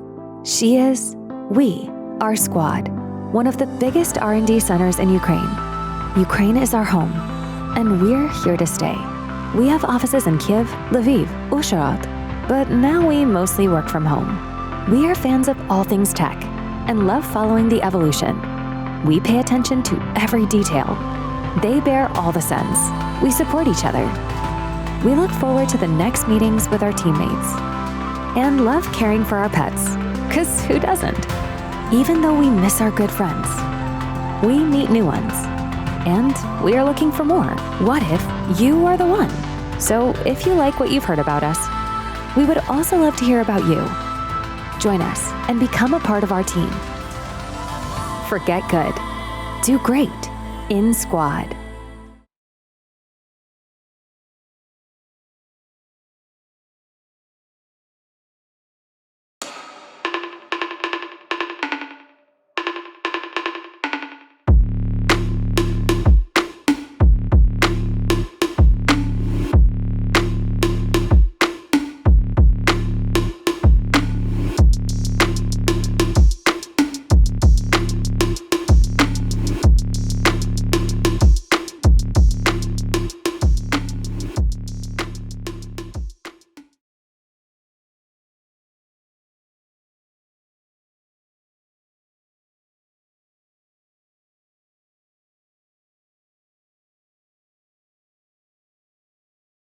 I am, he is. She is, we, our squad. One of the biggest R&D centers in Ukraine. Ukraine is our home, and we're here to stay. We have offices in Kyiv, Lviv, Uzhhorod, but now we mostly work from home. We are fans of all things tech and love following the evolution. We pay attention to every detail. They bear all the sins. We support each other. We look forward to the next meetings with our teammates and love caring for our pets, 'cause who doesn't? Even though we miss our good friends, we meet new ones, and we are looking for more. What if you are the one?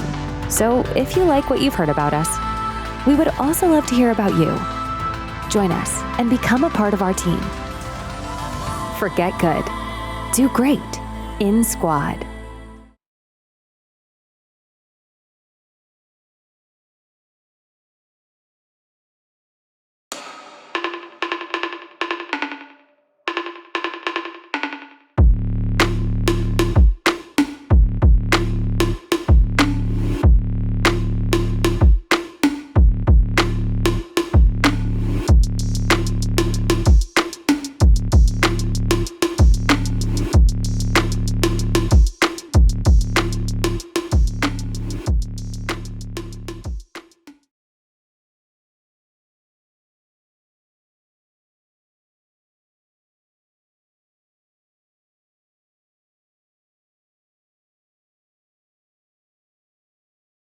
I am, he is. She is, we, our squad, one of the biggest R&D centers in Ukraine. Ukraine is our home, and we're here to stay. We have offices in Kyiv, Lviv, Uzhhorod, but now we mostly work from home.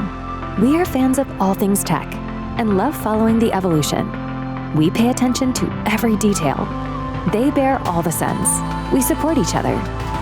We look forward to the next meetings with our teammates and love caring for our pets, 'cause who doesn't?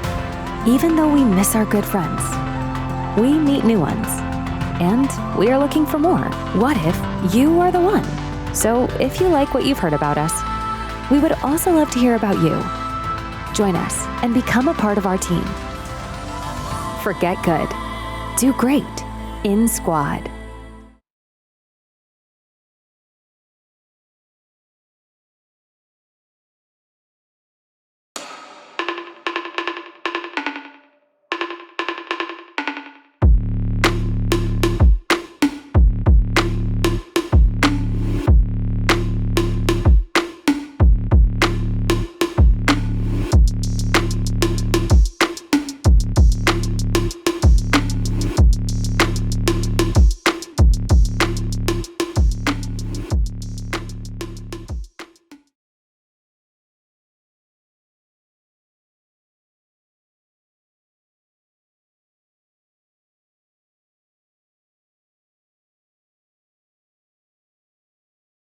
I am, he is. She is, we, our squad, one of the biggest R&D centers in Ukraine. Ukraine is our home, and we're here to stay. We have offices in Kyiv, Lviv, Uzhhorod, but now we mostly work from home. We are fans of all things tech and love following the evolution. We pay attention to every detail. They bear all the sins. We support each other. We look forward to the next meetings with our teammates and love caring for our pets, 'cause who doesn't? Even though we miss our good friends, we meet new ones, and we are looking for more. What if you are the one? So if you like what you've heard about us, we would also love to hear about you. Join us and become a part of our team. Forget good. Do great in Squad.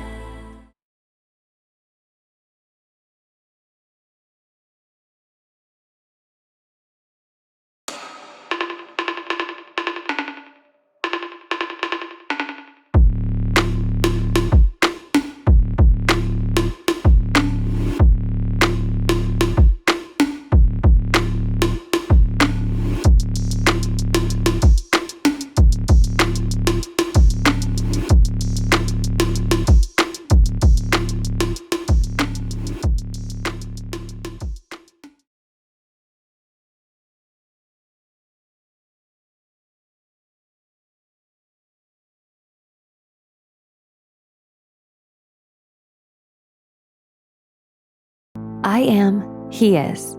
She is, we, our squad, one of the biggest R&D centers in Ukraine. Ukraine is our home, and we're here to stay. We have offices in Kyiv, Lviv, Uzhhorod, but now we mostly work from home. We are fans of all things tech and love following the evolution. We pay attention to every detail. They bear all the sins. We support each other. We look forward to the next meetings with our teammates and love caring for our pets, 'cause who doesn't? Even though we miss our good friends, we meet new ones, and we are looking for more. What if you are the one? So if you like what you've heard about us, we would also love to hear about you. Join us and become a part of our team. Forget good. Do great in Squad.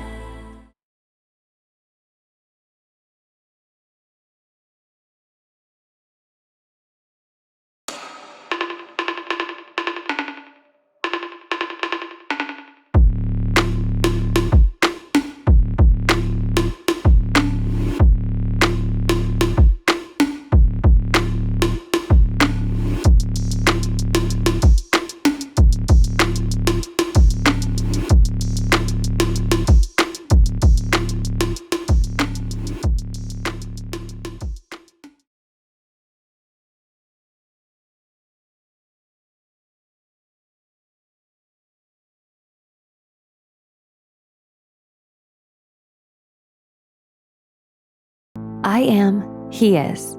She is, we, our squad, one of the biggest R&D centers in Ukraine. Ukraine is our home, and we're here to stay. We have offices in Kyiv, Lviv, Uzhhorod, but now we mostly work from home. We are fans of all things tech and love following the evolution. We pay attention to every detail. They bear all the sins. We support each other. We look forward to the next meetings with our teammates and love caring for our pets, 'cause who doesn't? Even though we miss our good friends, we meet new ones, and we are looking for more. What if you are the one? So if you like what you've heard about us, we would also love to hear about you. Join us and become a part of our team. Forget good. Do great in Squad.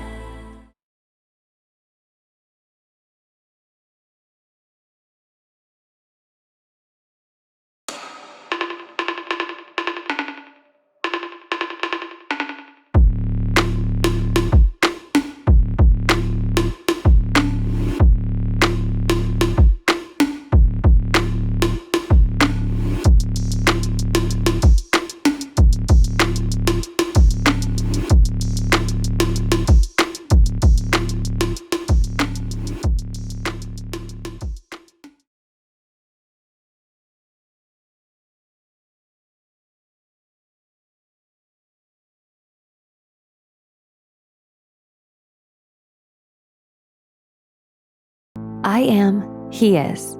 She is, we, our squad, one of the biggest R&D centers in Ukraine. Ukraine is our home, and we're here to stay. We have offices in Kyiv, Lviv, Uzhhorod, but now we mostly work from home. We are fans of all things tech and love following the evolution. We pay attention to every detail. They bear all the sins. We support each other. We look forward to the next meetings with our teammates and love caring for our pets, 'cause who doesn't? Even though we miss our good friends, we meet new ones, and we are looking for more. What if you are the one?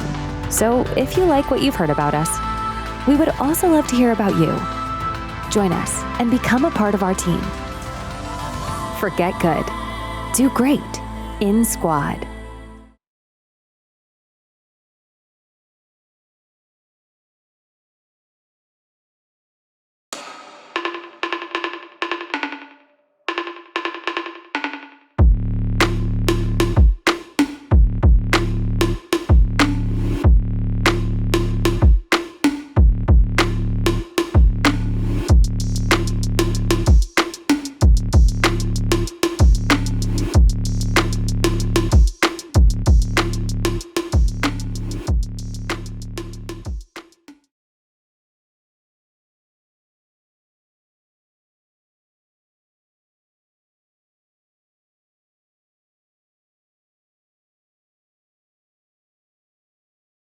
I am, he is.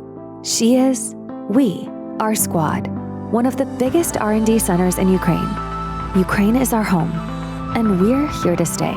We have offices in Kyiv, Lviv, Uzhhorod, but now we mostly work from home.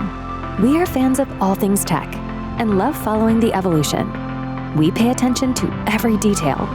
They bear all the sins. We support each other. We look forward to the next meetings with our teammates and love caring for our pets, 'cause who doesn't? Even though we miss our good friends, we meet new ones, and we are looking for more. What if you are the one? So if you like what you've heard about us, we would also love to hear about you. Join us and become a part of our team. Forget good. Do great in Squad.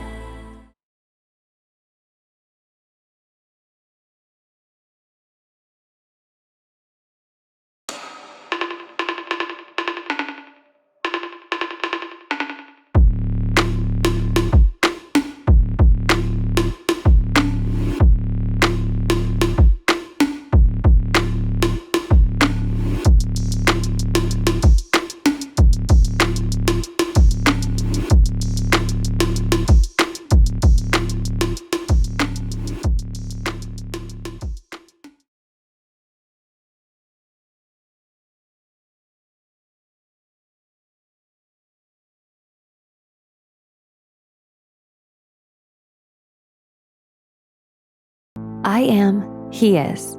She is, we, our squad, one of the biggest R&D centers in Ukraine. Ukraine is our home, and we're here to stay. We have offices in Kyiv, Lviv, Uzhhorod, but now we mostly work from home. We are fans of all things tech and love following the evolution. We pay attention to every detail. They bear all the sins. We support each other. We look forward to the next meetings with our teammates and love caring for our pets, because who doesn't? Even though we miss our good friends, we meet new ones, and we are looking for more. What if you are the one? So if you like what you've heard about us, we would also love to hear about you. Join us and become a part of our team. Forget good. Do great in Squad.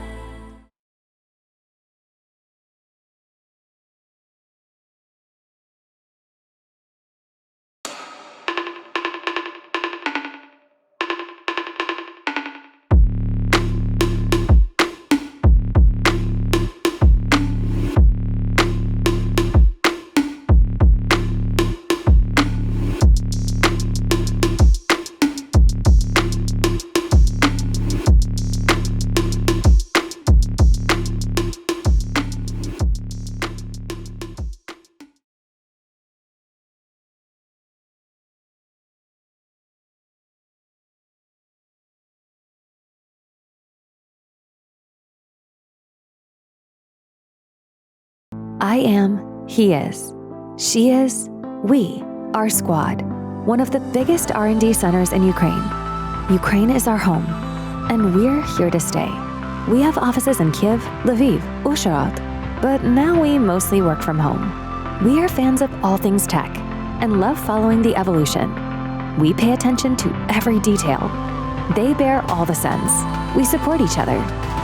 We look forward to the next meetings with our teammates and love caring for our pets, because who doesn't?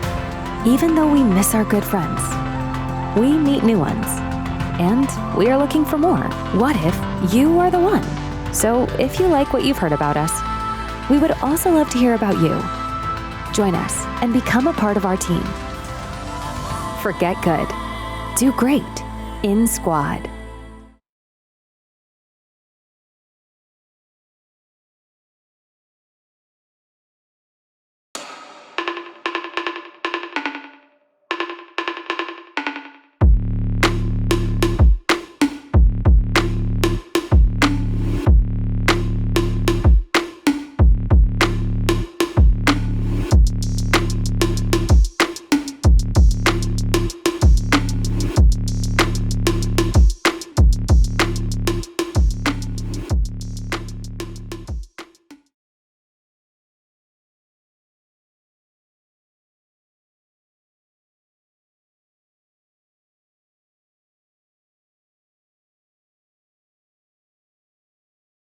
I am, he is. She is, we, our squad, one of the biggest R&D centers in Ukraine. Ukraine is our home, and we're here to stay. We have offices in Kyiv, Lviv, Uzhhorod, but now we mostly work from home. We are fans of all things tech and love following the evolution. We pay attention to every detail. They bear all the sins. We support each other. We look forward to the next meetings with our teammates and love caring for our pets, because who doesn't? Even though we miss our good friends, we meet new ones, and we are looking for more. What if you are the one? So if you like what you've heard about us, we would also love to hear about you. Join us and become a part of our team. Forget good. Do great in Squad.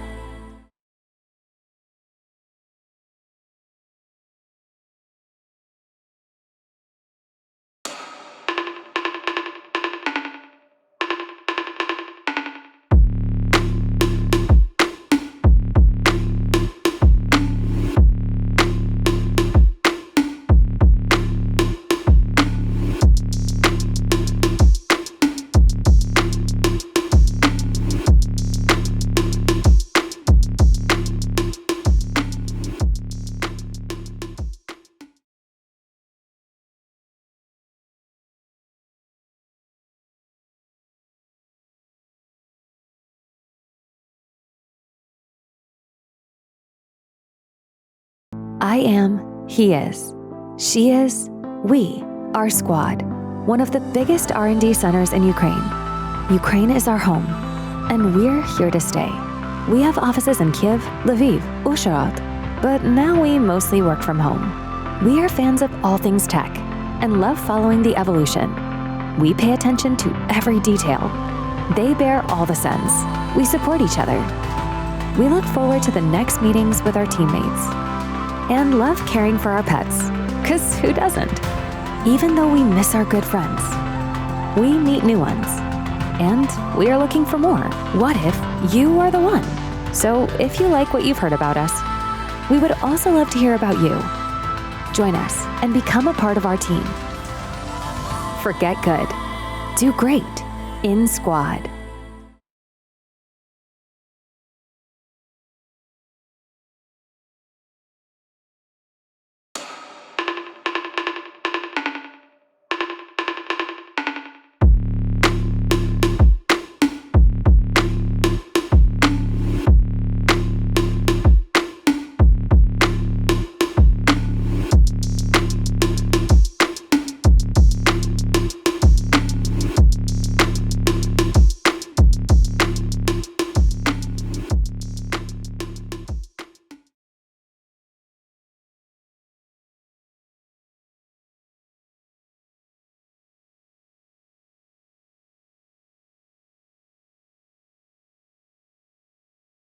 I am, he is.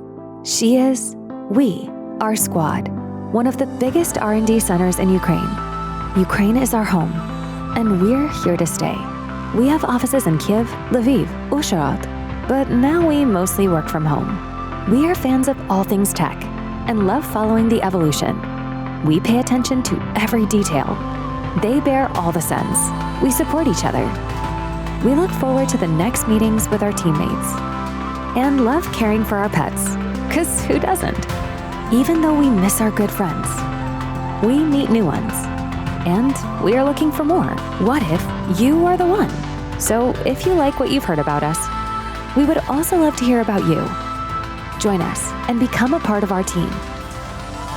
Forget good. Do great in Squad.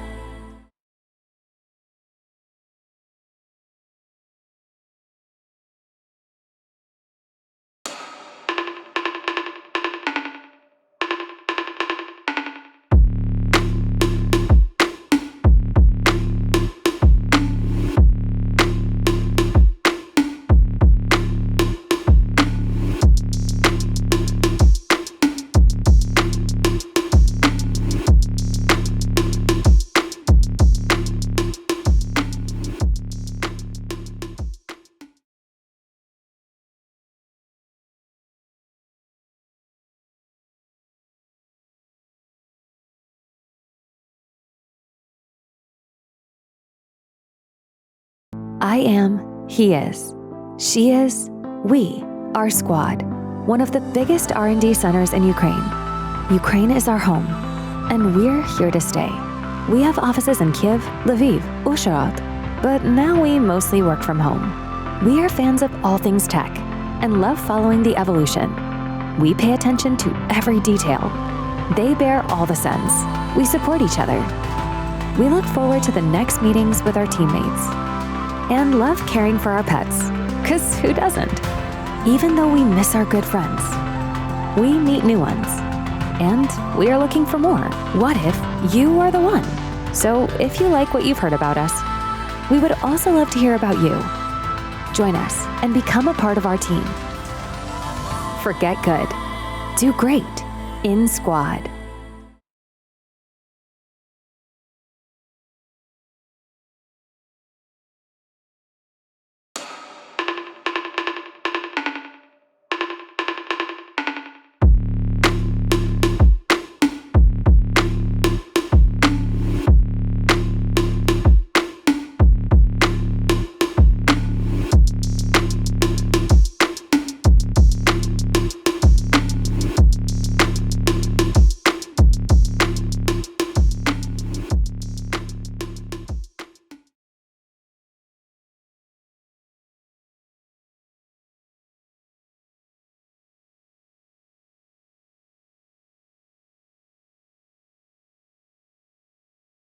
I am, he is.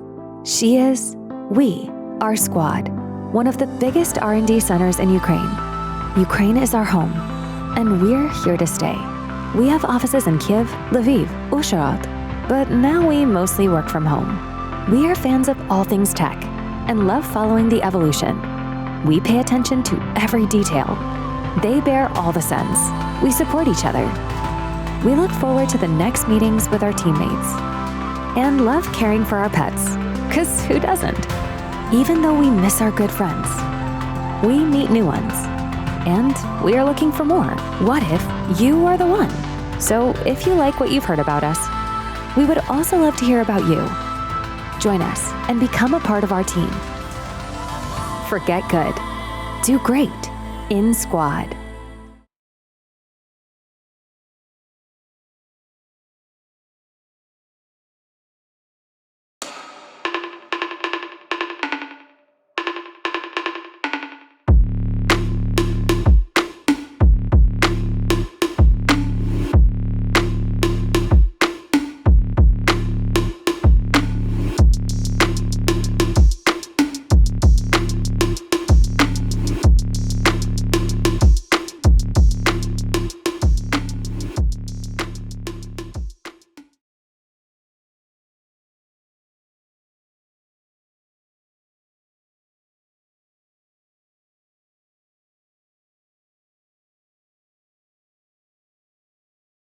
I am, he is.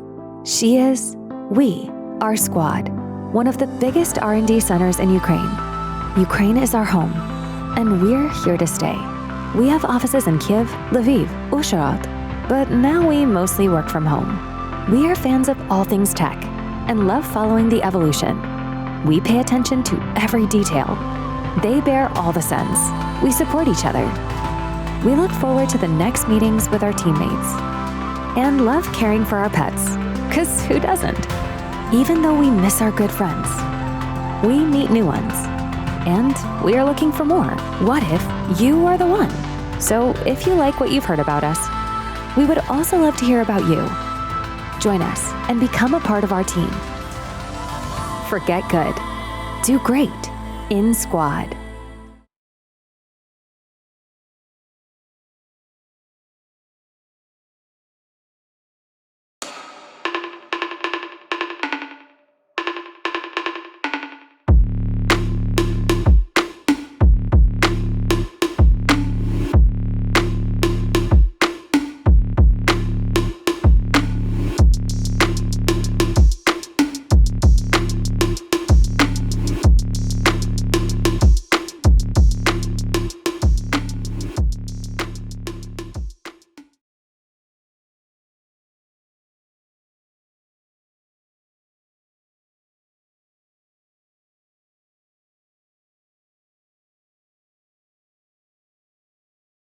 I am, he is.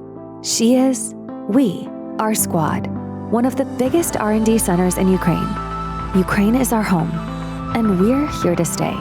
We have offices in Kyiv, Lviv, Uzhhorod, but now we mostly work from home. We are fans of all things tech and love following the evolution. We pay attention to every detail. They bear all the sins. We support each other. We look forward to the next meetings with our teammates and love caring for our pets, 'cause who doesn't? Even though we miss our good friends, we meet new ones, and we are looking for more. What if you are the one? So if you like what you've heard about us, we would also love to hear about you. Join us and become a part of our team. Forget good. Do great in Squad.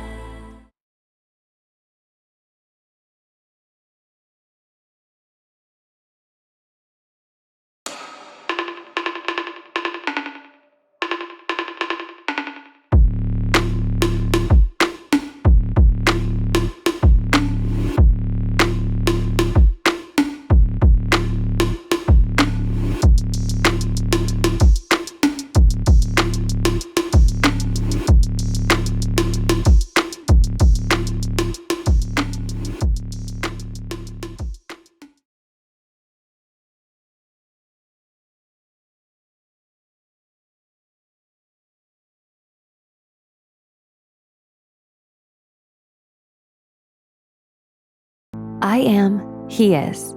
She is, we, our squad. One of the biggest R&D centers in Ukraine. Ukraine is our home, and we're here to stay. We have offices in Kyiv, Lviv, Uzhhorod, but now we mostly work from home. We are fans of all things tech and love following the evolution. We pay attention to every detail. They bear all the sins. We support each other. We look forward to the next meetings with our teammates and love caring for our pets, 'cause who doesn't? Even though we miss our good friends, we meet new ones, and we are looking for more. What if you are the one? So if you like what you've heard about us, we would also love to hear about you. Join us and become a part of our team. Forget good. Do great in Squad.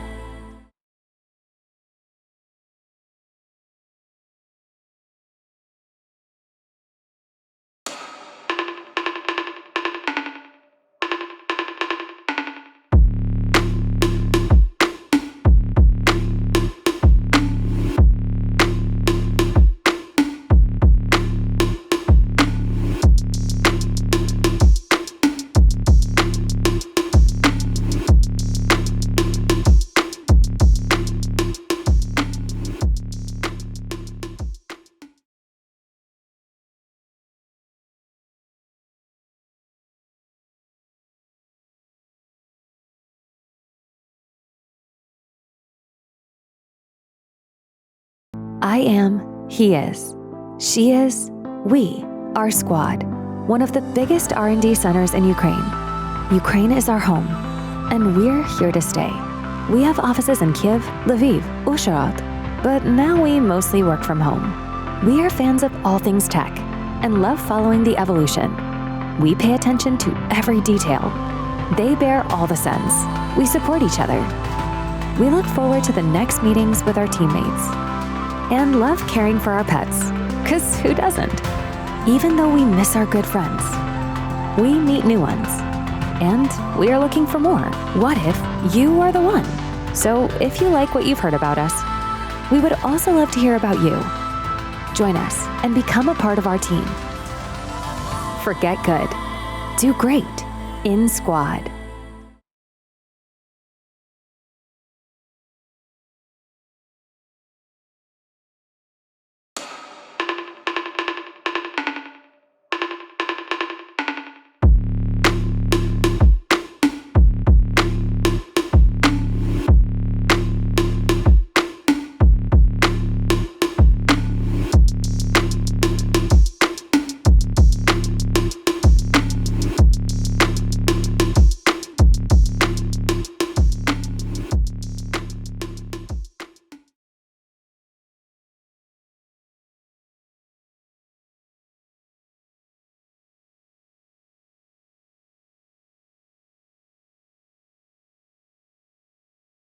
I am, he is.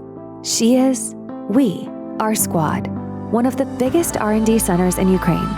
Ukraine is our home, and we're here to stay. We have offices in Kyiv, Lviv, Uzhhorod, but now we mostly work from home. We are fans of all things tech and love following the evolution. We pay attention to every detail. They bear all the sins.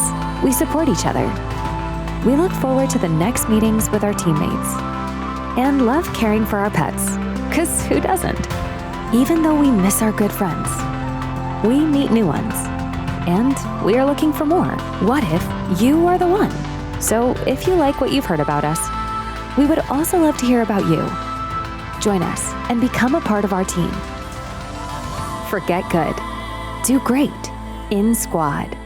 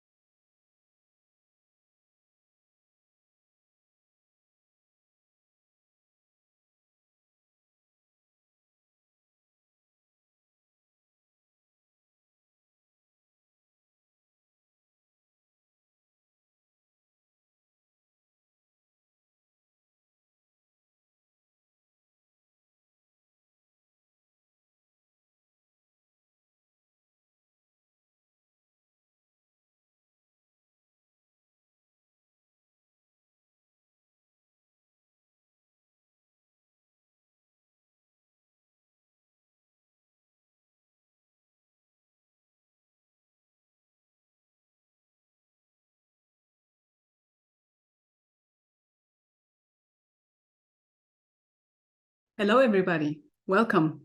My name is Lisi. My pronouns are she and her. I'm a tester. And today I'm going to share with you a set of tactics that help me transform teams to own holistic testing and quality.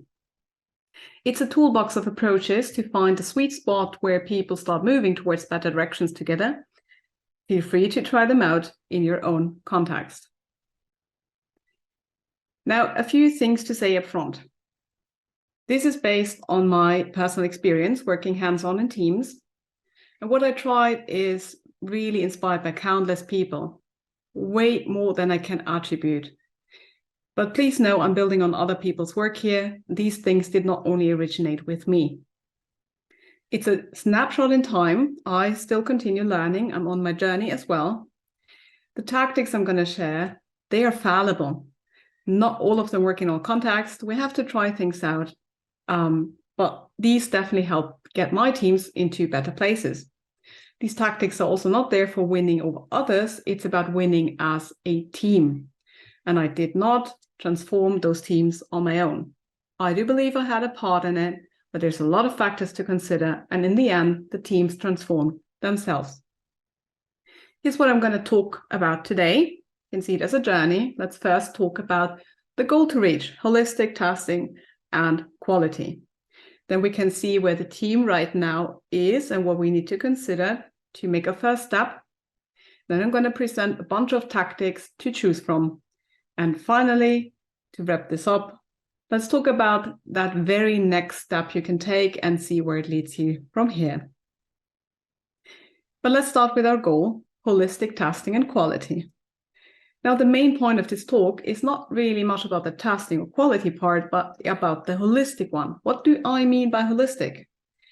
I see it as all the time, from the start to the end, throughout the delivery workflow, from idea to production. I see it as everywhere, on all kinds of systems, in all kinds of situations, everything, all parts of the product, units, integrations, but also ideation or documentation, everything. And by everyone, the whole team.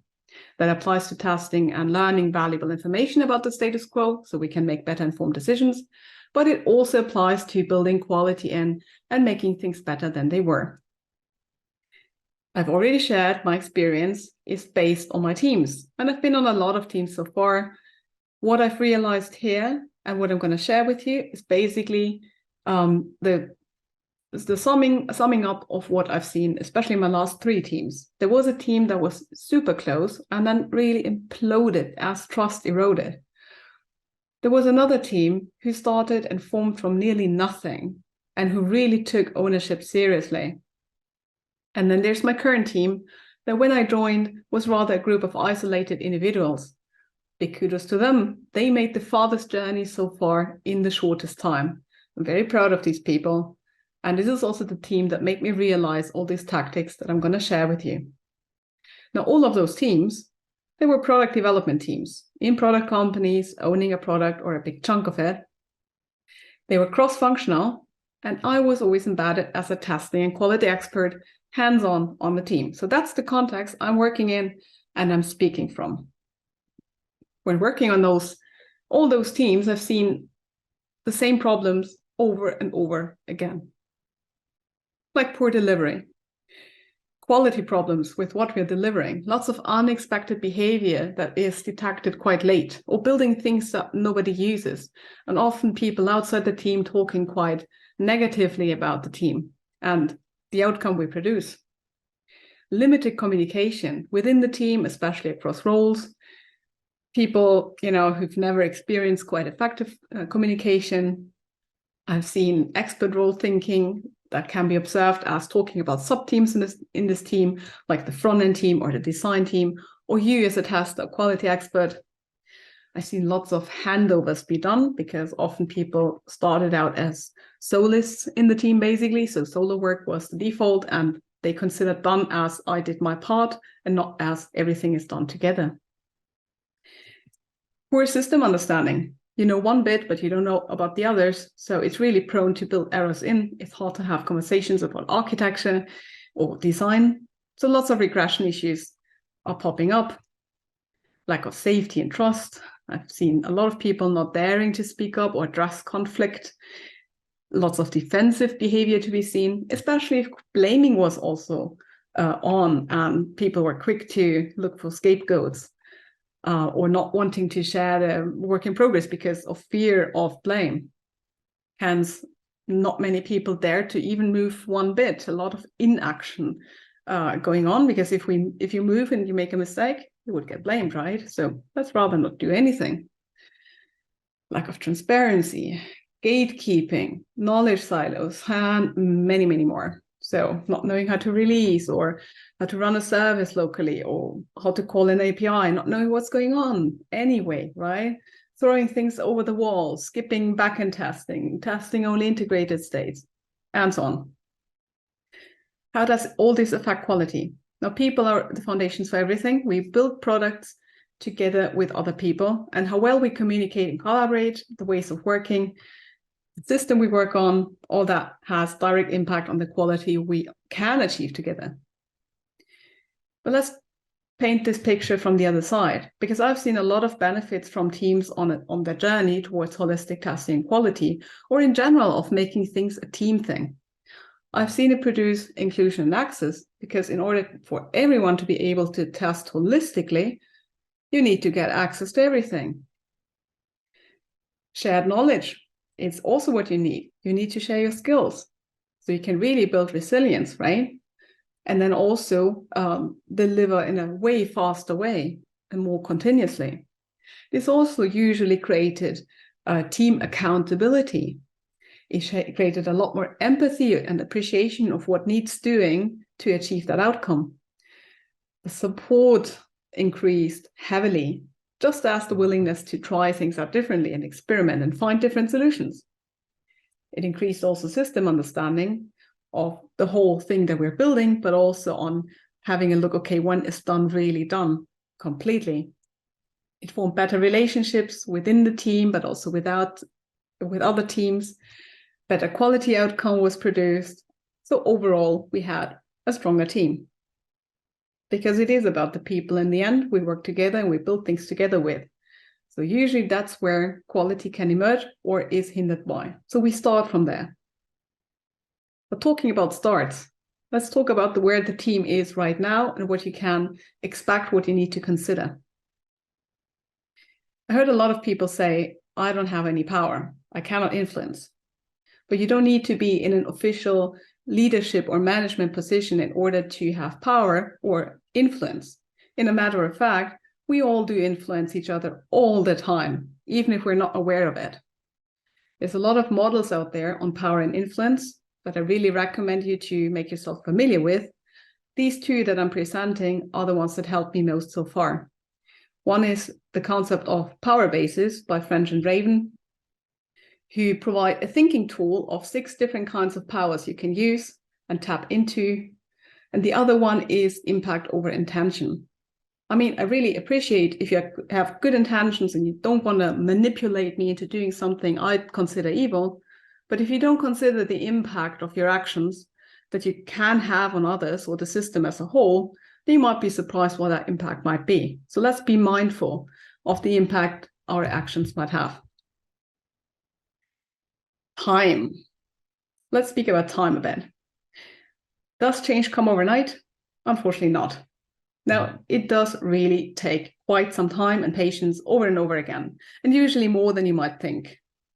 We're working with people after all, and changing our own behaviors and mindsets, well, that is quite a heavy effort. We're in for the long game. Most of the changes that I now see with my current team, well, we've been working on for a year on them, right? But now suddenly people start moving, which is great. So sowing the seeds is really worth it, no matter the outcome. We never know if they will grow or not, or how they will grow. But if we don't sow them, there's no chance. But be mindful not to run too fast with all the changes so that people might not be able to follow you.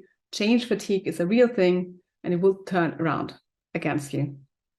It might not just be the right time yet to introduce a specific change. People might not be ready yet. Foundations might not yet exist, or too much other things are going on, right? But we can count on one thing, and that's setbacks. They are given, they will come, you can rely on them. In the best of times, we are really on a high, but there will be times where we struggle, where we're stressed out, and then often we fall back into old habits. We have to fight our way back, of course, to another high, but setbacks are a given. It's always like a fluctuating curve, and we can just hope that we fluctuate always with an upwards trend. Before you choose a tactic for a bigger change initiative, it really helps to observe, to see what's important for your contacts and where people are right now, because context really does matter and people do matter. You can, of course, try something that worked in a past team, but you cannot expect it to work in the same way. There's more than one right way. We have to see what works and what not, and then adapt, make your next steps. But in order to experiment with more options, it's really helpful to have more tools in your toolbox. What you can also do is to look for pain points and needs and concerns, fears and wishes of people. Gather that information as your input for making that first decision on what to focus on. You can start looking for patterns. Are people always mentioning the same things? Do you spot different symptoms, but actually they point to the same cause? Is there something systemic about it? All these collected observations can really help you to make a bigger decision, but it shouldn't stop you from trying small things out right away. But when you are opting for a bigger thing, please have a look what you pick. So focus here with impact in mind. You cannot do all the things at the same time. You just don't have the capacity and energy. So let's be clear what is the most impactful thing we can do right now and change right now. And then we can preserve our energy for exactly that, to focus. There will be other balls up in the air. Other people might catch them or they might drop, and that is okay. Or you might be asked to be pulled into other initiatives. But in the end, we only have so much energy. It is really limited. So let's be mindful of that and preserve it for whatever we deem most valuable right now. I've seen a lot of people also say, I can't change my own situation. People don't make use of me. They never invite me in. They never involve me. I don't have any chance. It's always the others. And this is sort of like a victim position. It might be quite comfortable because you don't have to move out of there, right? You can always just state this fact and that's it. But the thing is, I cannot change other people. I can only change myself. And this is really hard to do, but I can only start with myself. I can invite others to change their behavior, but I cannot do that directly. So instead, let's change my own behavior. And for that, I do need courage. And I do need to take action. Dare to try something. Inaction doesn't help. Someone else will not fix it, or not in a way that you'd like to have it. So take action yourself. Doesn't have to be perfect, doesn't have to be huge. Well, we need to make a move. Dare to make a decision. Dare to try. And we might not succeed, so also dare to try again and continue trying. Now that we know our goal and where we're starting from, let's see how we can get there. So I'm going to share a bunch of tactics to get closer. It's a choice selection, but I use them nearly every day in one way or another, and they also go often hand in hand. So here's a sneak peek of what's awaiting you. It's a selection of 12 tools I'm going to dive into. So let's start with the first one. People first. That's the most foundational one that I've encountered. Putting humans at the center and creating safe, trustful relationships. Without trust, I never got far. So let's show curiosity in the other one, what they do, learn what's working, asking genuine questions without judgment as much as possible, and learning and listening with intent to understand. And then we can also appreciate what's already working well for them, which is great, which is a great move or something that you've seen. And praise can really go a long way, directly with the people, also in front of the team, like in retros, but also in public, where also their managers can see it, and also their peers. If you see why someone is praised and what the impact was on me, you can also get inspired to do the same on your own. So it really creates a positive reinforcement, and it is really powerful. Contributing hands-on is another way to build trust, especially if you are the new one on the team, to get your feet wet and hands dirty as soon as possible, and picking up part of the load can really go a long way. If other people join your team and they are new, it's a great way to have a conversation starter. You're working on something together, you share a topic, you can get to know each other. But also if nobody's new, but you just don't have that relationship yet, working on something together, showcasing that you can keep your commitments or you communicate well. If you cannot, you can really help each other out. And speaking of help, well, if you help people, they often help you back. Doesn't work always, but most of the times. So be there for people when they need someone. Also emotionally, can be little messages to check in or noticing if someone is not feeling well, offering a place to vent and rant. You're not alone either. You don't have to do everything on your own as well. So let's also ask for help actively whenever you need that, and not have it build up and pile up before you do so. If the team is not yet really working well, maybe asking one person directly can help better. But if they do help, show the gratitude for that again, and you can again appreciate what's working. Meet people where they are right now, where they actually are, not where we wish them to be, but we can only meet them there where they currently are. So let's not assume, let's learn where they are and where they're coming from, because usually people behave in a certain way due to good reasons. It's based on their past experiences, the beliefs they formed. So let's learn about that. Let's see where people really are. And that's valid in their experience, right? And that's sometimes really hard, but we need to accept it. If you can, try to speak their language. Look for the wording people are using and trying to meet them there, speak their language if you can, or try to learn that and see what people mean by certain words, or look for certain usages. So for example, in the team that I'm currently in, when I started, I realized one of the developers, he was always staying on a very high level of functionality when talking about a feature. So I took my chance and started asking questions about architecture and different aspects we would like to consider, like resilience or data consistency. And the developers suddenly saw, oh, wait, we can have that conversation. We can speak that language together. That is great. So we had way better conversations than about not only about the feature to build, but also about that helped create our relationship. Working where people work is another part here. This is where people will also see your work as well. Is your team heavily working with a tool like Jira? Let's meet them there and work there. I can add my testing notes for a specific feature directly there, maybe as a comment. If these are shown in dailies, it's easy to see those as well, and you can all work where you work. Or maybe people are communicating very heavily asynchronously via pull requests. Meet them there. Add a comment, maybe ask a question, whatever you wonder about. If you find an issue, maybe you can fix it right away and suggest a fix. Work where people work. And also accept that they can only go at their own pace. Not everybody's the same, that's great. And you might have early adopters in your team for specific changes. You might have late adopters. And sometimes it's the same person, maybe different topics, and that's fine too. Don't expect to have everybody make the same jump at the same time. We can only go at our own pace.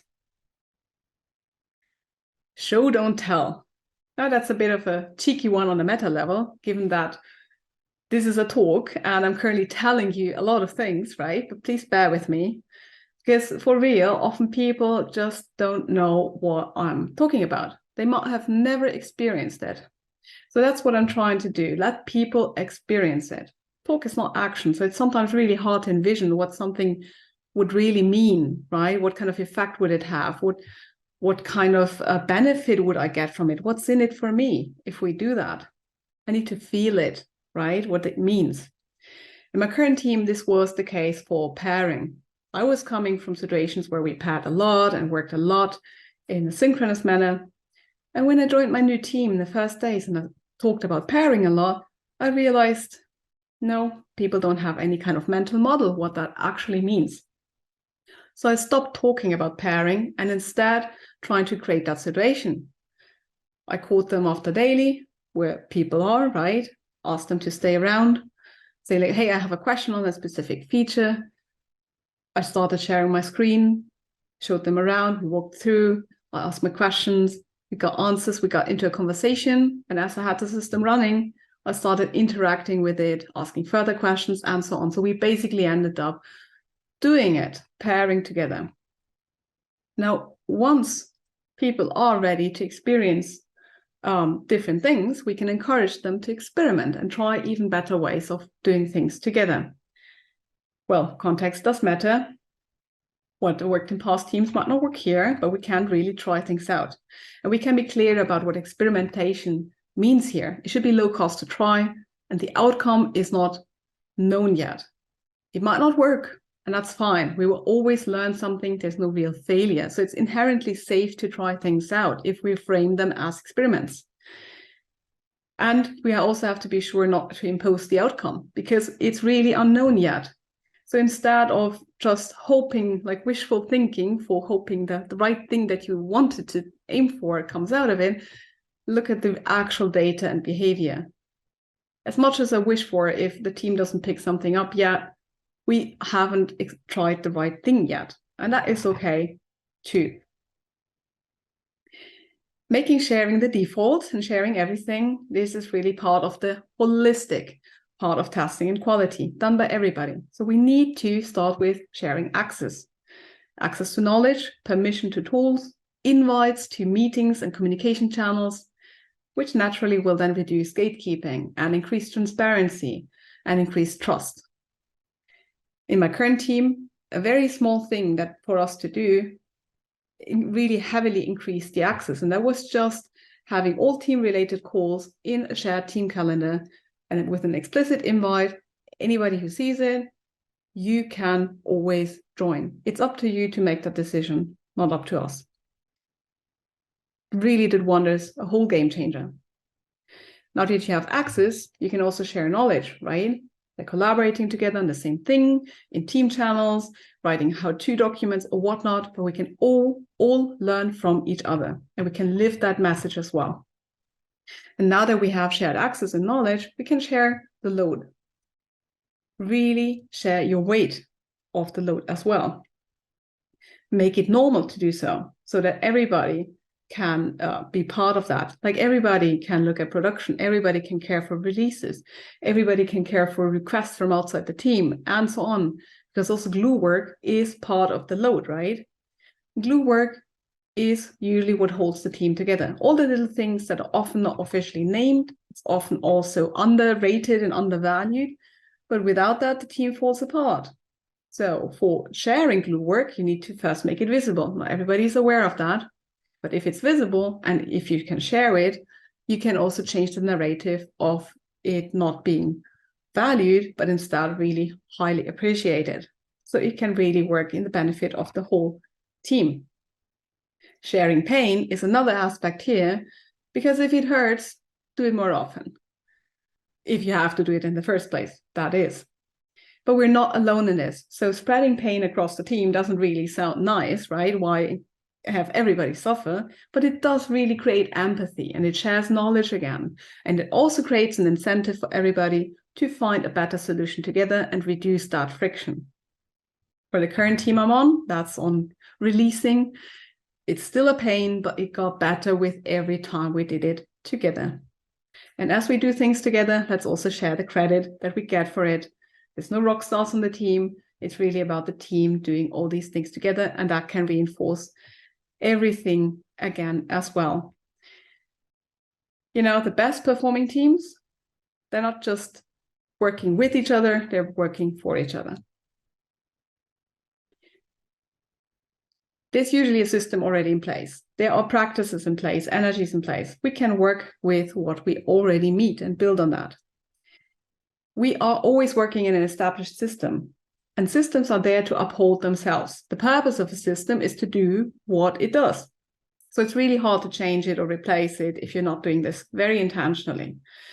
People usually have good reasons of why they do what they do, right? They behave in certain ways, and often it's driven by the system they're working in. So think about the current system you are working in. What are the people rewarded for? Where's the incentive given? What are people measured by? And then you can think about a system that would, lead people into different ways naturally. What would it make easy for them to do the more desirable thing? Piggybacking on existing practices is another thing we can do. If there's a practice that already works well for the team, why not jump on it and build on it?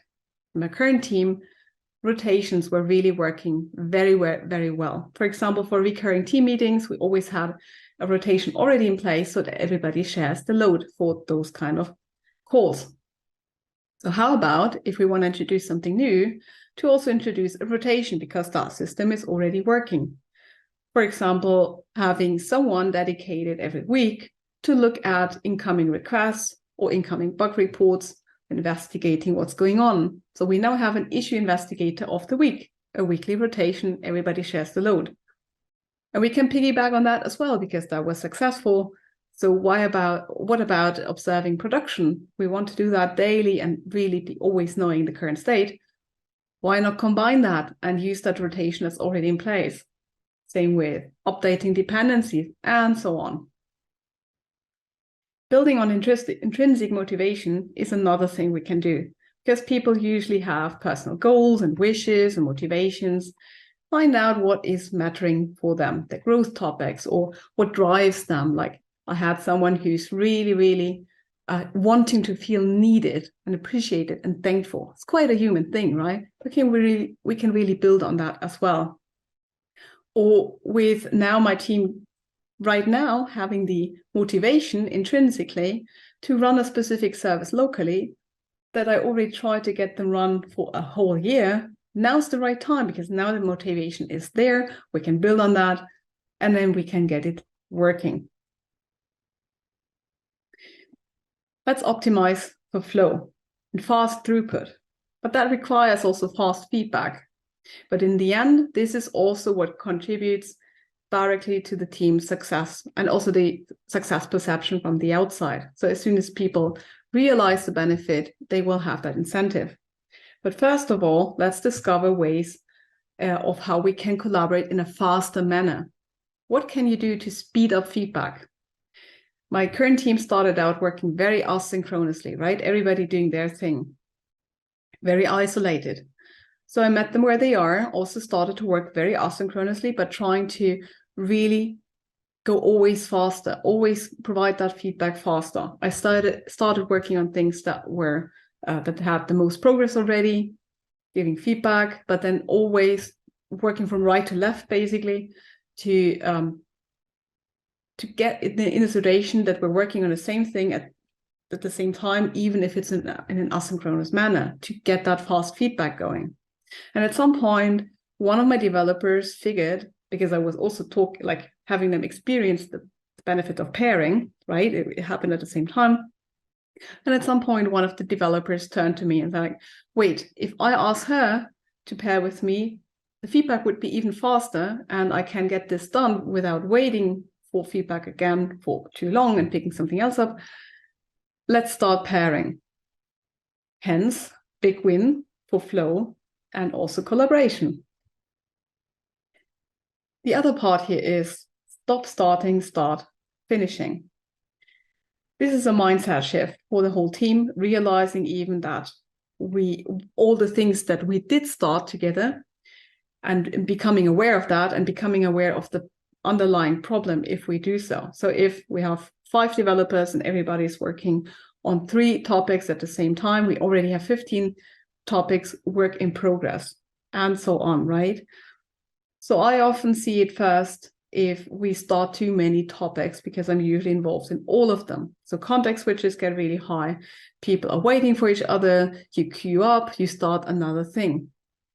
But instead, let's stop starting, but start finishing, and rather help others finish their things first before you pick up anything new.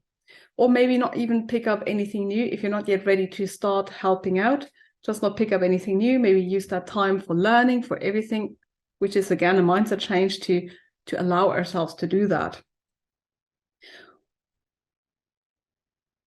Sometimes we really have to slow down very deliberately to go fast. And the best incarnation of that I've experienced so far is to ensemble. The whole team working on the same thing, same time, same place, same computer.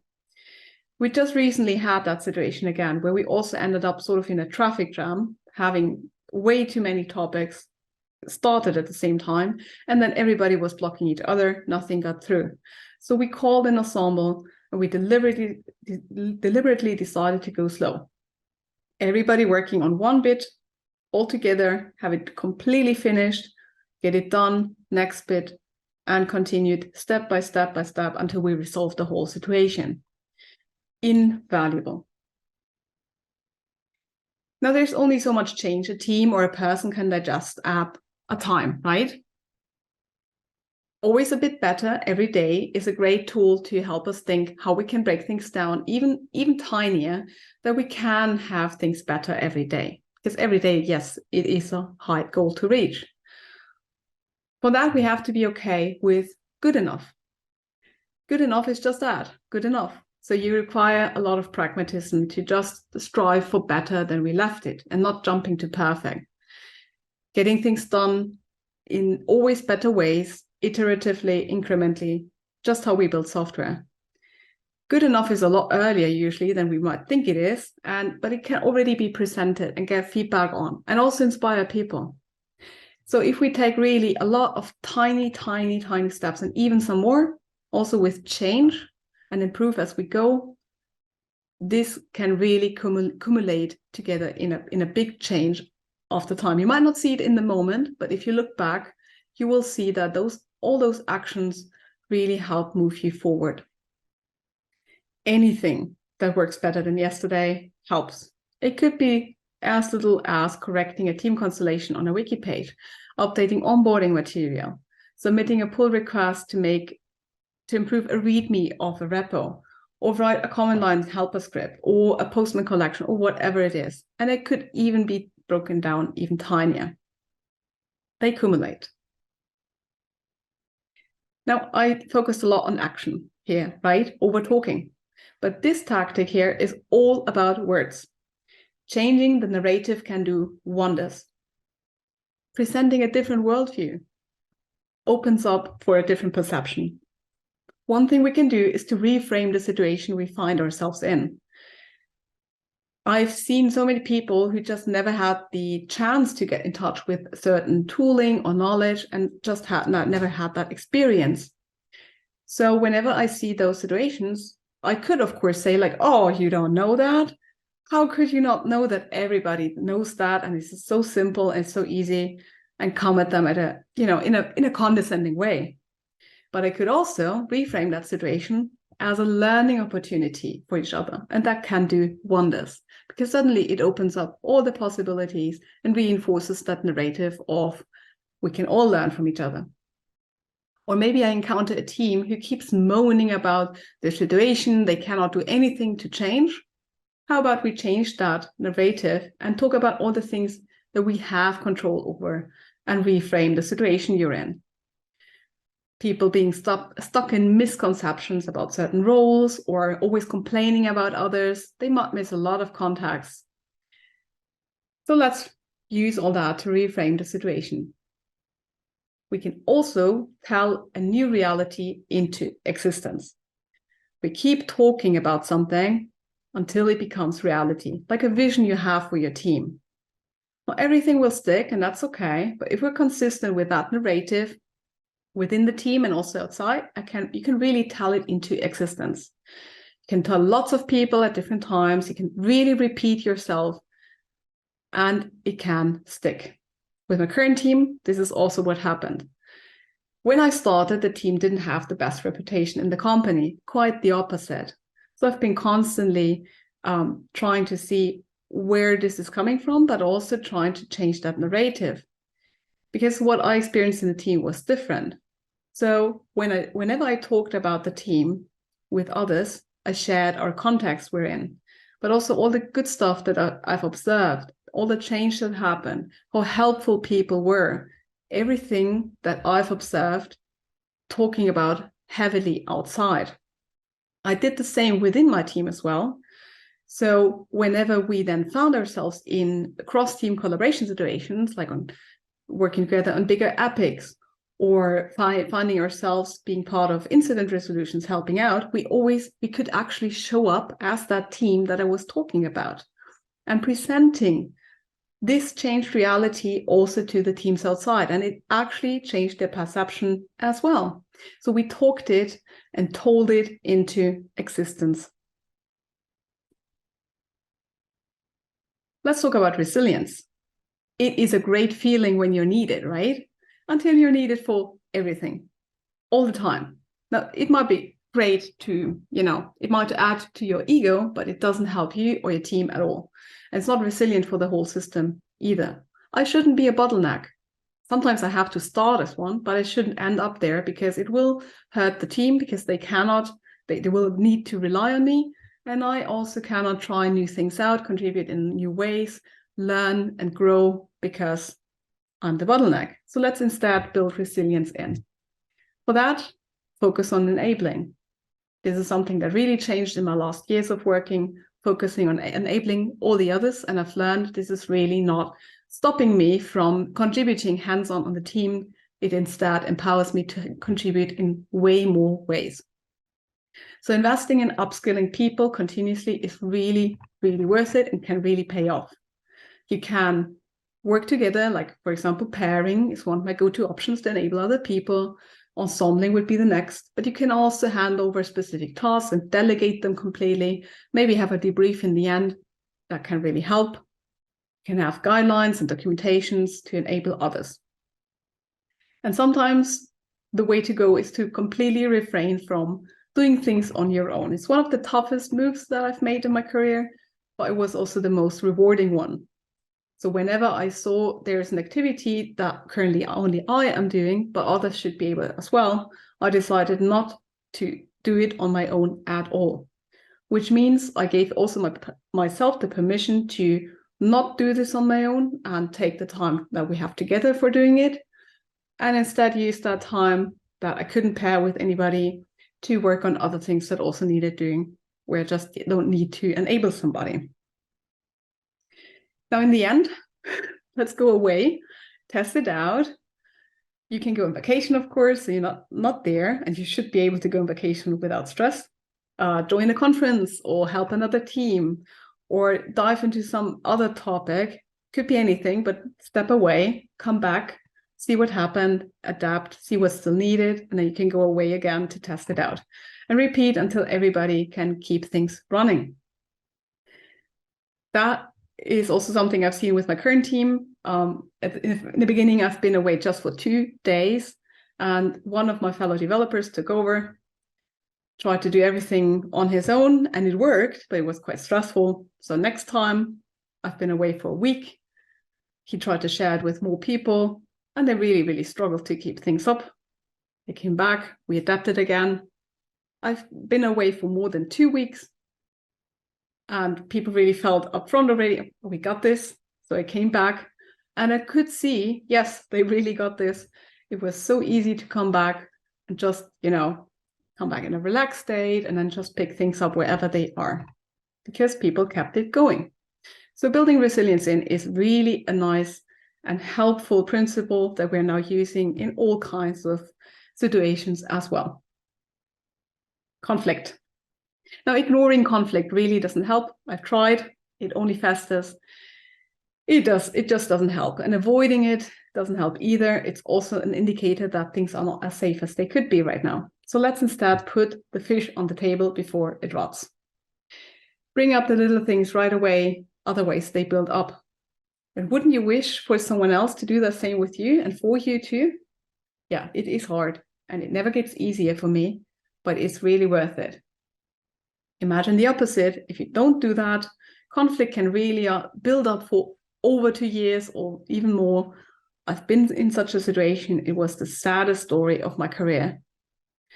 So let's instead speak up and address those observations as they arise. If you have feedback to give, offer it to someone, see if they're ready for it, and then you can cater to their needs to also get this message across.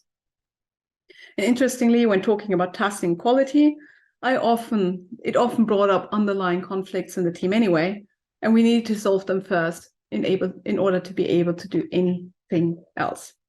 So let's not assume, let's ask. Most often we're missing context, we're lacking information, we're not knowing where people are coming from, and our interpretations of different situations might differ, and they can both be valid at the same time. Your feelings and theirs, your observations and theirs. There's an and in here. What helps me is to understand the situation better first and take time to think and reflect.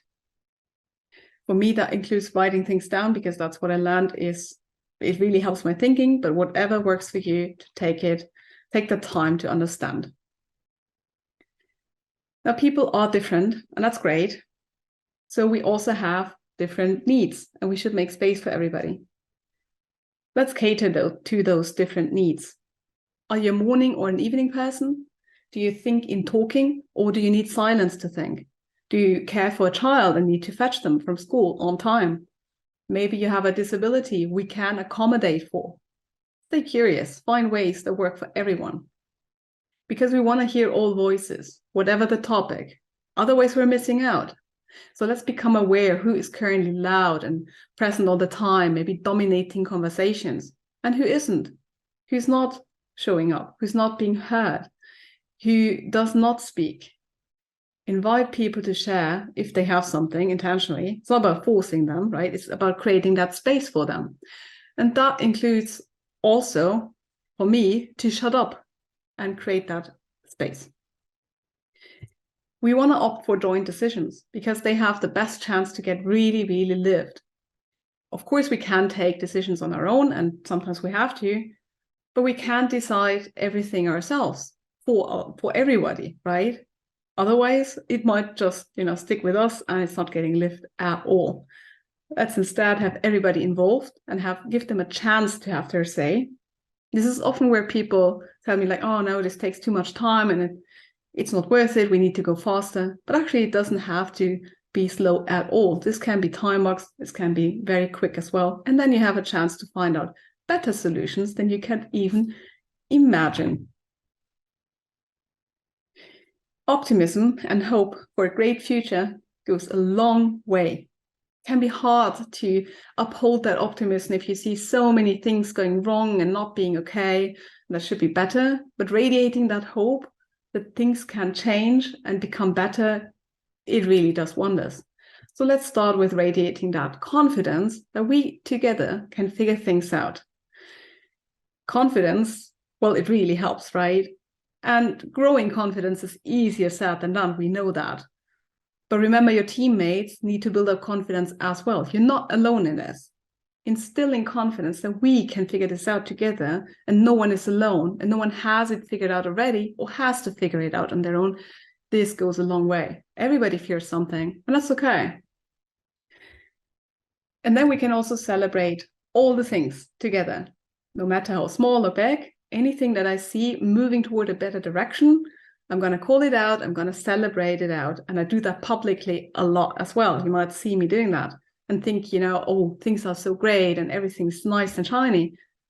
I can tell you there's a lot of failure as well that I might not share about all the time, but I do definitely highlight that I celebrate every win because it is celebrate worthy. This is what really gives me a lot of energy.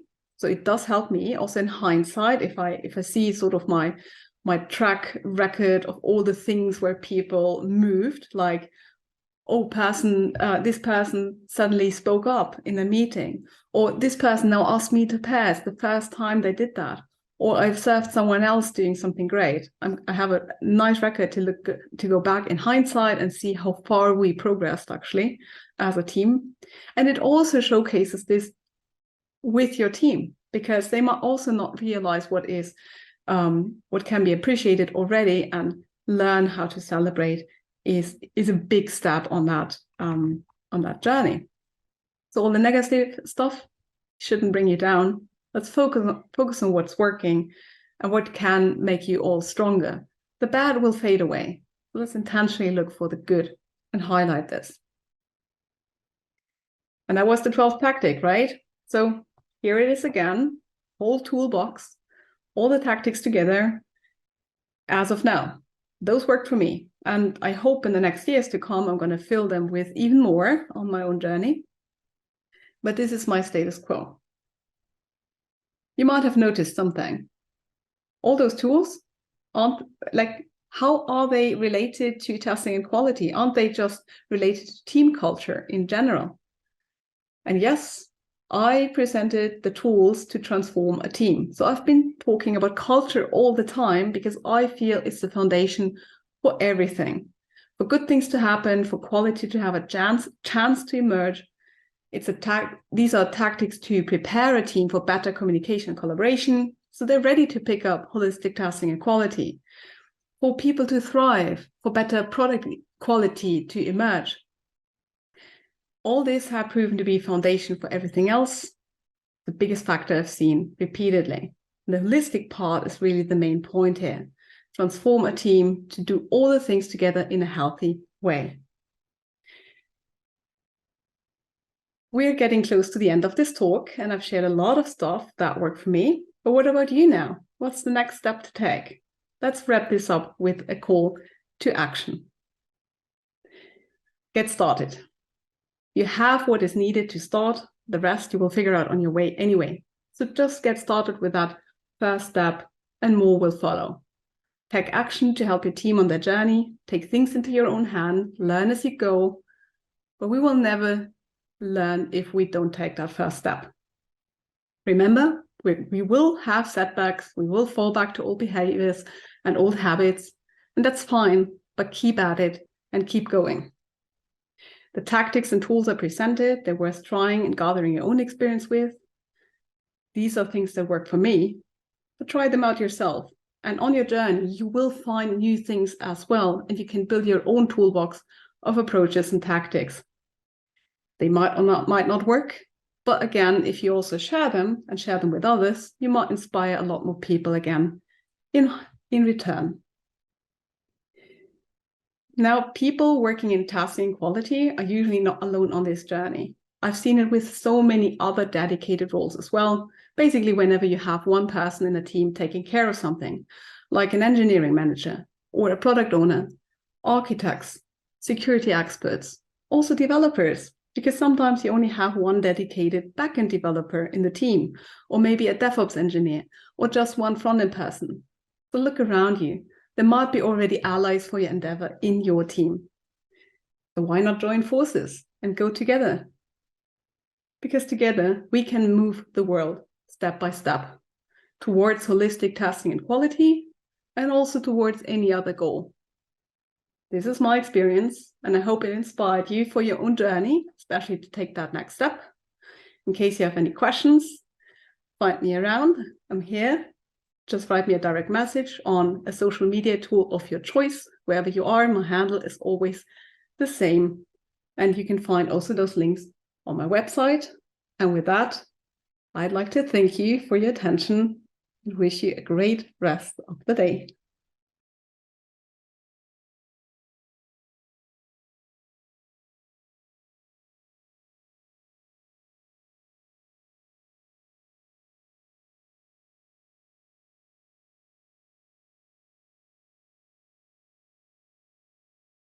I am, he is, she is, we are Squad, one of the biggest R&D centers in Ukraine. Ukraine is our home, and we're here to stay. We have offices in Kyiv, Lviv, Uzhhorod, but now we mostly work from home. We are fans of all things tech and love following the evolution. We pay attention to every detail. They bear all the sins. We support each other. We look forward to the next meetings with our teammates and love caring for our pets, 'cause who doesn't? Even though we miss our good friends, we meet new ones, and we are looking for more. What if you are the one? So if you like what you've heard about us, we would also love to hear about you. Join us and become a part of our team. Forget good. Do great in Squad.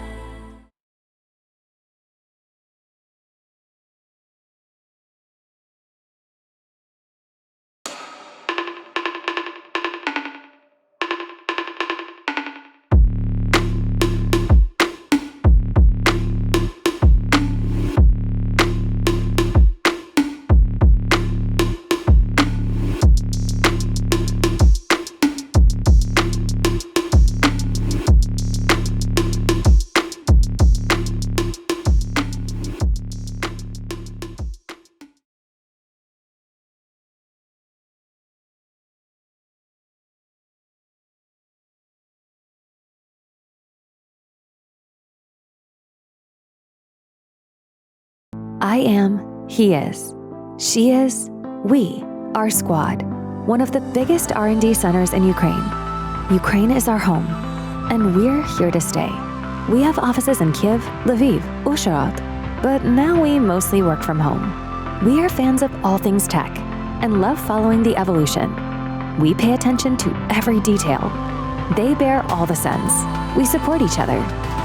We look forward to the next meetings with our teammates and love caring for our pets, 'cause who doesn't? Even though we miss our good friends, we meet new ones, and we are looking for more. What if you are the one? So if you like what you've heard about us, we would also love to hear about you. Join us and become a part of our team. Forget good. Do great in Squad.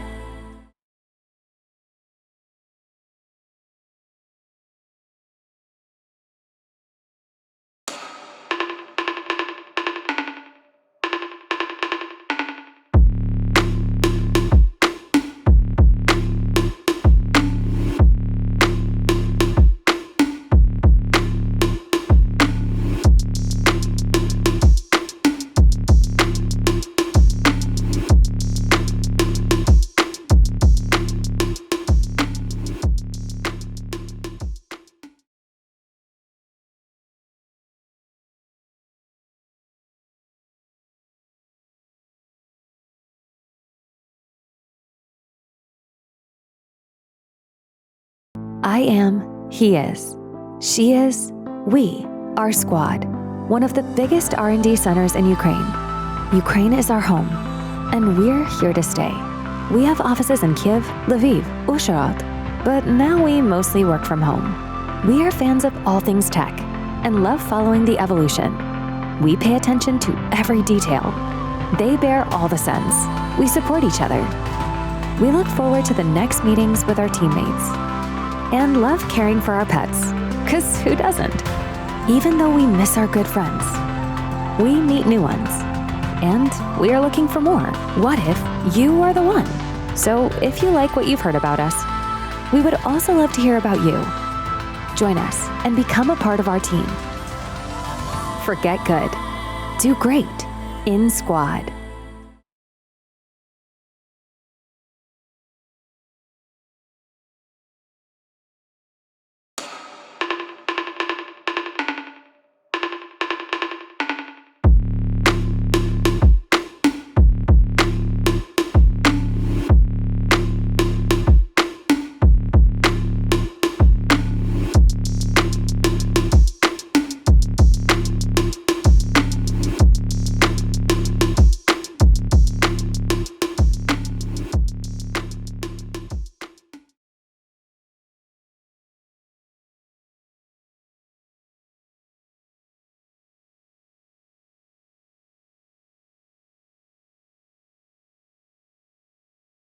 I am, he is, she is, we are Squad, one of the biggest R&D centers in Ukraine.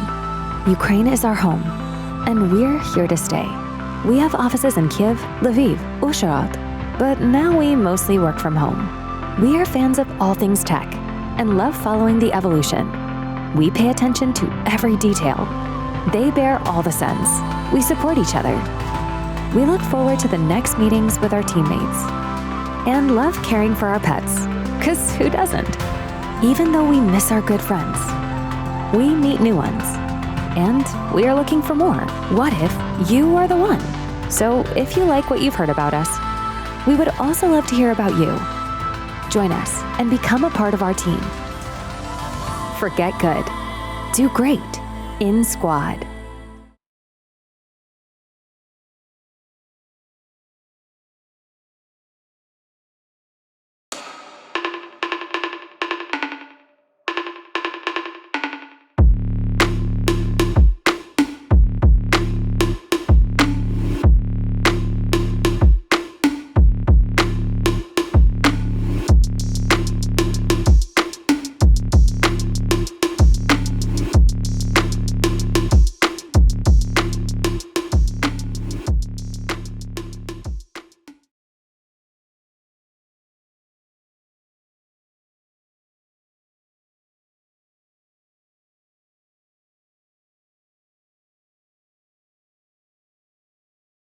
I am, he is, she is, we are Squad, one of the biggest R&D centers in Ukraine.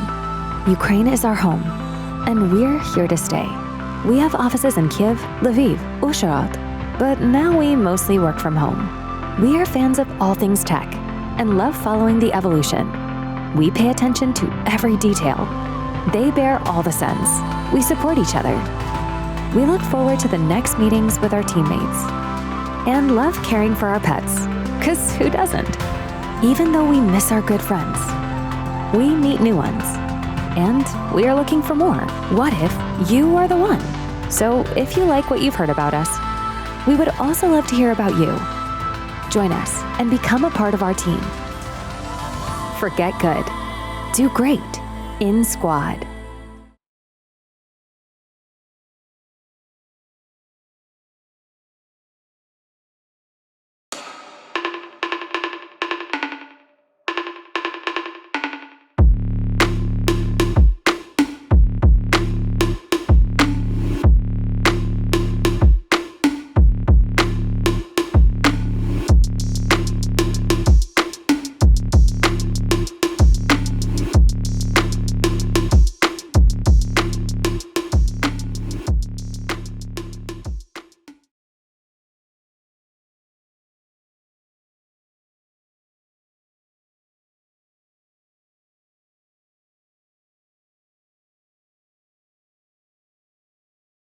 I am, he is, she is, we are Squad, one of the biggest R&D centers in Ukraine. Ukraine is our home, and we're here to stay. We have offices in Kyiv, Lviv, Uzhhorod, but now we mostly work from home. We are fans of all things tech and love following the evolution. We pay attention to every detail. They bear all the sins. We support each other. We look forward to the next meetings with our teammates and love caring for our pets, 'cause who doesn't? Even though we miss our good friends, we meet new ones, and we are looking for more. What if you are the one? So if you like what you've heard about us, we would also love to hear about you. Join us and become a part of our team. Forget good. Do great in Squad.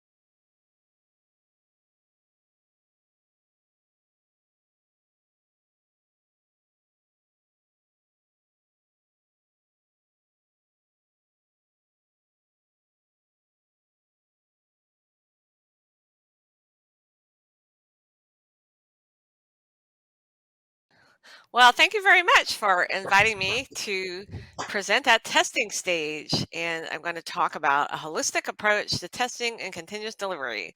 And the material in this presentation is from a lot of different people that we've been working together on this over the years. So I hope you will enjoy. So a little bit about me. I have been lucky to work on a lot of small cross-functional teams where we all pitched in on activities all around the continuous DevOps loop. And I've been a hands-on tester on Agile teams for more than 20 years. And have also been lucky to collaborate with Janet Gregory to write books and video courses. And we also have our training company and our courses on holistic testing. So I've been very interested in continuous delivery for really my whole career, but really getting into the last 10 years of how the technology has helped us advance those practices. And feel free to get in touch with me anytime if you have questions after this conference.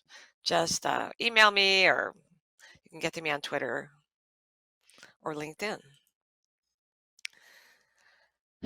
So I'd like to share some experiences I've had with my teams and how I found that we can use a holistic approach to learn how to build quality into our product so that we can succeed at delivering small changes to production frequently at a sustainable pace. So we're not stressing every time we deploy to production. It's just a nice, steady cadence. So I'm sure that a lot of you, if you've been working on software teams, have seen problems. The feedback is too slow. You release something you run your continuous integration with your automated tests, and maybe they fail and you don't get the feedback that you need. You have regression failures in production. You change one thing in the code and it totally breaks something else that you didn't expect it to break. And of course, because of pressure to deliver and deadlines, a lot of teams acquire a lot of technical debt and testing debt. So they fall behind on test automation. They don't use good practices in their coding, and everything just keeps going slower and slower. So I'll just share one story. One of the teams I worked with, I do think you learn more from failure than success, so it's good to fail sometimes. But I was on a team that was we considered ourselves a pretty high performing team. We were embracing the extreme programming practices.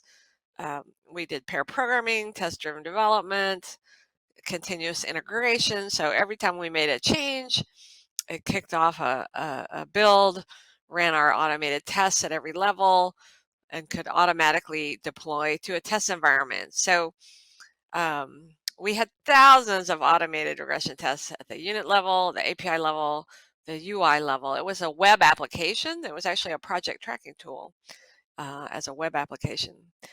And we had what we thought were good deployment pipelines. Our application was hosted in the cloud. We had a blue-green deploy so that if we had to roll something back from production, we could do so very quickly. But we had about 30 developers, designers, people that weren't testers, and only 2 testers. So that was not a good ratio. And we still had some tests that could not be automated for various reasons. So we still had a manual regression checklist to go through.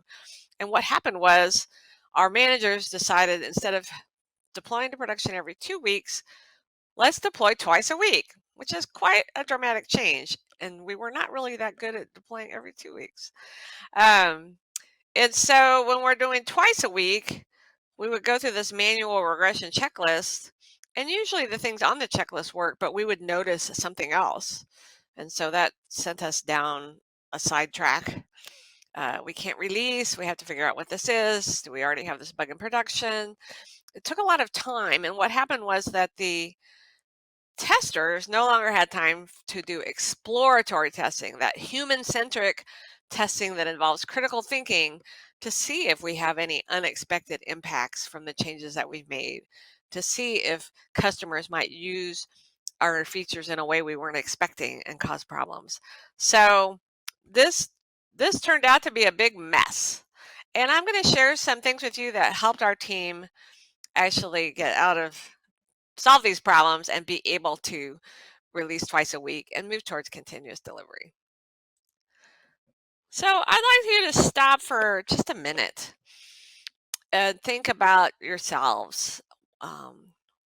If your team is trying to move towards delivering to production more frequently, or even continuous delivery where you could do it every day, and you're not able to get there, what's holding you back?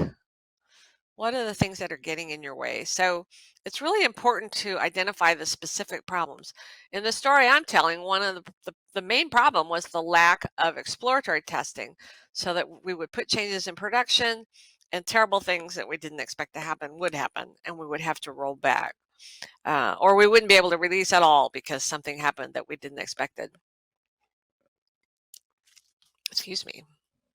It's early morning here. So just think about that as we go forward here. What are your problems? What solutions might you be looking for? So how did my team turn around this mess with trying to move towards more frequent deploys? Well, we reflected on the problem together, and we all agreed about the problem being the lack of exploratory testing, and that depending on 2 testers to do that exploratory testing, that wasn't going to scale. And the first thing we did actually was to just dump that manual regression checklist that I talked about. Nobody wanted to do it. It really wasn't adding a lot of value, and it was nothing in that list was breaking. So that gave us more time, and then the managers asked us testers to teach the non-testers on the team, the developers, the product owner, the designers, everybody actually, some exploratory testing skills.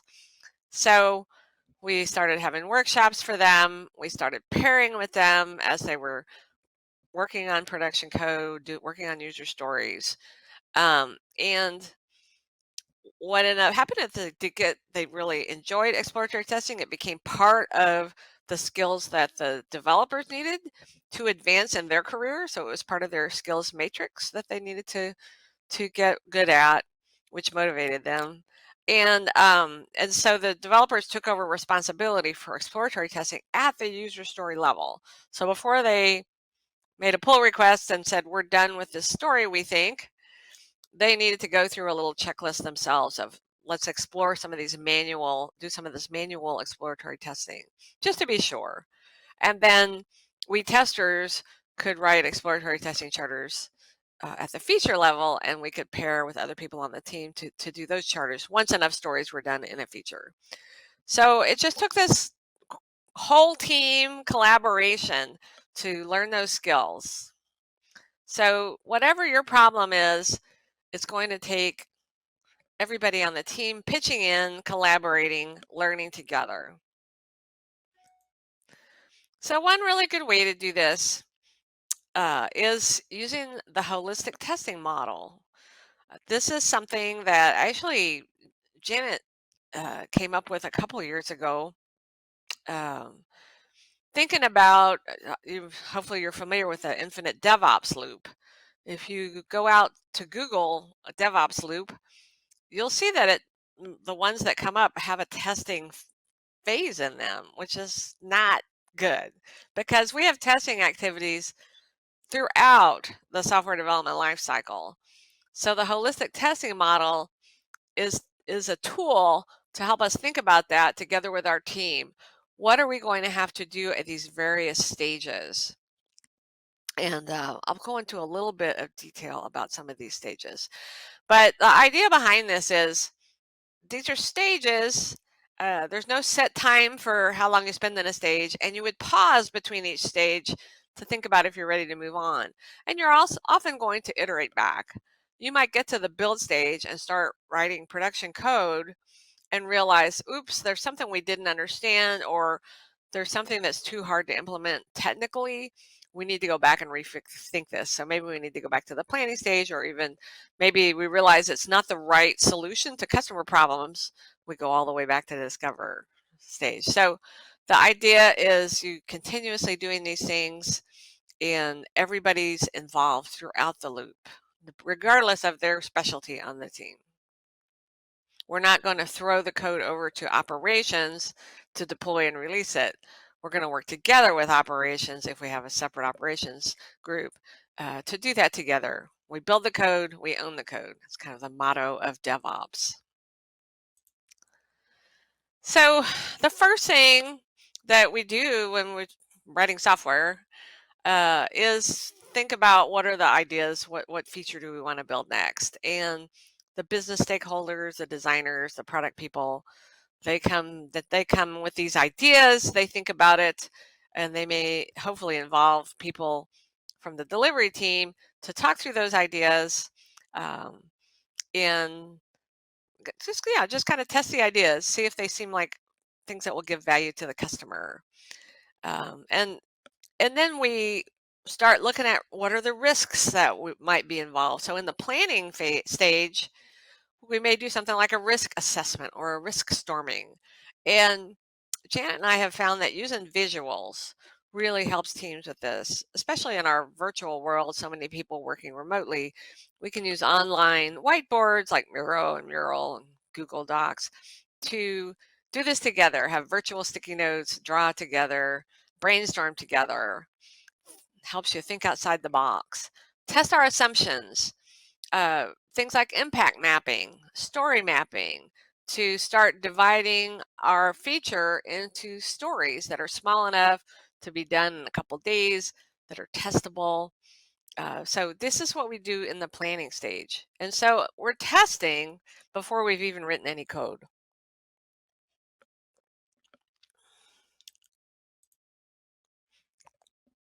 So now we're seeking to understand at a deeper level. So we've got a high level understanding of the feature.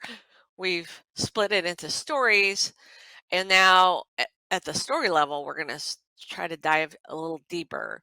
So this is where practices like acceptance test driven development and behavior driven development really come in.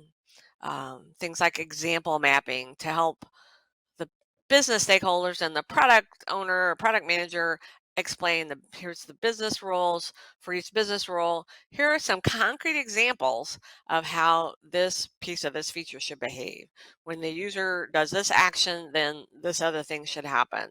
So that we really build a shared understanding across everybody on the delivery team, as well as everybody on the business side. We might include platform engineers or site reliability engineers in that discussion, because we also want to think about when we get this out into production, what data will we need to know that it's behaving properly, and how will we see if our customers are having problems? If they have problems, how will we know what the problem is so we can fix it? So we're doing a lot of things in this stage. And again, this is all things you're doing before you've actually started writing the code. Our goal here, and this is kind of the agile testing mindset, we're trying to prevent defects from getting into the code. We're trying to build quality in so that we can feel confident to deploy and release to production frequently. Now, we're going to start actually writing tests and code, this thing we do together because it's all part of software development. And again, we're going to, in the case of the team I was talking about, we're going to start doing exploratory testing at the story level as we're building these stories. And then again, as we get more stories ready for a feature, we'll do story levels, exploratory testing at that higher level. And of course, lots of other testing activities. We might do security testing, accessibility testing, things like load testing are going to come a little bit later in the loop. So we're going to automate our tests. We're going to actually instrument our code so that we can see what's happening in production. And again, it's a collaborative thing. One of the practices that we recommend to people if their culture is more people working solo is for a developer working on a story, before they think they're done, get together with a tester or somebody else and just go through what they've done. Here's the story. Here's the code we've written. Here are the unit level tests we've written to support that. Let's do a little manual testing to see if it's behaving like we expect. And that just takes a few minutes. It really improves communication in the team, and you're going to, like as not, you're going to spot some problems that need to be fixed before you've even done a commit to the code base.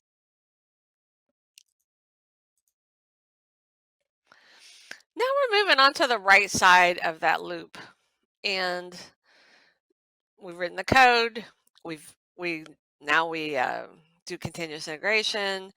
We build an artifact that we can deploy to a development environment, to a test environment, and the reason we separated deployment out on the model is because the deployment pipeline is so key. It's so important to have a robust deployment pipeline that runs quickly, gives you the fast feedback from your automated tests and other activities that check your code correctness, and is reliable. Your tests are reliable. That's really critical if you're trying to move to continuous delivery. You can't do without that, and it may not happen overnight. You may start with a lot of things not automated yet, but just keep moving to get the fastest deployment pipeline that you can. And of course, not everything can be automated. So things like exploratory testing, accessibility testing, user acceptance testing, those have to be built into your workflow to production as well, even though they're not automated in the pipeline. So it's really important for teams to visualize that path to production, what all has to happen, how can we do it in the most efficient way so that we can deploy frequently and get fast feedback. So yeah, and this is where we can start doing testing quality attributes besides functionality, such as performance, reliability, do more security testing, just all those ilities, portability, all the things that are depending on your context can be important. So it's important to identify which quality attributes are important and make sure that we test those at the right time.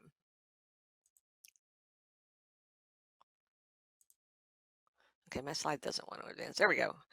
Now we've turned the features on in production. If we're doing continuous delivery, we're using some kind of release strategy to hide features, hide new changes from customers until we feel confident that they're ready to go, or till we've finished testing and finished building them. So once they're in front of our customers, and maybe they're only in front of some of our customers, we're doing some kind of graduated rollout or canary release, we want to see what customers are doing and how the software is behaving. So we look at our dashboards, we look at our log files, we look at our alerts, our analytics, and this helps us spot problems and respond quickly to problems. And it also helps us learn how the customers are using our product. Maybe we released a new feature and they're not even using it. I've had that happen. So what does that mean? Do we need to make some changes? We need to go talk to some users and see what's going on. Maybe a lot of errors are happening, and we're going to see that in our dashboards. Or maybe somebody calls in with a problem, we don't even see it, we didn't get an alert for it. We have the data, we have the events that we can go ask questions of that production system and understand what's happening. Some of you may have heard the term observability, and basically my favorite definition of that is when there's a problem in production, you can go get all the data you need to analyze that problem and understand it so you can fix it without having to add logging or instrumentation to the code and redeploy to production. So it's really key to be able to respond quickly to gather all that data. And again, that's done in your planning stage. What data are you going to capture to understand how each feature is behaving? And from this data, we can learn, we can create hypotheses. We think we can cut down on the number of 500 errors if we do this, or we think more users will use this feature if we make this change. So we start doing these small experiments. And again, These are things that everybody on the delivery team can add value to. Designers can add value, business analysts can add value, product people can add value, marketing people can add value. People can take this data and work together to think how to improve the product, how to achieve our quality goals, how to achieve our goals for customers. So, summing it up, the left side is all about preventing defects in the code. The right side, we may find some defects we missed. We're going to fix them as quickly as possible. We're going to get feedback on how our product is being used in production so that we can continually improve it. No matter what your specialty or role is on the team, think about what stages you're involved in now. How can your team collaborate more all the way around this loop? And that's what the holistic testing model is about. There's no one testing activity that's most important. They're all important. And having a diversity of skills and experience and backgrounds working on those problems, we're going to be the most innovative and be able to fix problems the most faster than otherwise. Think about the relationships you could build. Who could you know, as a tester, when I started a new job, I would always make friends with the operations specialists, people on the platform team, site reliability engineers. You know, hopefully it's a good DevOps culture where you have an SRE embedded on your team. But I would just make friends with people and say, oh, can I have a one-on-one with you every couple weeks for 30 minutes? Or, oh, can you come and show us testers how the deployment pipeline, can you draw the deployment pipeline for us? Or can you draw the system architecture for us so we understand it better? So helping each other is a good way to build relationships and collaborate. And I would encourage everybody to do that. That's really necessary to be successful with continuous delivery. So get everybody working together, no matter the specialty. Okay, another I mentioned using the visuals in the planning stage to understand the features and divide them into stories. All kinds of things visuals help with. So let's look at a few of those. I mentioned asking your operations specialist to draw your pipeline. Getting your whole team together to understand the path to production for each change that you make in the code is so important, because until you understand it, you can't make it better.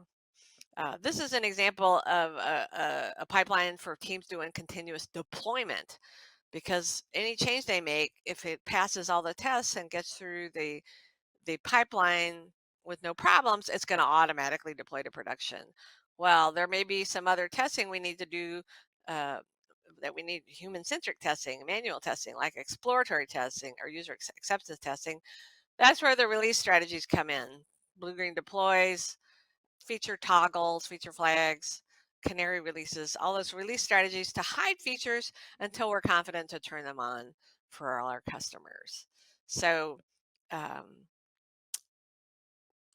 really highly recommend that you get as many people as you can together on your team and do this exercise to visualize your pipeline and spot places where maybe you can parallelize the tests or do something to get faster feedback. Automated test suites, that's a big problem for most teams. A lot of us have flaky tests. You know, do you have confidence in the automated tests that you have, whether it's a regression test, performance test, whatever it is? You know, my team had a ton of, thousands of automated tests, and yet we were having regression failures in production. And once we started looking hard at those tests, they didn't provide good test coverage. I actually saw UI level tests that had no asserts. That's not really very helpful. So we really have to think about what we have in place for automation. And one good way to do that is this test suite canvas. And this is from Ashley Hunsberger. And look at one of your automated test suites. Maybe you have an API test suite, and ask yourself these questions. Why, what's the purpose of the test? What dependencies do we have? What constraints do we have? Is it running in a pipeline? What data do we use? when the test fails, who responds to that failure and looks into the problem and makes sure it gets fixed? How maintainable are those tests? Are they giving us confidence? Are they effective? So some of my favorite test canvas questions: what information does this test suite provide? To whom and how? And you can ask these questions when you're thinking about what automated tests you need and don't have yet. Do you pair on test automation, or do you do code reviews? Because some automation code could be, really need the same attention as our production code does. And remember, these automated tests provide living documentation. So it's very important that they're understandable, maintainable, reliable. And, if you can't get the team to do these things together, do it yourself and then bring these questions to your team. All right. Okay. And I mentioned about my team having poor automated test coverage. So what we did was start thinking about what are the risks in the user interface of our application. So we got a cross section of the team together in a room: testers, developers, architects, product owner, customer support, and had one of the senior developers draw the architecture of the front end on a whiteboard. You could do this on a virtual whiteboard too. And we started marking the most high risk, what would have the highest impact if there were problems with it. And this took about an hour, but it was really valuable information. And then we started prioritizing, and now we could go back to our automated tests. And as we started working on new features, we could prioritize what tests to automate. And we also made decisions like, okay, we're going to use a different automation framework that we think will help us design better automated tests that provide more coverage. It just started us down a road of refactoring our existing tests and writing new tests in a really good way, especially at the UI level. And again, having this diversity of viewpoints, working on it together, really was key. For example, the customer support people really knew the pain points that customers were experiencing. So this is a great activity to do, and do it with a virtual whiteboard as well. Lots of ways to talk about risk storming, mind maps, just anything that helps you brainstorm. You need to get out of your normal mindset and think outside the box. And these visuals, these techniques help you. You also need to focus. You can't fix everything. So you have to identify just a few things that are the most important that you want to focus on to improve. So maybe you do a lot of risk analysis, but it's not like you're going to know everything. There's always going to be something happen that you didn't expect. So what does your team do about that? What if something happens to the database while your application is running, or you have an external service that you use and you're accessing it with an API and suddenly it's returning errors? That's not something that you can necessarily expect because you have dependencies. So what do you do about that? I mentioned observability. And this is a way that you get visibility into your production system. It's kind of, think about it as instrumentation on airplanes. You need to find out, you might be flying an airplane in the clouds. You still need to be able to see, so you need to have data that helps you understand it. So this was something that my team learned about just at the point, because it was a few years ago, just at the point where we were having all these problems trying to move to continuous delivery. And so we were already using some analytics tools, Mixpanel, we were using Splunk and New Relic, and we had started using Datadog. Observability was really new. We didn't have the observability tools yet, like Lighthouse and Honeycomb, that are available now, that are awesome. But it's just started making us think about data and really focusing on gathering the data that we needed so that we could understand when we had problems in production. It was just a big wake-up call for us. And so the idea is we do all the testing that we can do but our test environments don't necessarily look like production. We don't know everything customers will do. And we can monitor, but we can only monitor the things we expect to happen and set up an alert, put something on a dashboard. So all the rest has to be, we gather all the data we can in case we need it. So quality is a whole team responsibility.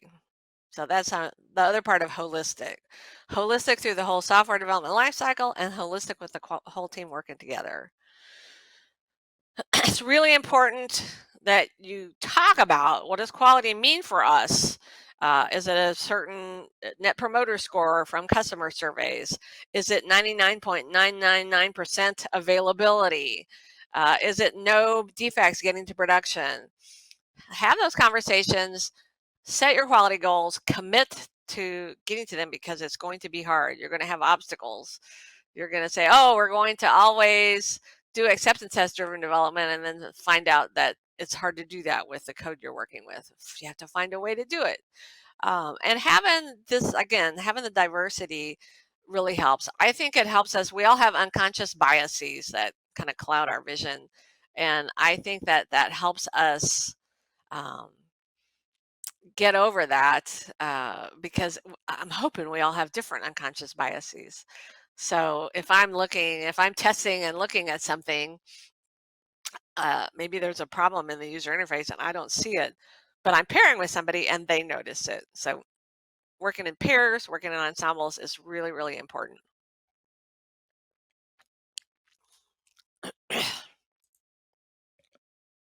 So back to my team, we're trying to get with continuous delivery. Sometimes the developers were developing new features that involved things that they had not faced before, and they were difficult problems to solve, like what algorithm do we need here, what heuristic do we need here.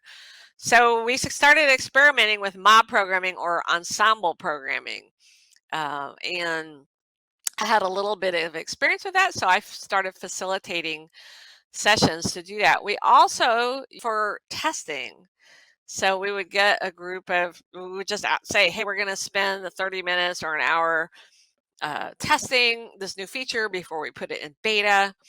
And we would write exploratory testing charters and have people pair up and work together. But we would all get together in a room or a virtual room so that we could say, hey, has anybody noticed this problem? Or, oh, Lisa, you move this while I do that, and see what happens. So we could collaborate on that. And it was so effective because we found so many issues really fast, or we didn't find issues and we got really confident. Now, sometimes we would just do ad hoc testing, like let's all just bang on it and try to pretend we're real users, or use personas. A lot of techniques that we use, but that was very effective. We also use this for acceptance testing at the story level. So when we had several stories for a feature ready to go, we'd spend 30 minutes, get the product owner, the developers, a tester, a customer support person, a designer in the room, do the acceptance testing together.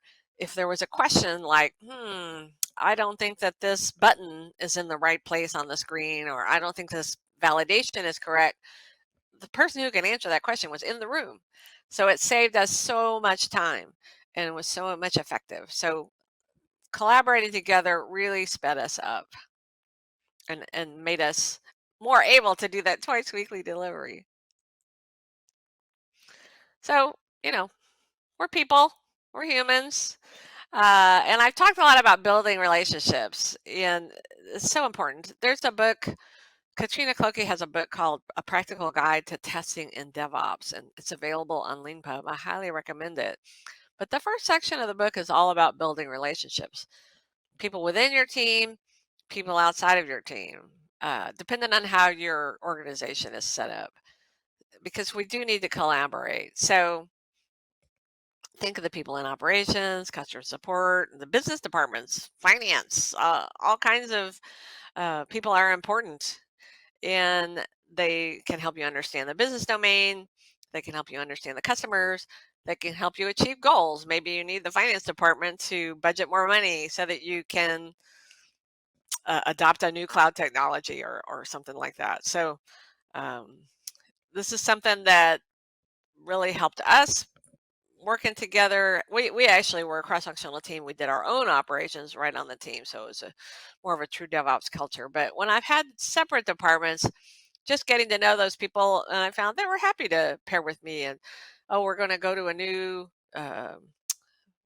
tool to do our deployment pipeline. We could work together and think about the risks of moving to that tool and how will we do testing to make sure it's okay, come up with a test strategy. So lots of collaboration potential there.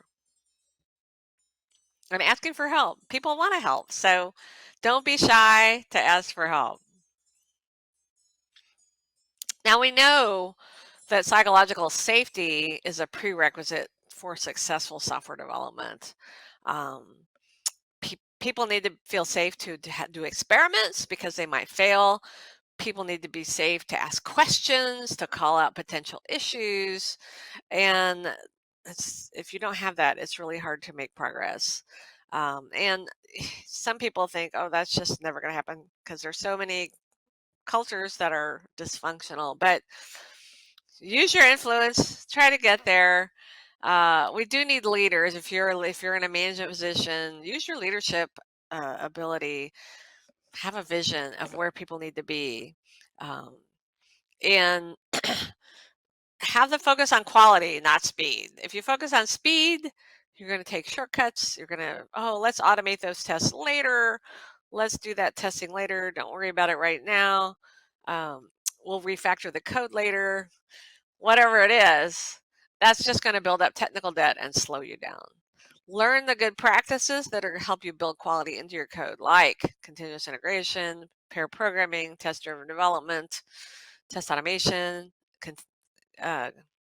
and learn those practices. It takes time. Invest the time to learn them, and then you're going to go faster. And again, this needs a vision from leadership that they understand. They need to make an investment in quality. It's really going to pay off, but you need to take a more long-term view. I really highly recommend this book, Continuous Delivery. There are a lot of other good books as well.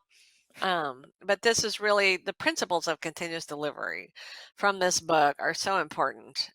And using these principles to guide your work, it's going to always lead you in a good direction. So whatever the problem is, you don't know how to solve it, go back to the principles and think about how to apply that. And this book came out in 2009 or 10. Our team was actually doing continuous delivery, but we didn't have a word for it yet. So when I read this book, it's basically a book about testing. It was really, really helpful, and I go back to it a lot. So very important, use frequent retrospectives. I say at least once a week.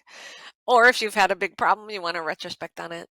Identify the biggest problem in your way, and then design those small experiments to make it less bad. Maybe we have a really long cycle time because the product owner keeps rejecting our stories. We think we understand what to build. We deliver to the product owner, and they say, the team I've been talking about in my stories here, we had a really high rejection rate and a really long cycle time or lead time to get those stories out to production.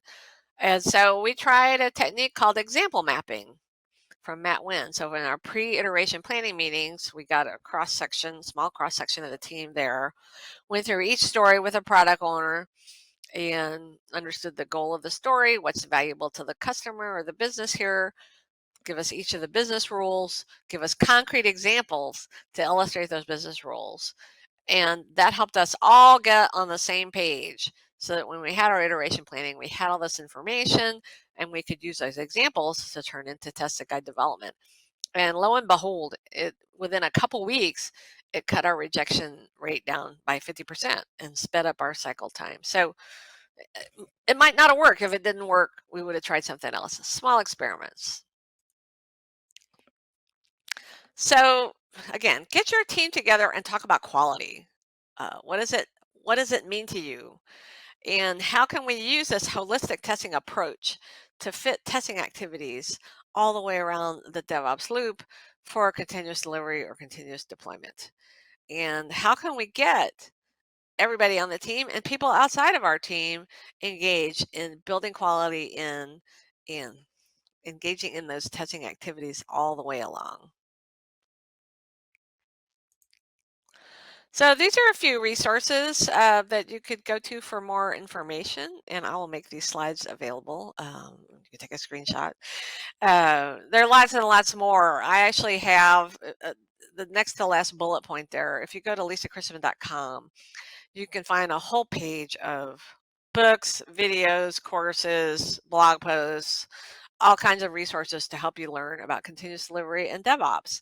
And observability and lots of other things. So I would highly recommend, if you want to continue your learning journey, there are a lot of great resources there. If you have some great resources to add, please send them to me and I'll add them to that page. That's my attempt to share the information. So thank you very much. I wish you good luck in working all together and collaborating to succeed with continuous delivery using this holistic testing approach.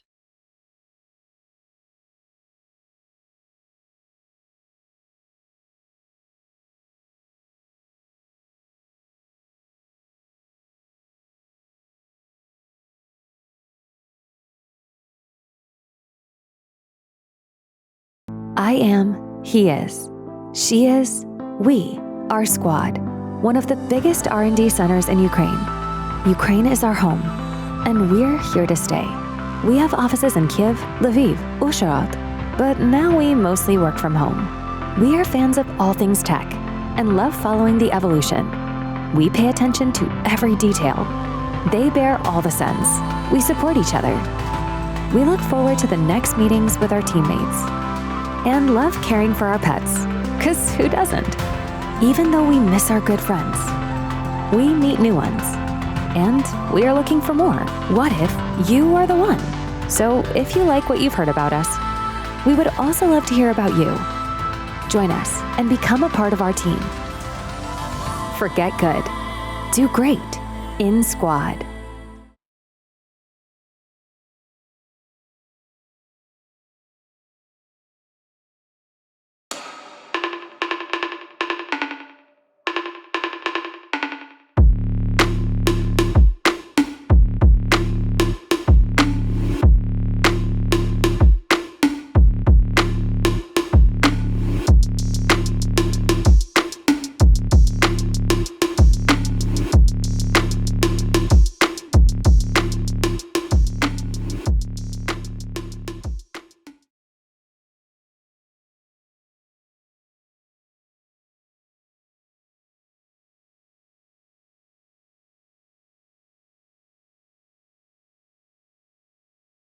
I am, he is. She is, we are Squad, one of the biggest R&D centers in Ukraine. Ukraine is our home, and we're here to stay. We have offices in Kyiv, Lviv, Uzhhorod, but now we mostly work from home. We are fans of all things tech and love following the evolution. We pay attention to every detail. They bear all the sins. We support each other. We look forward to the next meetings with our teammates and love caring for our pets, 'cause who doesn't? Even though we miss our good friends, we meet new ones, and we are looking for more. What if you are the one? So if you like what you've heard about us, we would also love to hear about you. Join us and become a part of our team. Forget good. Do great in Squad.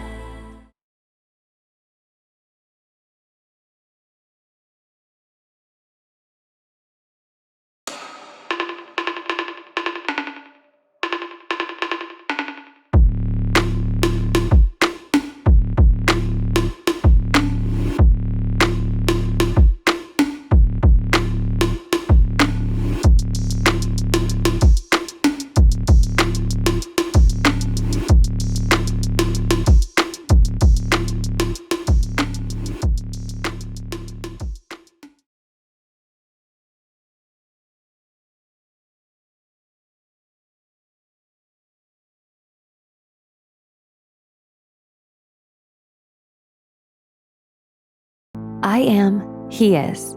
She is, we are Squad, one of the biggest R&D centers in Ukraine. Ukraine is our home, and we're here to stay. We have offices in Kiev, Lviv, Uzhhorod, but now we mostly work from home. We are fans of all things tech and love following the evolution. We pay attention to every detail. They bear all the sins. We support each other. We look forward to the next meetings with our teammates and love caring for our pets, because who doesn't? Even though we miss our good friends, we meet new ones, and we are looking for more. What if you are the one? So if you like what you've heard about us, we would also love to hear about you. Join us and become a part of our team. Forget good. Do great in Squad.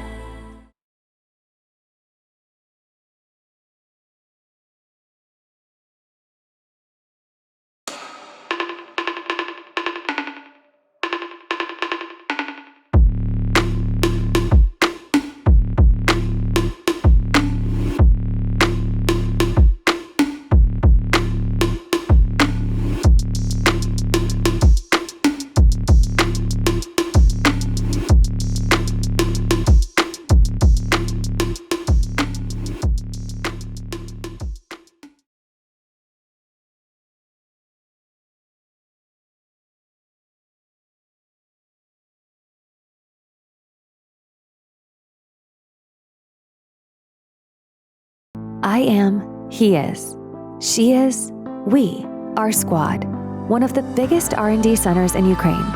Ukraine is our home, and we're here to stay.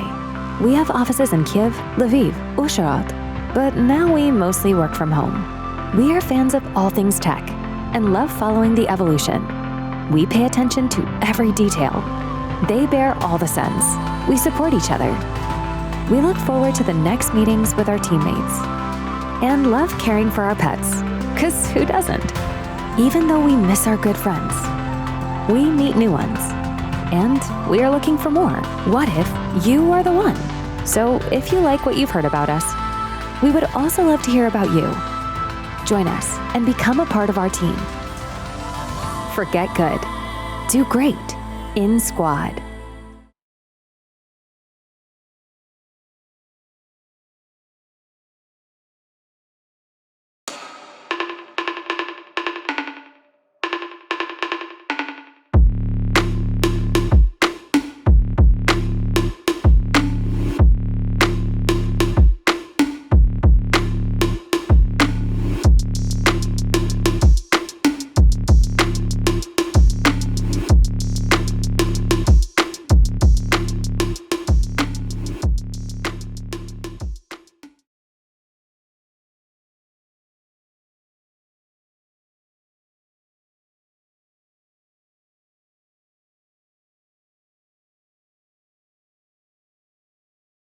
I am, he is, she is, we are Squad, one of the biggest R&D centers in Ukraine. Ukraine is our home, and we're here to stay. We have offices in Kiev, Lviv, Uzhhorod, but now we mostly work from home. We are fans of all things tech and love following the evolution. We pay attention to every detail. They bear all the sins. We support each other. We look forward to the next meetings with our teammates and love caring for our pets, because who doesn't? Even though we miss our good friends, we meet new ones, and we are looking for more. What if you are the one? So if you like what you've heard about us, we would also love to hear about you. Join us and become a part of our team. Forget good. Do great in Squad.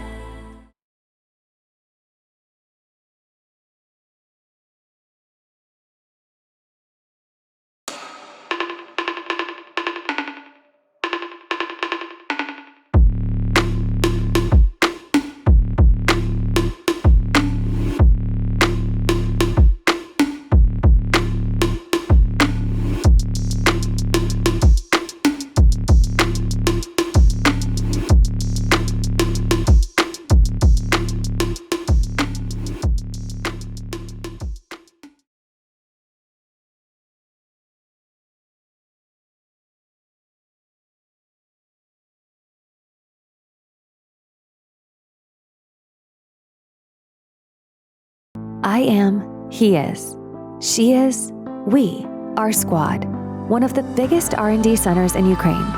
Ukraine is our home, and we're here to stay. We have offices in Kyiv, Lviv, Uzhhorod, but now we mostly work from home. We are fans of all things tech and love following the evolution. We pay attention to every detail. They bear all the sins. We support each other.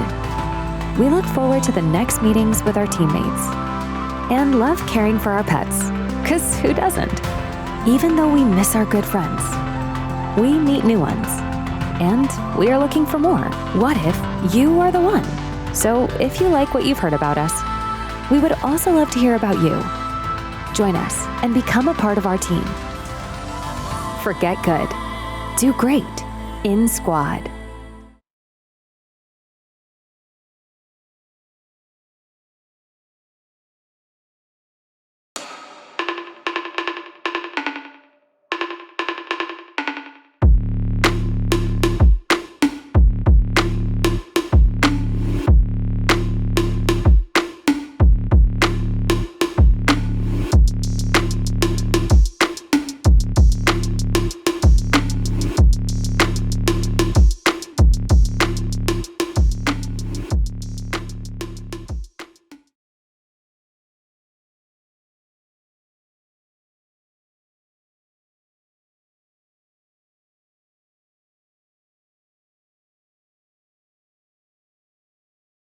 I am, he is, she is, we, our squad, one of the biggest R&D centers in Ukraine. Ukraine is our home, and we're here to stay. We have offices in Kyiv, Lviv, Uzhhorod, but now we mostly work from home. We are fans of all things tech and love following the evolution. We pay attention to every detail. They bear all the sins. We support each other. We look forward to the next meetings with our teammates and love caring for our pets, because who doesn't? Even though we miss our good friends, we meet new ones, and we are looking for more. What if you are the one? So if you like what you've heard about us, we would also love to hear about you. Join us and become a part of our team. Forget good. Do great in Squad.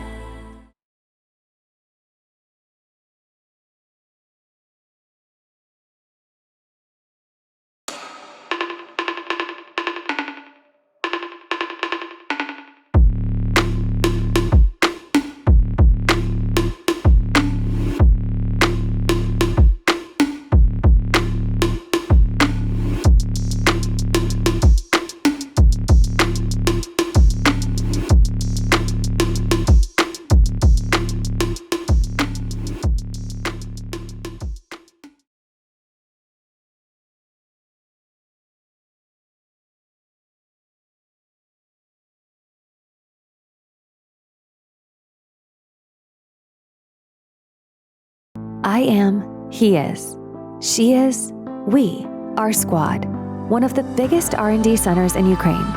Ukraine is our home, and we're here to stay. We have offices in Kyiv, Lviv, Uzhhorod, but now we mostly work from home. We are fans of all things tech and love following the evolution. We pay attention to every detail. They bear all the sins. We support each other. We look forward to the next meetings with our teammates and love caring for our pets, because who doesn't? Even though we miss our good friends, we meet new ones, and we are looking for more. What if you are the one? So if you like what you've heard about us, we would also love to hear about you. Join us and become a part of our team. Forget good. Do great in Squad.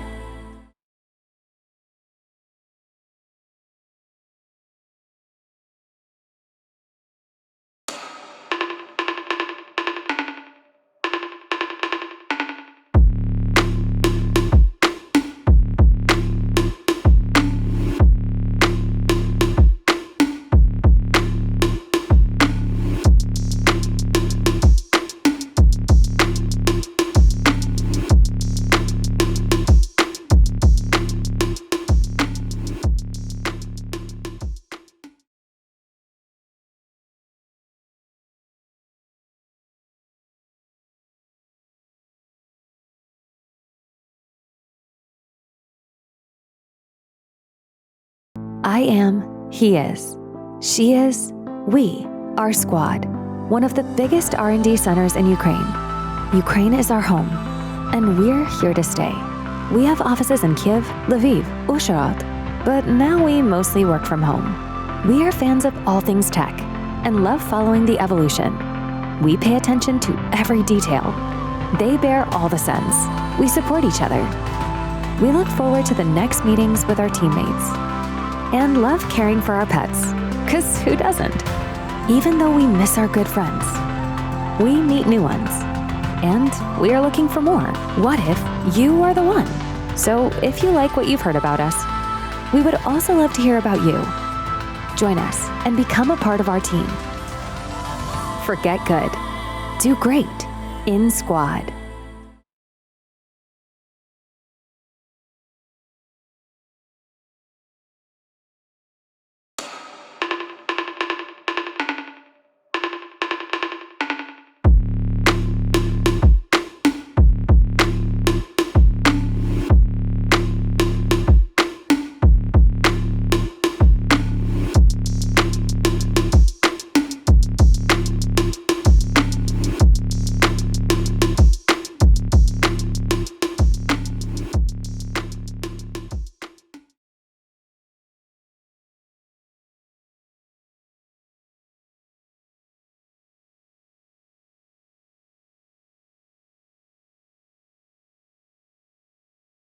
I am, he is. She is, we, our squad, one of the biggest R&D centers in Ukraine. Ukraine is our home, and we're here to stay. We have offices in Kyiv, Lviv, Uzhhorod, but now we mostly work from home. We are fans of all things tech and love following the evolution. We pay attention to every detail. They bear all the sins. We support each other. We look forward to the next meetings with our teammates and love caring for our pets, because who doesn't? Even though we miss our good friends, we meet new ones, and we are looking for more. What if you are the one? So if you like what you've heard about us, we would also love to hear about you. Join us and become a part of our team. Forget good. Do great in Squad.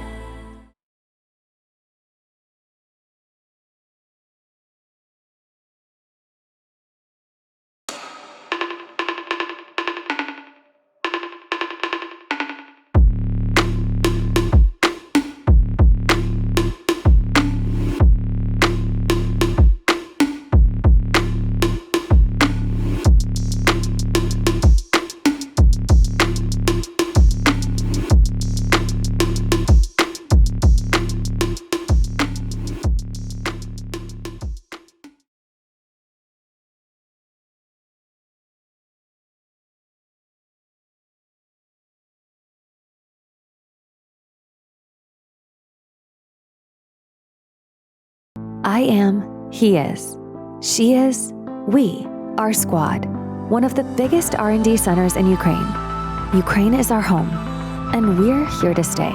We have offices in Kyiv, Lviv, Uzhhorod, but now we mostly work from home. We are fans of all things tech and love following the evolution. We pay attention to every detail.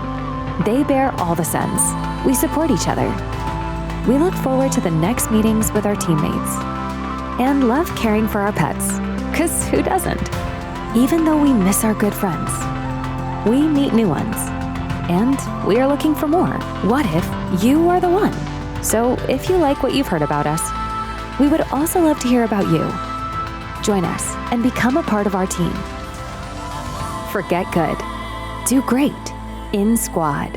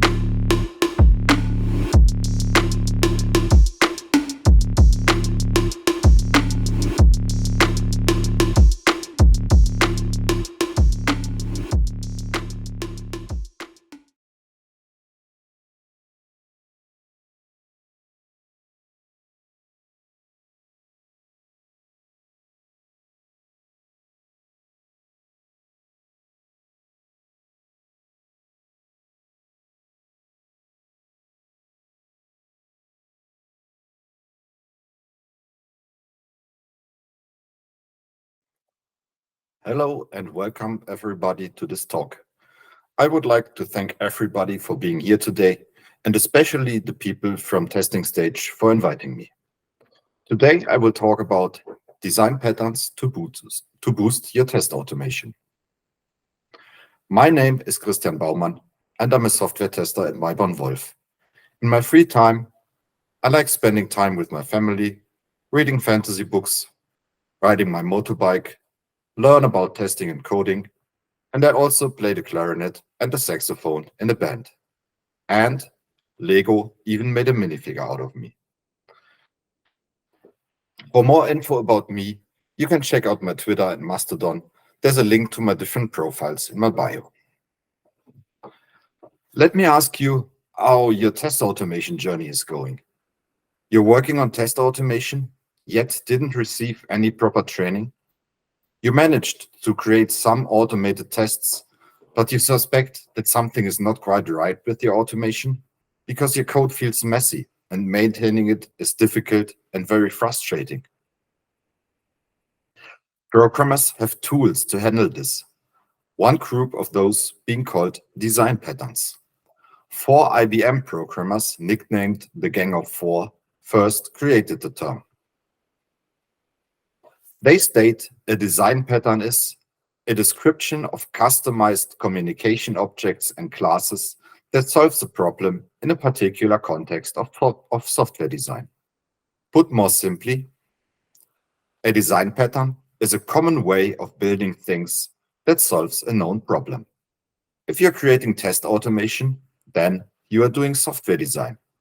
Yet, a lot of test automation engineers are not aware of many or any design patterns that could ease their work. This is a pity, because using design patterns has quite some advantages. After we clarified what this talk is about, let's go over what else we will talk about. Some history and theory of design patterns, some example design patterns, and how to use them in the context of test automation. How to get started with design patterns, and finally, drawbacks and limitations of design patterns. Let's start. So, how did this whole design pattern thing start? It was these 4 gentlemen, Eric Gummer, Rickard Helm, Ralph Johnson, and John Flicidis, who, while reviewing code systems they were working on, began noticing patterns and problems and the solutions to them. Since these solutions to common repeating problems were being repeated over and over in various projects, they began putting a name to them to describe the solutions in detail. Over time, and after much trial and error, they came up with 23 patterns and described them in their book. This book was first published in 1994 and is still considered one of the most popular books to learn design patterns today. The authors initiated the concept of design patterns in software development. As mentioned before, these authors are collectively known as Gang of Four. According to that book, there are 3 types of design patterns: creational, behavioral, and structural. Creational design patterns provide ways to create objects while hiding the creation logic, instead of instantiating objects directly using the new operator. This gives the program more flexibility in deciding which objects need to be created for a given use case. Behavioral design patterns deal with class and object composition. The concept of inheritance is used to compose interfaces and define ways to compose objects to obtain new functionality. Structural design patterns are specifically concerned with the communication between objects. Design patterns usually consist of 4 elements: the name, the problem description, a solution, and the consequences of using the pattern. The name of the pattern is a 1- or 2-word description that pattern-literate programmers who are familiar with patterns can use to communicate with each other.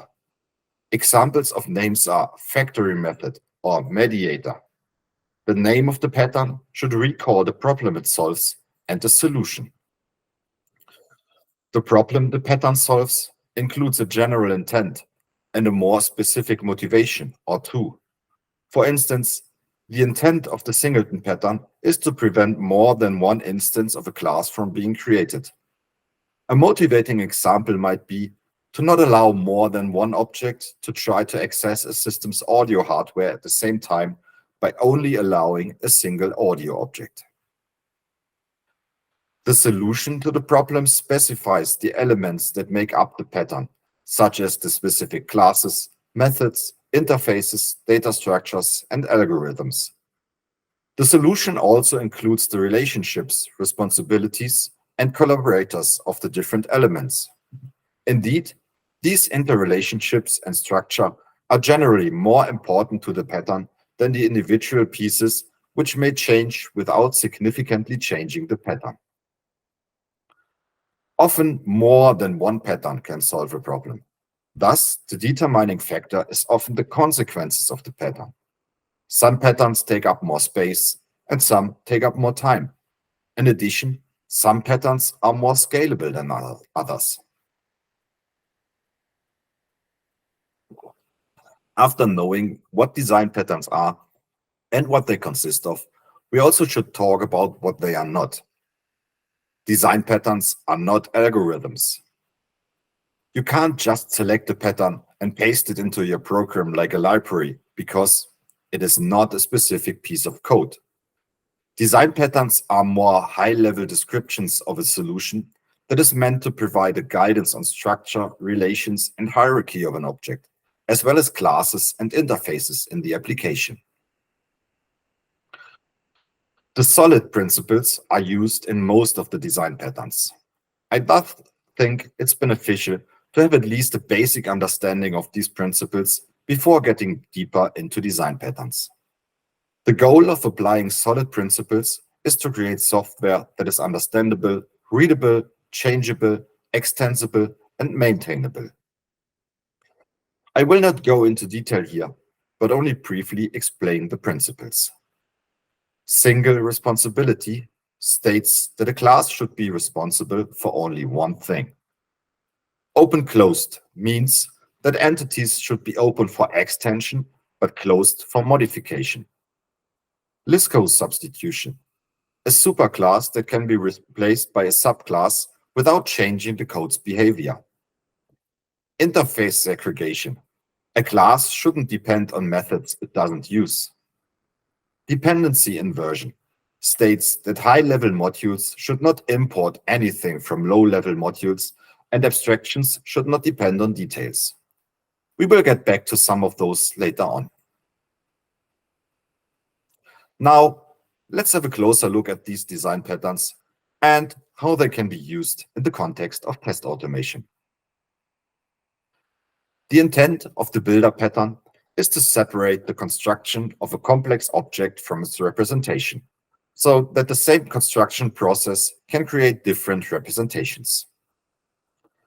The builder pattern can be used when the algorithm for creating a complex object should be independent of the parts that make up the object and how they are assembled. The construction process must allow different representations for the object that's constructed. The problem we're often facing in our tests is that the tests are bound to a constructor. The builder pattern can resolve that dependency. Let's implement it step by step. In a production environment, you want encapsulation, constraints, and other limitations. Under test, however, you want to expose units so that you can test them in isolation. Let's take a look at a small example where these goals are conflicting.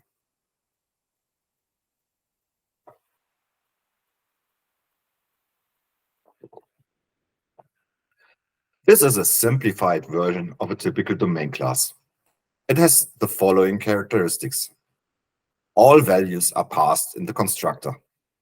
All properties are read-only, at least from outside of this class. The methods getFullName and getAge provide access to calculated values.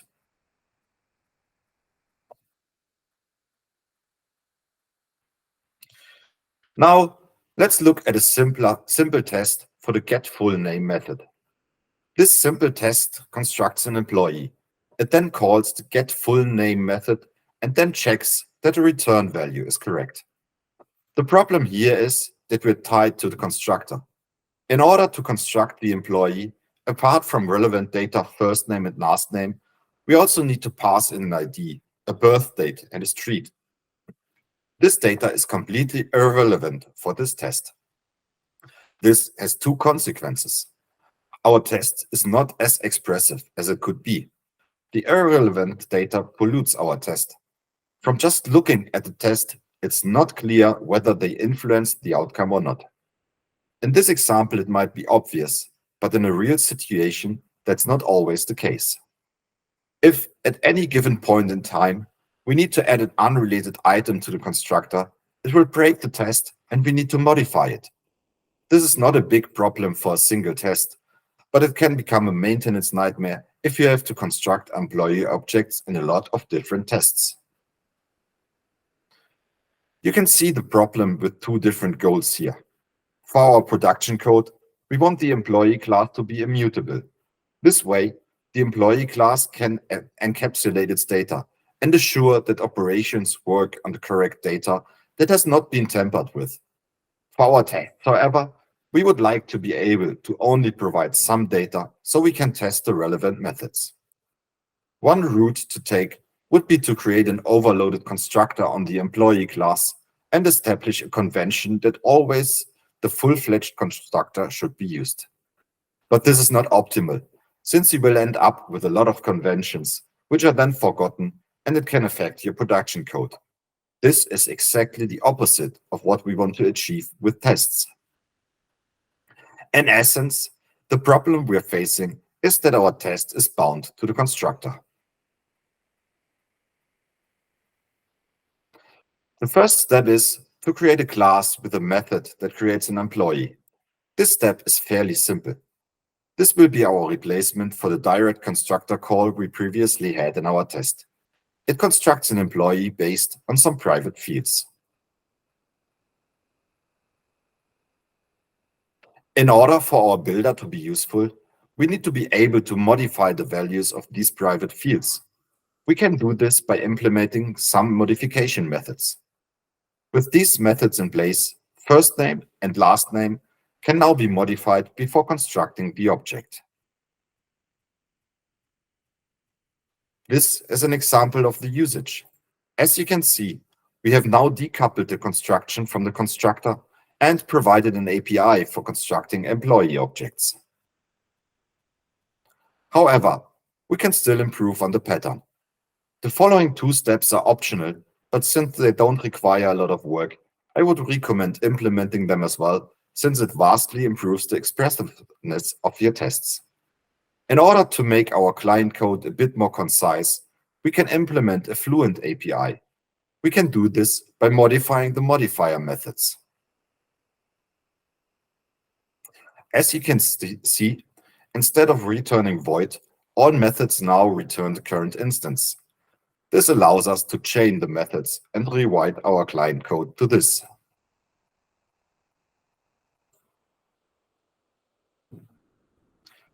Applying the builder pattern has some advantages. Hide the details that are irrelevant to the test so that only relevant data for that particular test is present. Expressiveness. By explicitly passing just the necessary data, we improve the value of our unit tests as a form of documentation. Just by looking at the test, you can determine what the method does. Flexibility. By decoupling the test from the constructor, we made sure that future changes won't break our existing tests. This is important for maintenance reasons, e.g., you don't want to go in and change a lot of tests because of some code changes. Reliability. Because our test is flexible toward changes, you won't have to modify it often. In general, an automated test gets more reliable when it matures. To imagine this, you can compare the effect of a failing automated test that you just wrote over one that has been written a month ago. A recently written test that fails can have a lot of reasons, e.g., an error in the test, some code that is not written yet, etc. On the other hand, a test that has been working for months but suddenly fails is more concerning and will most definitely indicate a problem with new code. Let's discuss the next pattern, the decorator pattern. The intent of the decorator pattern is to attach additional responsibilities to an object dynamically. Decorators provide a flexible alternative to subclassing for extending functionality. Let's have a look at an example. In this example, I will illustrate the use of decorators using a coffee making scenario. For simplicity reasons, the scenario only includes cost and ingredients. The coffee interface defines the functionality of coffee implemented by the decorator. It has two methods to be implemented: get cost, which returns the cost of the coffee, and get ingredients, which returns the ingredients of the coffee.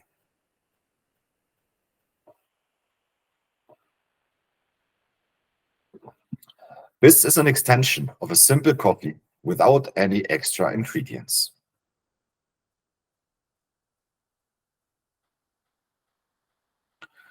This is an abstract decorator class that implements the coffee interface.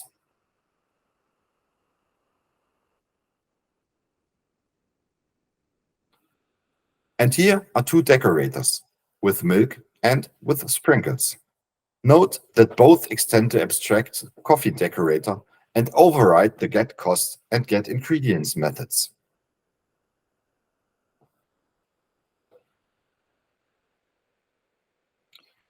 And finally, here's a test program that creates different coffee instances with different levels of decorations. Simple coffee, so not decorated at all. Coffee with milk, coffee with sprinkles, and last but not least, coffee with milk and sprinkles. A more realistic scenario to use the decorator example in the context of test automation is when, e.g., a web application is changing a lot and A/B tests have to be performed on component level. Using the decorator pattern, you don't need to write a new class for each characteristic, but you only have to implement the differences as a decorator. You can find more information about this specific example in Benjamin Bischoff's great article, Common UI Automation Patterns and Methodologies, on the Ministry of Testing website. A link to that article can be found in the resource section of the slides. So in summary, we can say, use the decorator pattern to add responsibilities to individual objects dynamically and transparently, that is, without affecting other objects. For responsibilities that can be withdrawn, when extension by subclassing is impractical. Sometimes a large number of independent extensions are possible and would produce an explosion of subclasses to support every combination. Or a class definition may be hidden or otherwise unavailable for subclassing. The strategy pattern's intent is to define a family of algorithms, encapsulate each one, and make them interchangeable. This means, instead of implementing a single algorithm directly, code receives runtime instructions as to which in a family of algorithms to use. Strategy lets the algorithm vary independently from clients that use it, deferring the decision about which algorithm to use until runtime allows the calling code to be more flexible and reusable. One example could be a user registration you perform in your tests.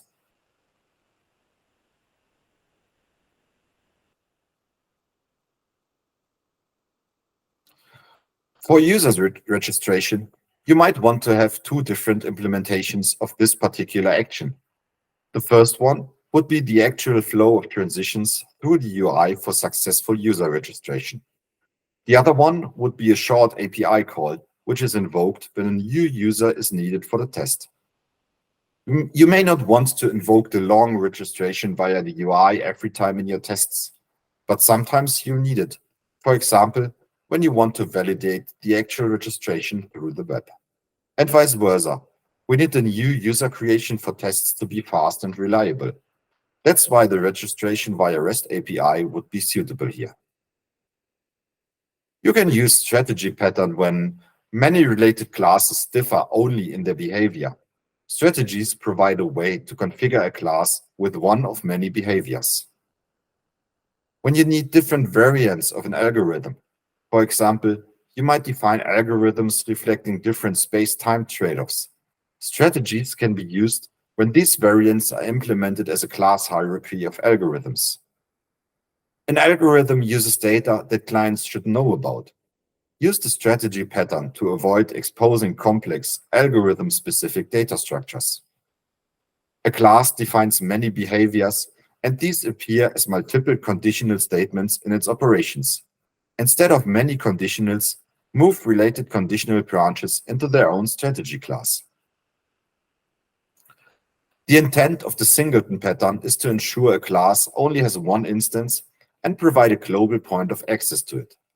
For example, you have multiple config files holding the values of e.g. credentials, URLs, and so on of the different environments you're working in. You only want one instance of this configuration in your test framework. Let me quote the Design Patterns book on this. How do we ensure that a class has only one instance and that the instance is easily accessible? A global variable makes an object accessible, but it doesn't keep you from instantiating multiple objects. A better solution is to make the class itself responsible for keeping track of its sole instance.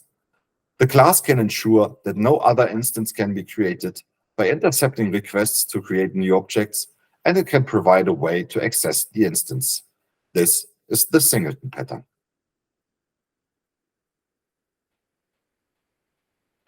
To create a singleton class, the constructor needs to be private. There needs to be a static reference of the class to make it available globally. And a static method needs to be in place, which returns an object of the class and also checks whether the class is already initiated. In this example, we have two objects which are instantiating the singleton WebDriver class twice, but it will be instantiated only once. Both WebDriver and another WebDriver are referencing the same object. This ensures that only a single WebDriver is used in all of our tests. Benefits of the singleton pattern are, for example, then the singleton class controls how and when clients can use its instance. Also, by prohibiting new instances of the class, it's using less memory. But be careful. A lot of people consider the singleton pattern to be an anti-pattern. Here are some reasons for that. Singletons violate the single responsibility principle. A class should only be responsible for one clearly defined task. On the other hand, a singleton has at least two tasks. In addition to the actual task, it must also ensure that there is no other of its kind. It introduces unnecessary restrictions. If in a later program version more than one instance is needed, the singleton must be removed. It's tightly coupled. A singleton is easy to implement only in sequential programs. In concurrent programs, it's a challenge. There's quite some controversy about this among programmers, and I wanted to make you aware of the potential problems with the singleton pattern. As per my perception, this isn't pointed out enough by the patterns being discussed in the context of test automation.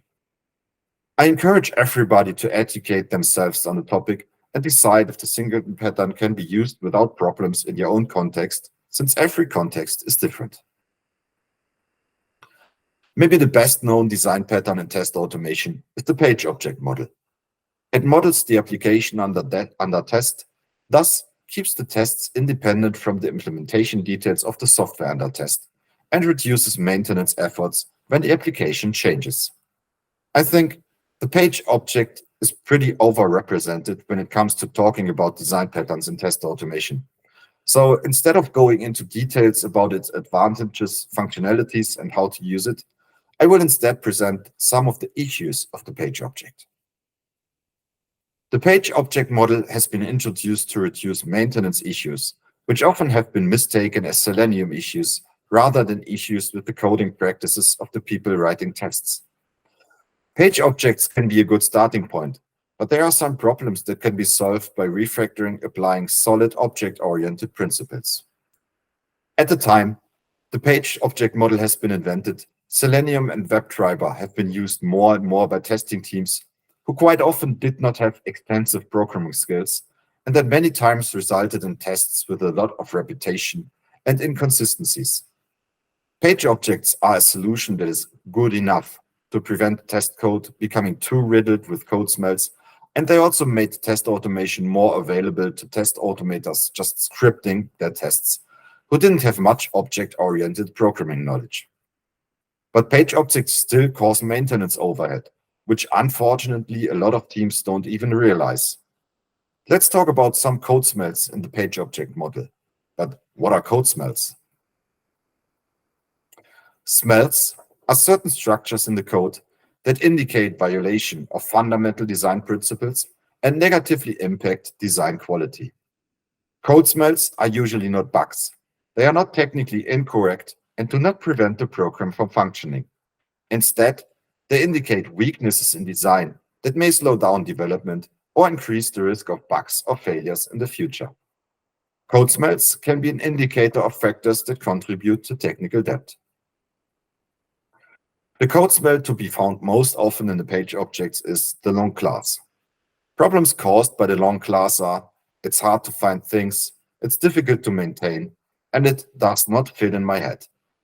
Besides that, large classes are indicators that other programming principles are not followed as well.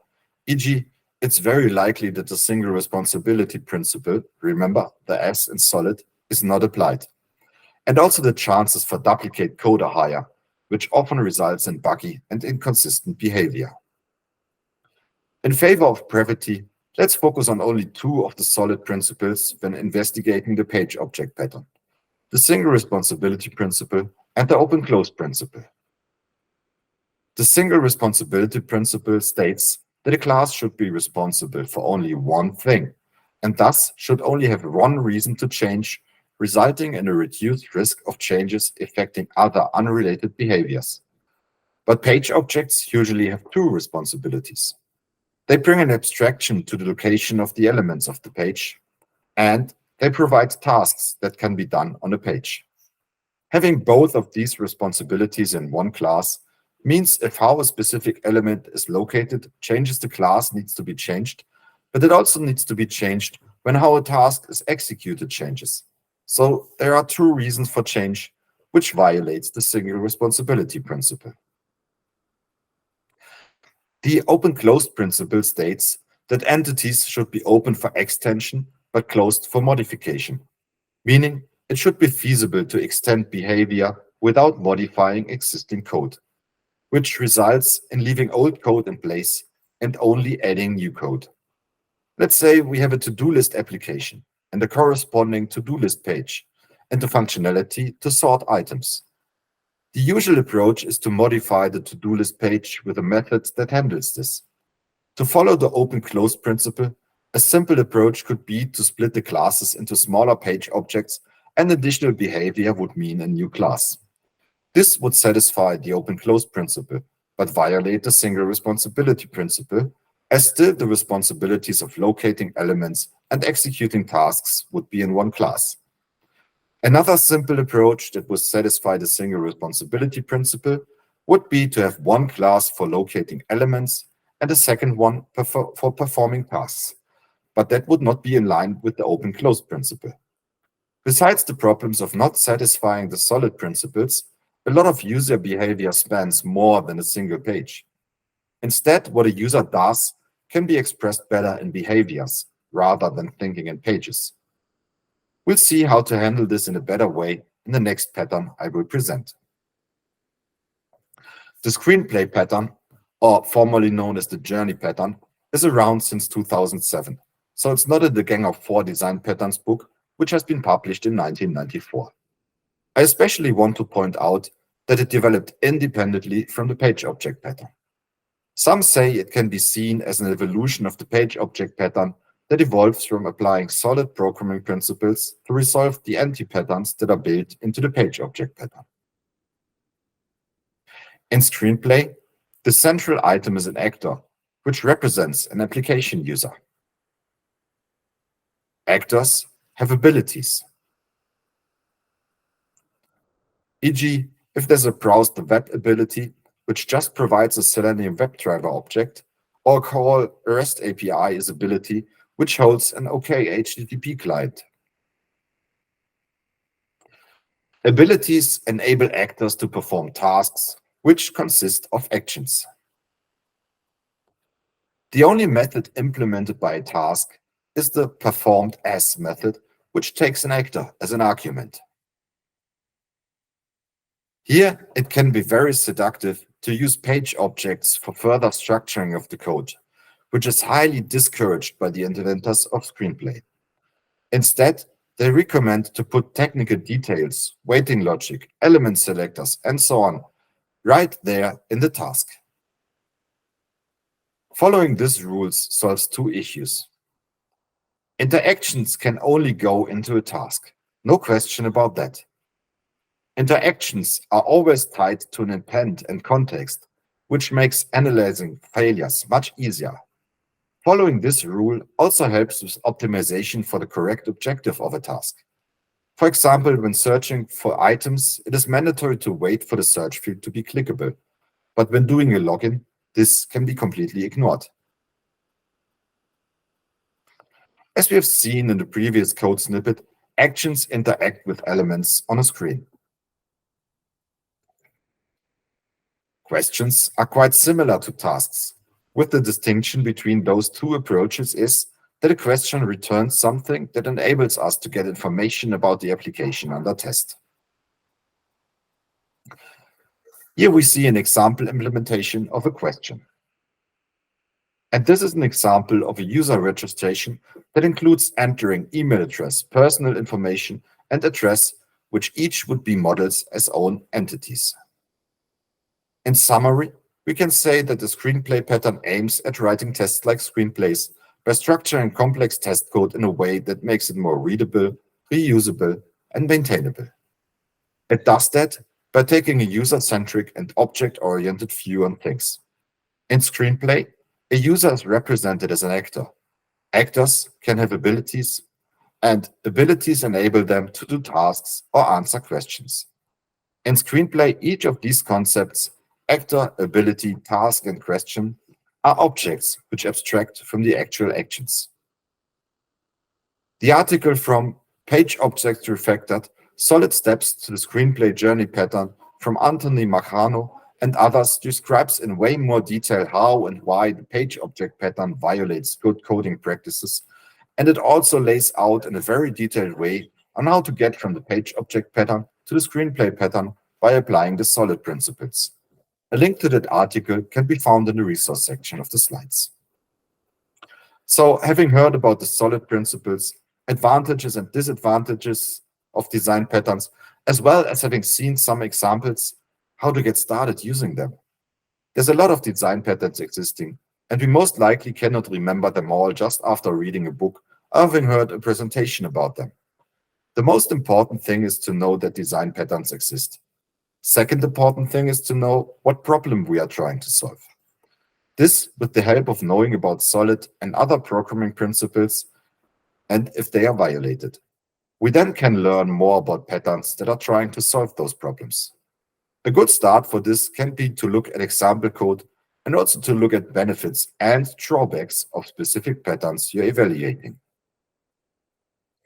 With so many design patterns existing, it can be difficult to find that one that addresses your specific problem best, especially if you are new to the concept of design patterns. I will thus propose a few different approaches on how to find the right design pattern that's right for your problem. No need to apply all of those. They can be used independently or in combination. Examine how design problems are solved by design patterns. This means analyze the patterns for your appropriate objects, object granularity, and interfaces in which they could solve your problem. The Design Patterns book has its own more than 20 pages long chapter, How Design Patterns Solve Design Problems, on this. Go through the intents of each pattern. This in order to find one or more that might be relevant for solving your problem. Using a classification scheme, like the one shown from the Gang of Four book, can be used to narrow the search. The graphic shows interrelations between some design patterns. To study these relationships can be helpful to find the right pattern or the right group of patterns. Study patterns of similar purpose. Analyze them per group, creational, structural, behavioral, and look at differences, similarities, and contrasts in order to decide which one fits your problem. Research the cause of your wanted redesign. Some potential causes are listed on the slides. There's more with detailed explanations in the Gang of Four book. Check those and their descriptions to find the pattern that helps you to avoid the cause of a redesign. Consider what should be changeable in your design. This is the opposite approach to examining the cause of redesign.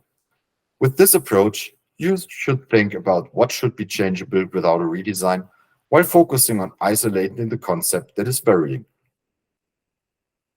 When you've decided for a design pattern, how to use it, I will present one of many potential step-by-step approaches on how to apply design pattern effectively. Read the pattern to get an overview, especially consider if it's applicable and what consequences it has, to be sure it is right for your problem. Again, analyze structure and participants, and be sure to understand classes and objects and how they relate to each other. Study some sample code to have seen a concrete example in code. This helps you to learn about how to implement the pattern. Choose meaningful names for the participants of the pattern in the context of the application. To get back to our strategy pattern example, name the different strategies accordingly. We named them API user registration and web user registration because it helps to make implementation of the pattern more meaningful. Define the classes, declare their interfaces, establish their inheritance relationships, and define the instance variables that represent data and object references. Identify existing classes in your application that the pattern will affect and modify them accordingly. Operations in the pattern should be named application-specific. Again, usually the names depend on the application. Responsibilities and collaborations associated with each operations can be used for guidance. It's also important to be consistent with the names. Implement the operations to carry out the responsibilities and collaborations in the pattern. Here's some example code can be really helpful. This is just one approach that can help you get started. With practice and over time, you will build your own approach of how to use and apply design patterns. Of course, we also need to talk about how not to use design patterns. They should not be used aimlessly. Very often, the advantages like flexibility and variability cause additional levels of indirection to be introduced, which can cost performance and/or complicate the design. Only when the provided flexibility of a design pattern is really needed, the pattern should be used. Checking out the consequences upfront can be very helpful to figure out the pattern's advantages and liabilities. Using design patterns can also have negative implications, which need to be taken care of, or at least to be considered. Patterns do not lead to direct code reuse. Patterns can be deceptively simple. Teams may suffer from patterns overload. Integrating patterns into a software development process is a human-intensive activity. This was my talk. Many thanks for your attention. I will share the slides on LinkedIn, Mastodon, and Twitter. At the very end, there's a resource section with links to articles and talks for your further learnings. I hope you find some useful bits for your work. See you next time. Bye-bye.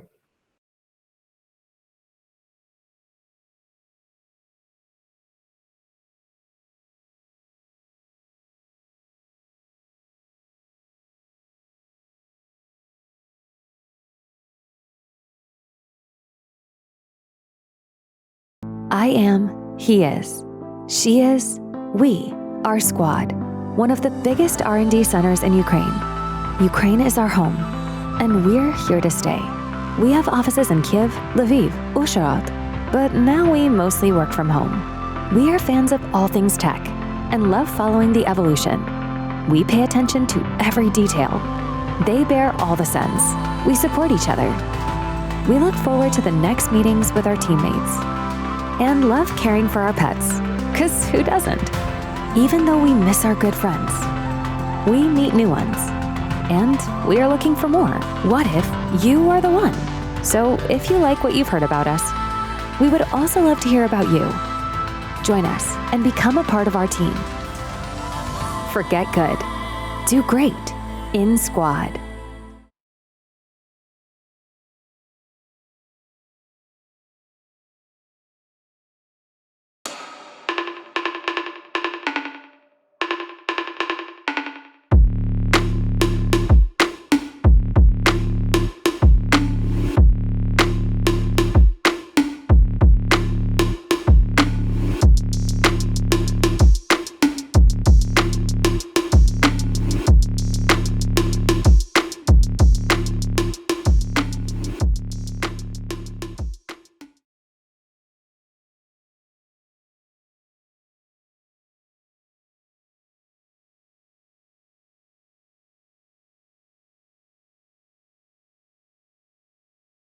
I am, he is, she is, we are Squad, one of the biggest R&D centers in Ukraine. Ukraine is our home, and we're here to stay. We have offices in Kyiv, Lviv, Uzhhorod, but now we mostly work from home. We are fans of all things tech and love following the evolution. We pay attention to every detail. They bear all the sins. We support each other. We look forward to the next meetings with our teammates and love caring for our pets, because who doesn't? Even though we miss our good friends, we meet new ones, and we are looking for more. What if you are the one?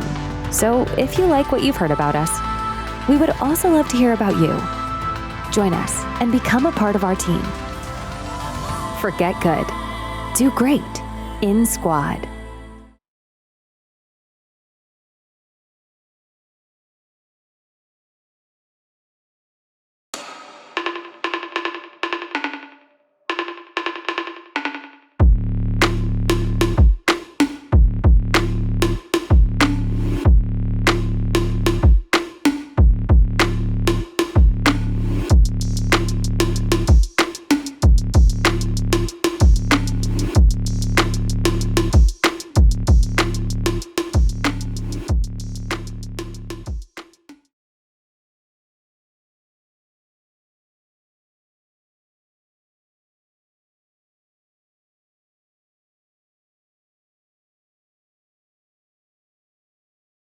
I am, he is, she is, we are Squad, one of the biggest R&D centers in Ukraine. Ukraine is our home, and we're here to stay. We have offices in Kyiv, Lviv, Uzhhorod, but now we mostly work from home. We are fans of all things tech and love following the evolution. We pay attention to every detail. They bear all the sins. We support each other. We look forward to the next meetings with our teammates and love caring for our pets, because who doesn't? Even though we miss our good friends, we meet new ones, and we are looking for more. What if you are the one? So if you like what you've heard about us, we would also love to hear about you. Join us and become a part of our team. Forget good. Do great in Squad.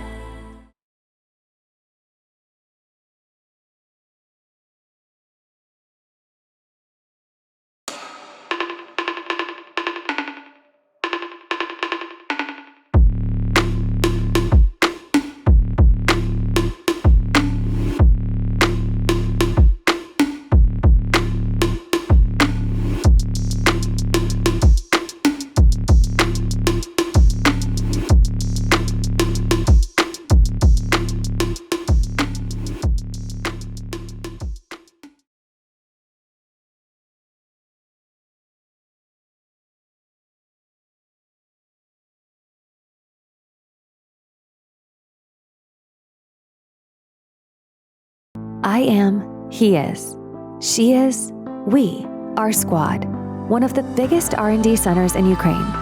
Ukraine is our home, and we're here to stay. We have offices in Kyiv, Lviv, Uzhhorod, but now we mostly work from home. We are fans of all things tech and love following the evolution. We pay attention to every detail. They bear all the sins. We support each other.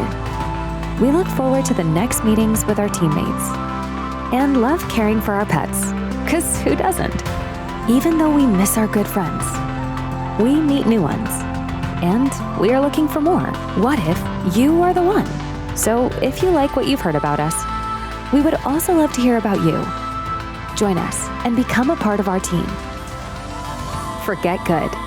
Do great in Squad.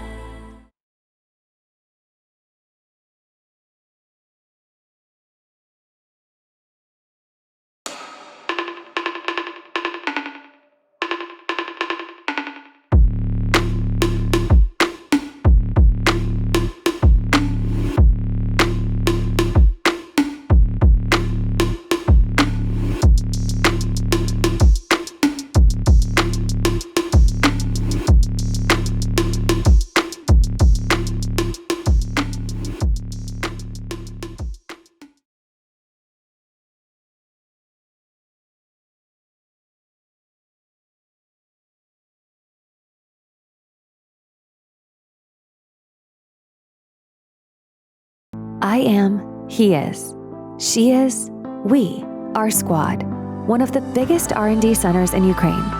Ukraine is our home, and we're here to stay.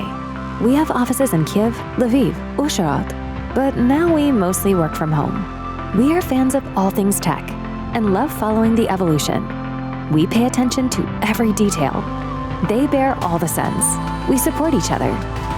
We look forward to the next meetings with our teammates and love caring for our pets, because who doesn't? Even though we miss our good friends, we meet new ones, and we are looking for more. What if you are the one? So if you like what you've heard about us, we would also love to hear about you. Join us and become a part of our team. Forget good. Do great in Squad.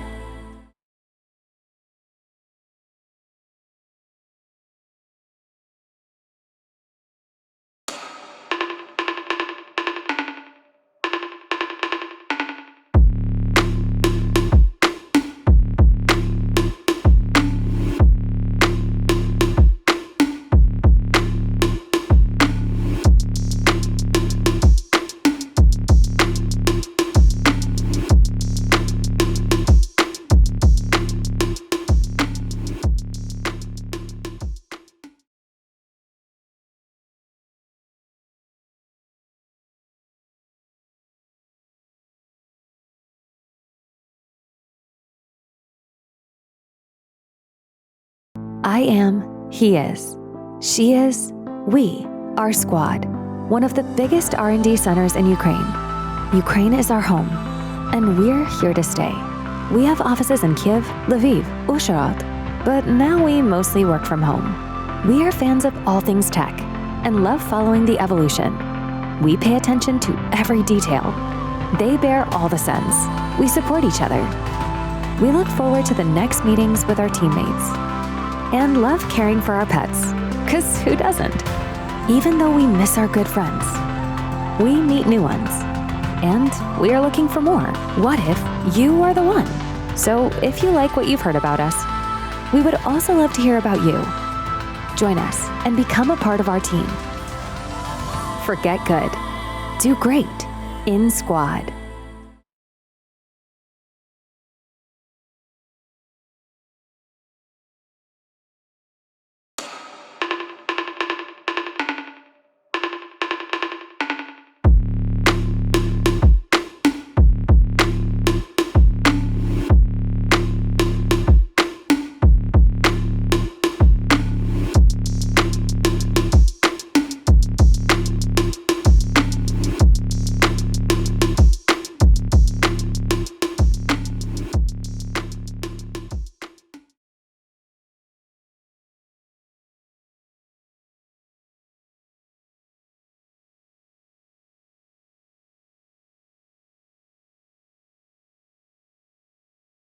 I am, he is, she is, we are Squad, one of the biggest R&D centers in Ukraine. Ukraine is our home, and we're here to stay. We have offices in Kiev, Lviv, Uzhhorod, but now we mostly work from home. We are fans of all things tech and love following the evolution. We pay attention to every detail. They bear all the sins. We support each other. We look forward to the next meetings with our teammates and love caring for our pets, because who doesn't? Even though we miss our good friends, we meet new ones, and we are looking for more. What if you are the one? So if you like what you've heard about us, we would also love to hear about you. Join us and become a part of our team. Forget good. Do great in Squad.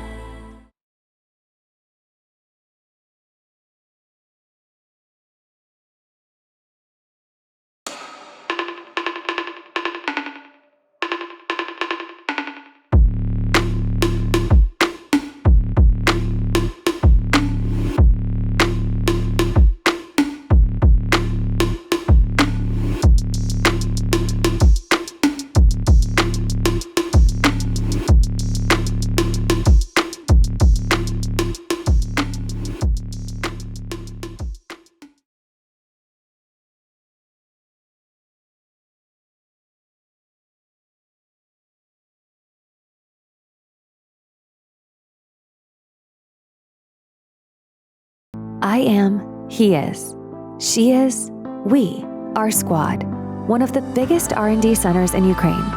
Ukraine is our home, and we're here to stay. We have offices in Kiev, Lviv, Uzhhorod, but now we mostly work from home.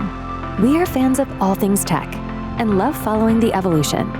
We pay attention to every detail. They bear all the sins. We support each other. We look forward to the next meetings with our teammates and love caring for our pets, because who doesn't? Even though we miss our good friends, we meet new ones, and we are looking for more. What if you are the one? So if you like what you've heard about us, we would also love to hear about you. Join us and become a part of our team.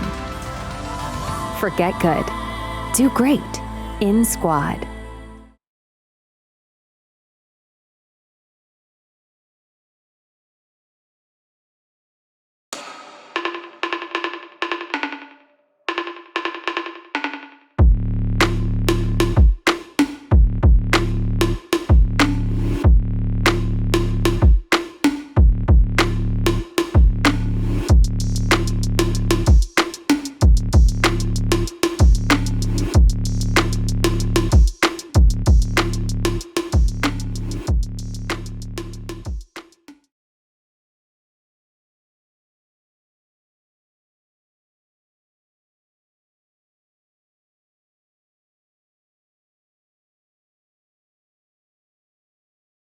I am, he is, she is, we are Squad, one of the biggest R&D centers in Ukraine. Ukraine is our home, and we're here to stay.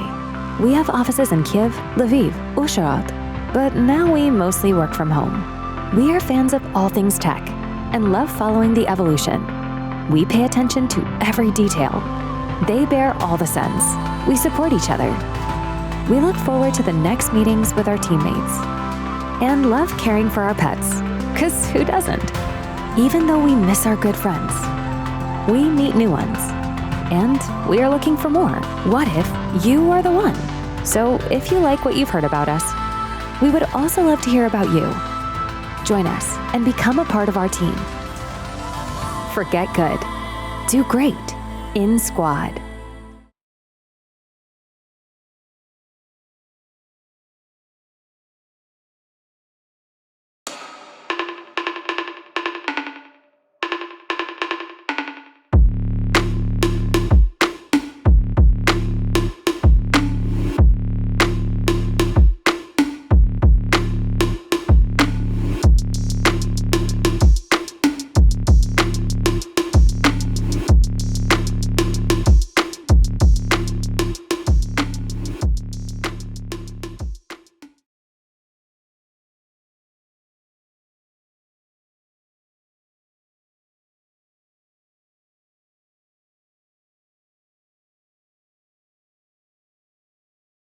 I am, he is, she is, we are Squad, one of the biggest R&D centers in Ukraine. Ukraine is our home, and we're here to stay.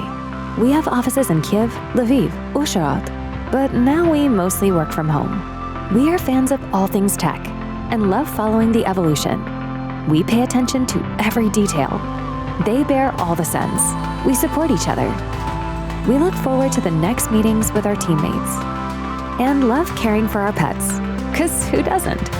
Even though we miss our good friends, we meet new ones, and we are looking for more. What if you are the one? So if you like what you've heard about us, we would also love to hear about you. Join us and become a part of our team. Forget good. Do great in Squad.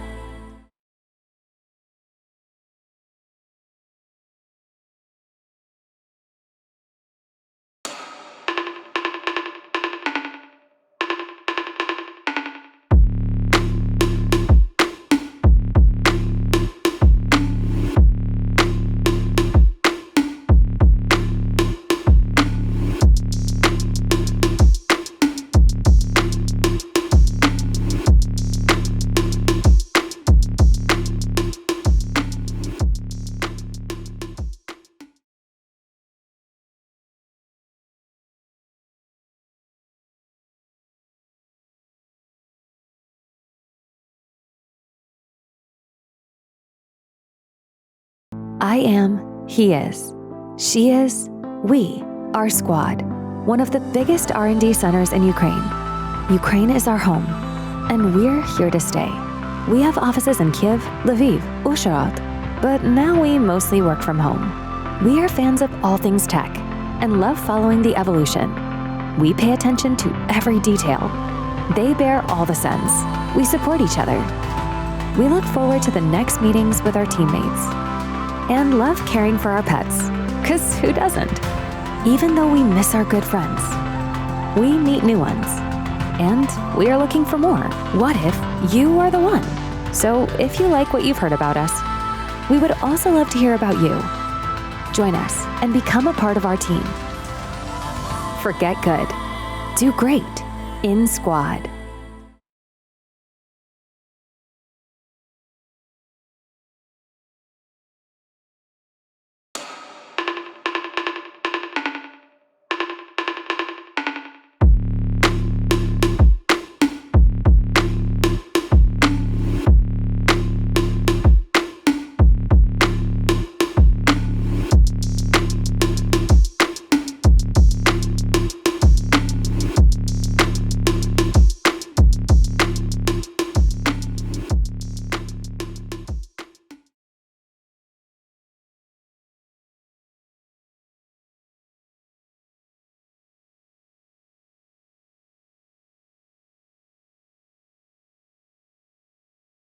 I am, he is, she is, we are Squad, one of the biggest R&D centers in Ukraine. Ukraine is our home, and we're here to stay. We have offices in Kyiv, Lviv, Uzhhorod, but now we mostly work from home. We are fans of all things tech and love following the evolution. We pay attention to every detail. They bear all the sense. We support each other. We look forward to the next meetings with our teammates and love caring for our pets, 'cause who doesn't? Even though we miss our good friends, we meet new ones, and we are looking for more. What if you are the one? So if you like what you've heard about us, we would also love to hear about you. Join us and become a part of our team. Forget good. Do great in Squad.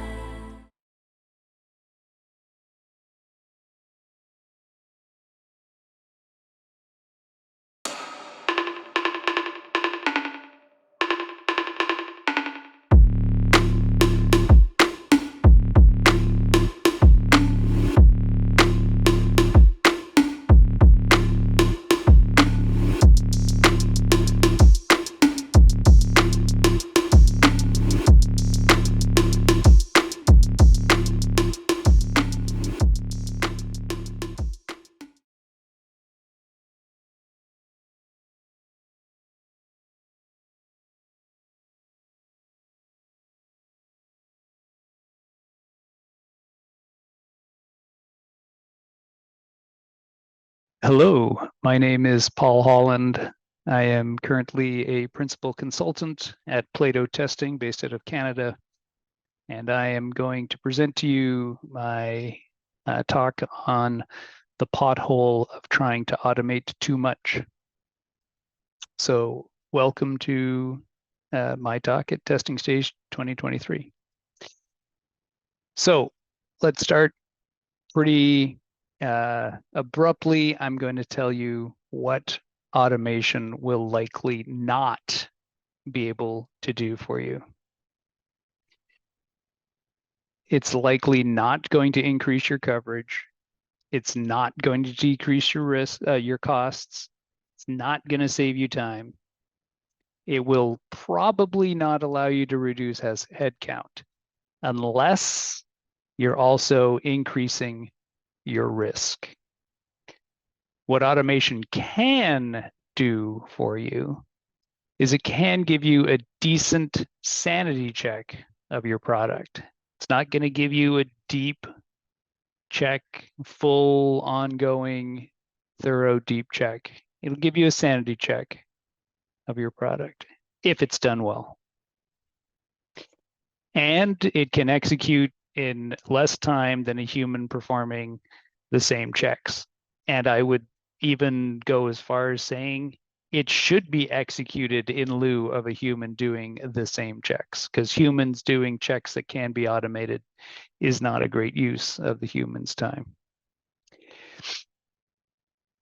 Now, it does just execute the tests. It can't analyze the tests. It can't investigate bugs. It can't figure out why a test failed. It can execute and report on its findings, whatever it's coded to find, quicker than a human would be able to go through the tests. But it's going to be looking at fewer things. It's not going to be thinking. It's not going to be evaluating. It's not going to be aware of what it's doing. It's doing a step and checking a particular output, doing the next step, checking a particular output. So if we consider that your software is the United States of America and your software has cities or features in it, and back in 1907, so 120 some or almost 115 years ago, there weren't that many highways in your software. There weren't very many cities and places that you could go to the point that some of these states don't have any roads in them, like that one and that one. So without as much effort at the beginning, it's fairly easy to be able to follow all of the main highways through your code. But as time progresses, more roads are built, more features are built, you need more roads interconnecting them. You need more paths through the software. There are different ways that your customers can make those features interact with each other. So I might start out in a different city. If I'm going from city 1 to city 2, I can go through a bunch of different cities on the way there. I'm going to take different roads. So there's a lot to the automation that, or testing in general, not just what's automated. So the real problem with the testing that we're doing or trying to do is that there are far more roads than we can possibly test. And this includes via automation or with a person doing it. At a glance, a high-level glance, this is from Google Maps. At a high-level glance, it doesn't look that complicated. There's a few roads going in and out of a few different cities. But if we zoom in on Colorado, we can see that Denver has 5 highways going into it. That's, again, not overwhelming. We can probably handle that. But as we zoom in a bit more, we'll see that, oh, wait a second, the 5 roads, we have 1, 2, 3, 4, 5. Those are just the interstates. Those are the main highways. But now we're already seeing there's a bunch of other little roads coming in. And as we go in even further, oh no, it's exploding more and more. There's far more things, far more different ways throughout the feature itself. I'm not even going from one feature to another anymore. I'm now in the feature itself, and there's just so many different things that can happen in a different order, so many different paths through the code. So, problem one with automation and testing in general is that there are, nope, sorry, let me back up. Problem one with automation is that there are more kinds of problems than automation can be programmed to recognize. So what do I mean by that? Well, when the automation is written, it often will check for what I'll call summary results. So if you're doing a checkout, an online purchase, and somebody enters their credit card and all of their cart information and their shipping information, and they make it through all the way to the end, and they say submit, and at the next page, the last page, it says, "Thank you for your order, John." Okay, the fact that it says "thank you for your order" is what we're checking. So the automation sets up to say, after I click submit, I'll wait to a maximum amount of time, 10 seconds, maybe 15. And by then I should see "thank you for your order." If I see those words, then I'll say that the system is in good shape and the test passed.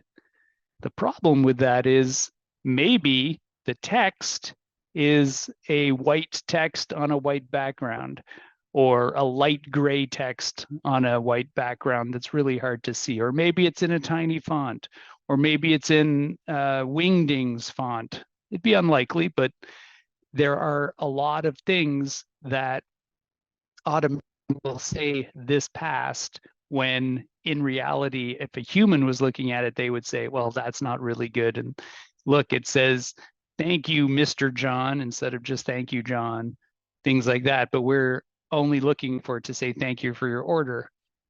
And then there's also the times that you get, sometimes at companies, developers say, "Oh, I really shouldn't say thank you for your order. It should just say thank you," because there's times that it might not be an order. It might just be something.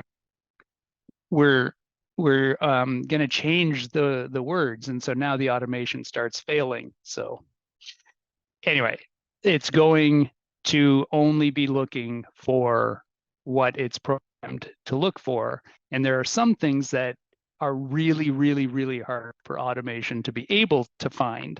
Things like the visual accuracy or the correctness of a page. Having a human looking at that is quite important. There's more checks to automate that can possibly be written. We've already looked at the map as the metaphor, and having so many different paths that can be taken, trying to automate all of them doesn't make sense. Some of them are actually equivalent to each other. If I execute going from north to south on First Avenue or 23rd Avenue versus 26th Avenue, I can still get from Downing Street over York Street. That's not a big deal. That'll work. But there's other paths that aren't going to work. Sometimes the roads don't make it there. And trying to automate every single path doesn't make sense.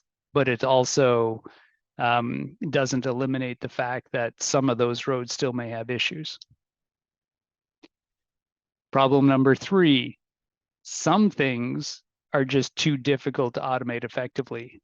That was one I alluded to, the visual correctness of a page. Accessibility, some aspects of accessibility can be automated, like is the contrast between the foreground and the background good? You can automate that. But is the tab order correct? Does it make sense? Is the reader reading things that make sense in an order that makes sense? Is it being read clearly? Those are things that you cannot automate because the automation doesn't understand what it's doing. It's only executing steps. And so the step you could put in oh, this line here should be automated or should be read next, and you can check that the reader's reading that line, but you're essentially writing code then, and your code is checking someone else's code that's pretty much the same thing. So it gets difficult.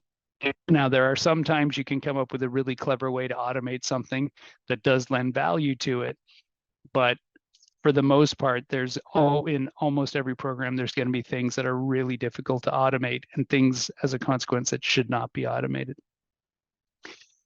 So problem 4, let's assume that we're overcome the previous problems. We don't care that there's too many paths. We're going to automate all of them because our product's fairly new. So we're going to automate every path we can imagine through the code. We're also going to write automation for the stuff that's really hard to automate. And we're going to then execute our automation. And it has failures. And now we need to go and look at those failures and investigate them. And automation can be written in a way that investigation is easier, but it still needs to be investigated. It still needs to have a human go in and say, okay, well, when I tried to recreate this, it was obvious that the code had changed in the way that was intended. So the automation needs to be updated. So it was a false failure. There's also going to be times where the code actually picked up a real bug, and the latest release of the code has a bug that needs to be fixed so that the automation can run green again, and it catches it. That's obviously the ideal scenario and why we run the automation, so we can catch some mistakes. But the more automation you have, the more paths you have, the more likely it is you're going to run maintenance issues and taking a long time to investigate the failures.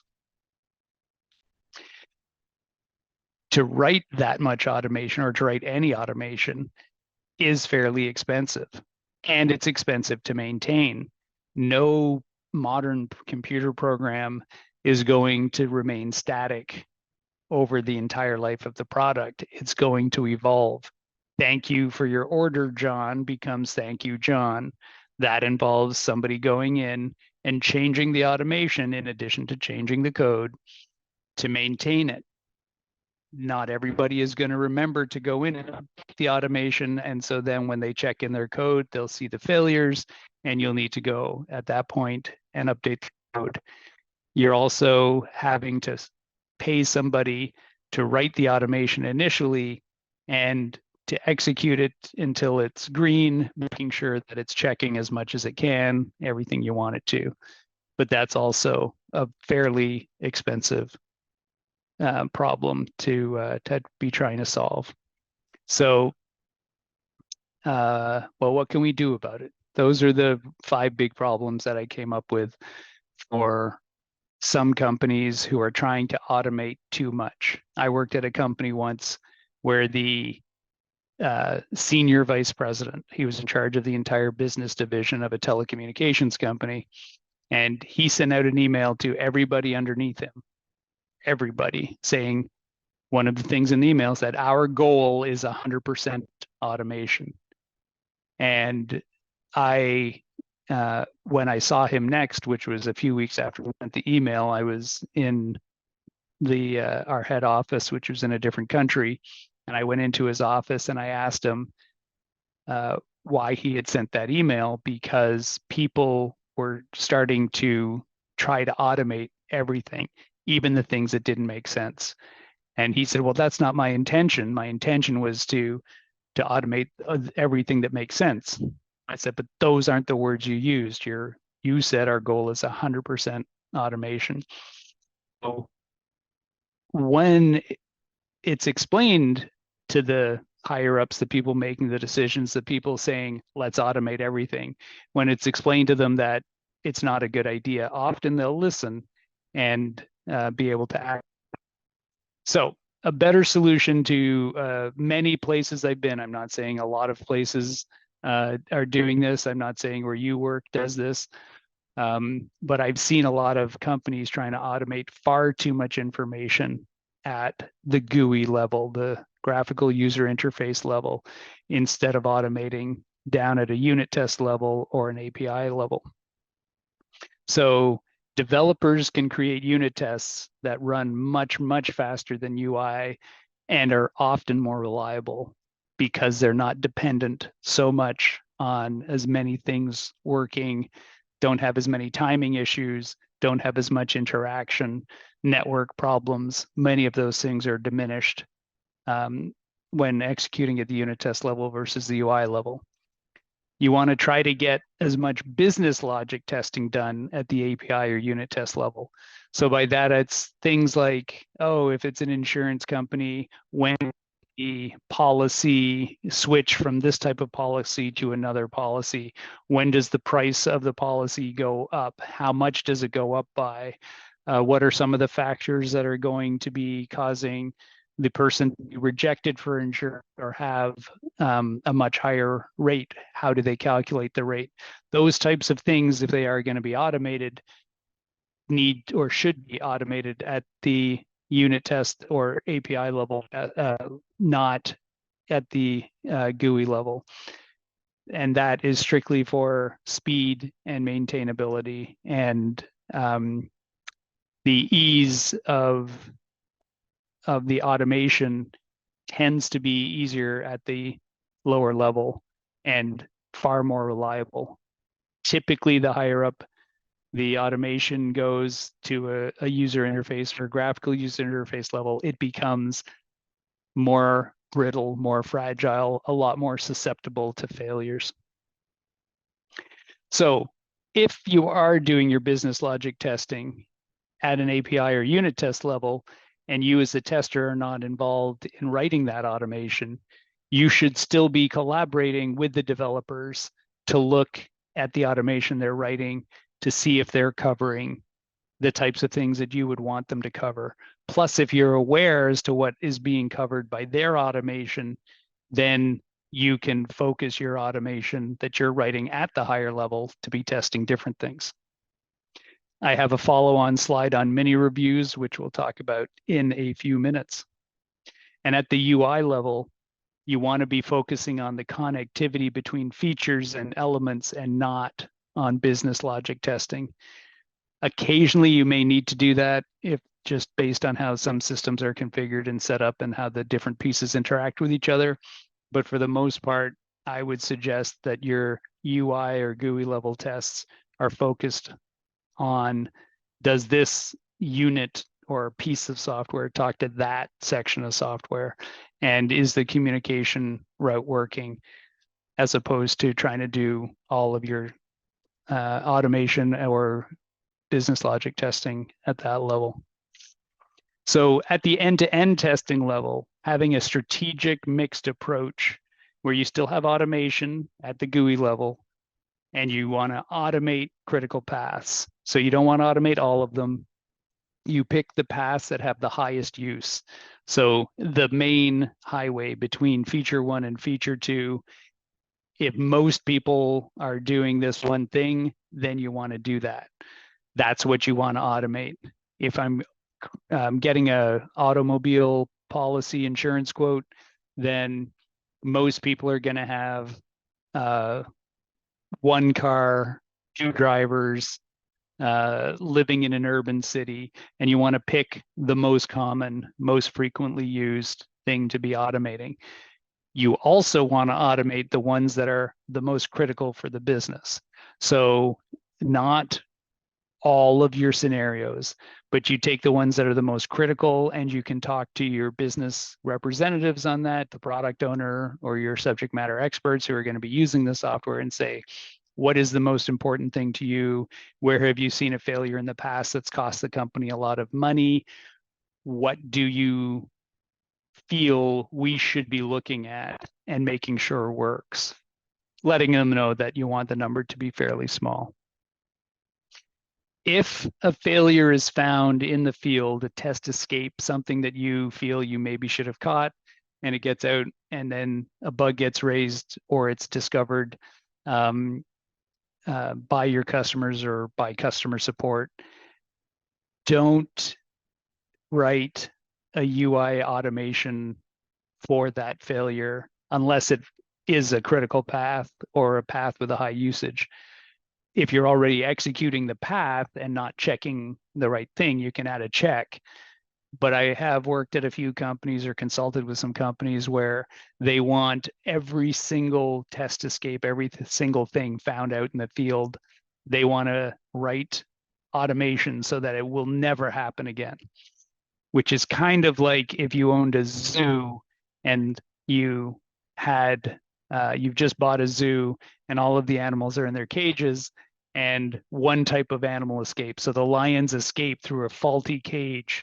So you go and you fix that cage, and then every single day or every single time anybody walks by, they check the lion cage for that fault that you fixed already. You've already fixed it. It's likely, unless you have a really bad content management system, it's really, really unlikely that that same bug is going to miraculously come back and manifest itself again. So why are you wasting your time checking it over and over again when you could be spending some of that time checking on the other animals' gates and cages that you haven't found the defects in? Catch before the animal escapes. Search the whole product and look for the bugs that you haven't found yet, instead of checking that the bugs you did find aren't coming back. Now, if you do have a problem at your company where bugs that are fixed come back, well, guess what? Then you need to fix that problem of your check-in. If your merges are getting stomping over previous fixes, that's not a testing problem. That's a software development lifecycle problem and a content management problem. You want to consider the cost of all the automation you're doing versus the benefit you're seeing. If it's difficult to create, it's going to be hard to maintain because it's in an area that churns a lot. If it's really hard to analyze the failure, those are areas and things to consider that maybe this isn't the best candidate for the type of automation I'm considering. Maybe I need to be considering a different type of automation for that solution. And finally, on the strategic mixed approach, is have actual human beings, people who can think creatively, who can think critically, who can understand the situation, who can represent at a surrogate level your users, internal and external, your the stakeholders. You can have people recognizing as they're going through things that don't feel right, or things that take just that little bit too long that it starts to be annoying. I was just about to click again to see if I'd clicked, if it had taken the click. That's just that little bit too long. And meanwhile, your automation would be gladly waiting until the timeout. So having humans supplementing the automation is a really good idea. And I also don't want anybody to think at this point that, hey, Paul Holland, he's against automation. I am not.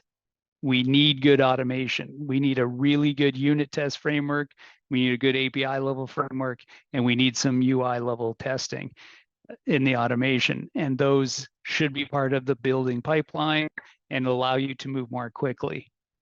Automation is never going to find bugs that it misses the first time around. It's not going to say, oh, let's just execute it again, and it'll find the bug that it missed last time.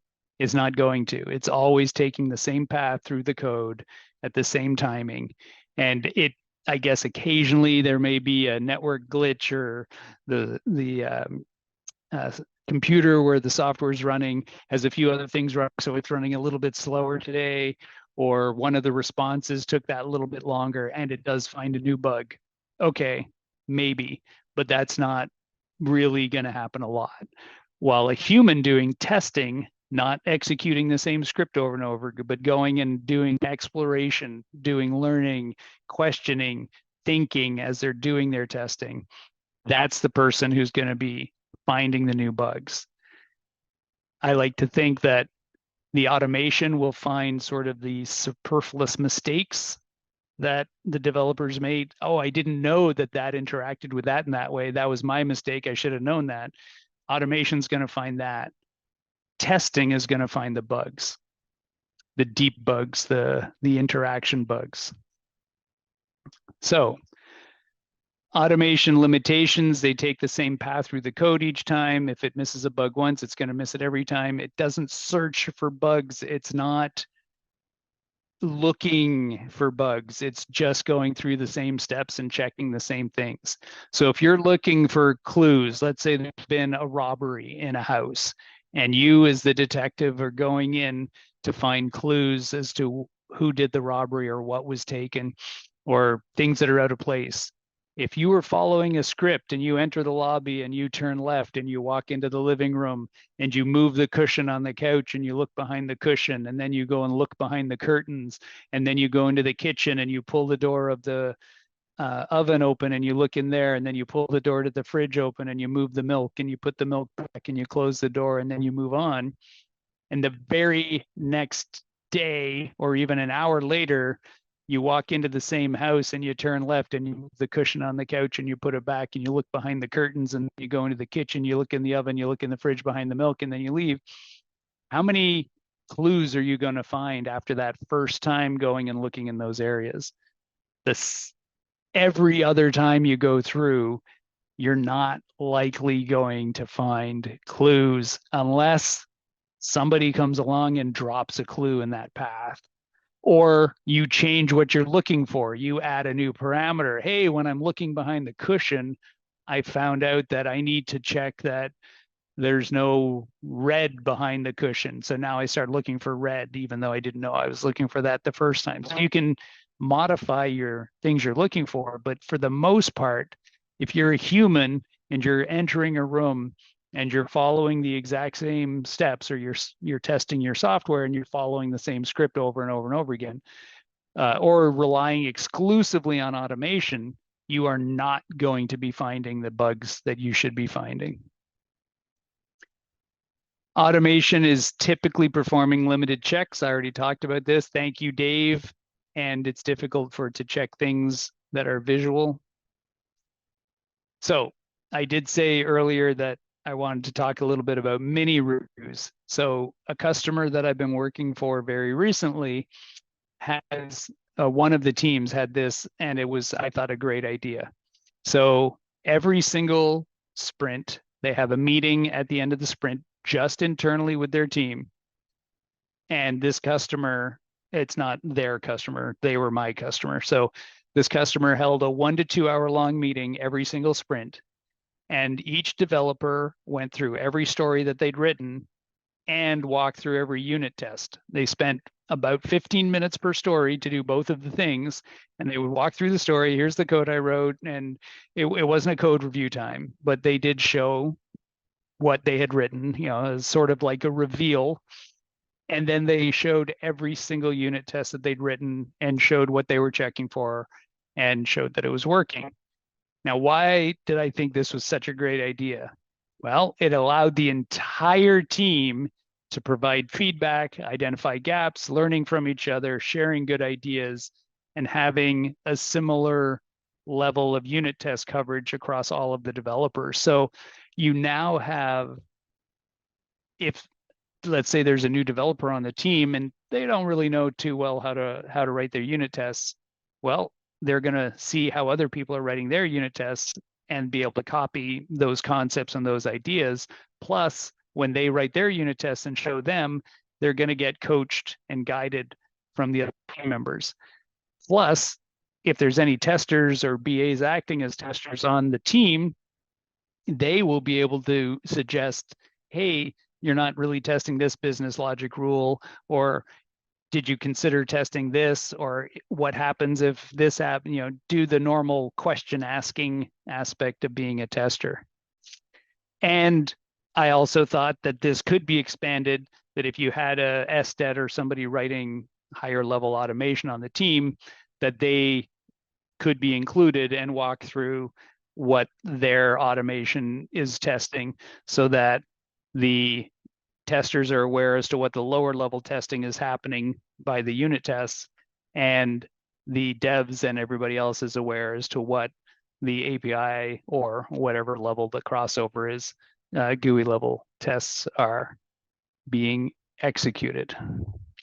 And that is the presentation. I hope you enjoyed it, and I will be able to answer questions as you send them to me. Thank you very much.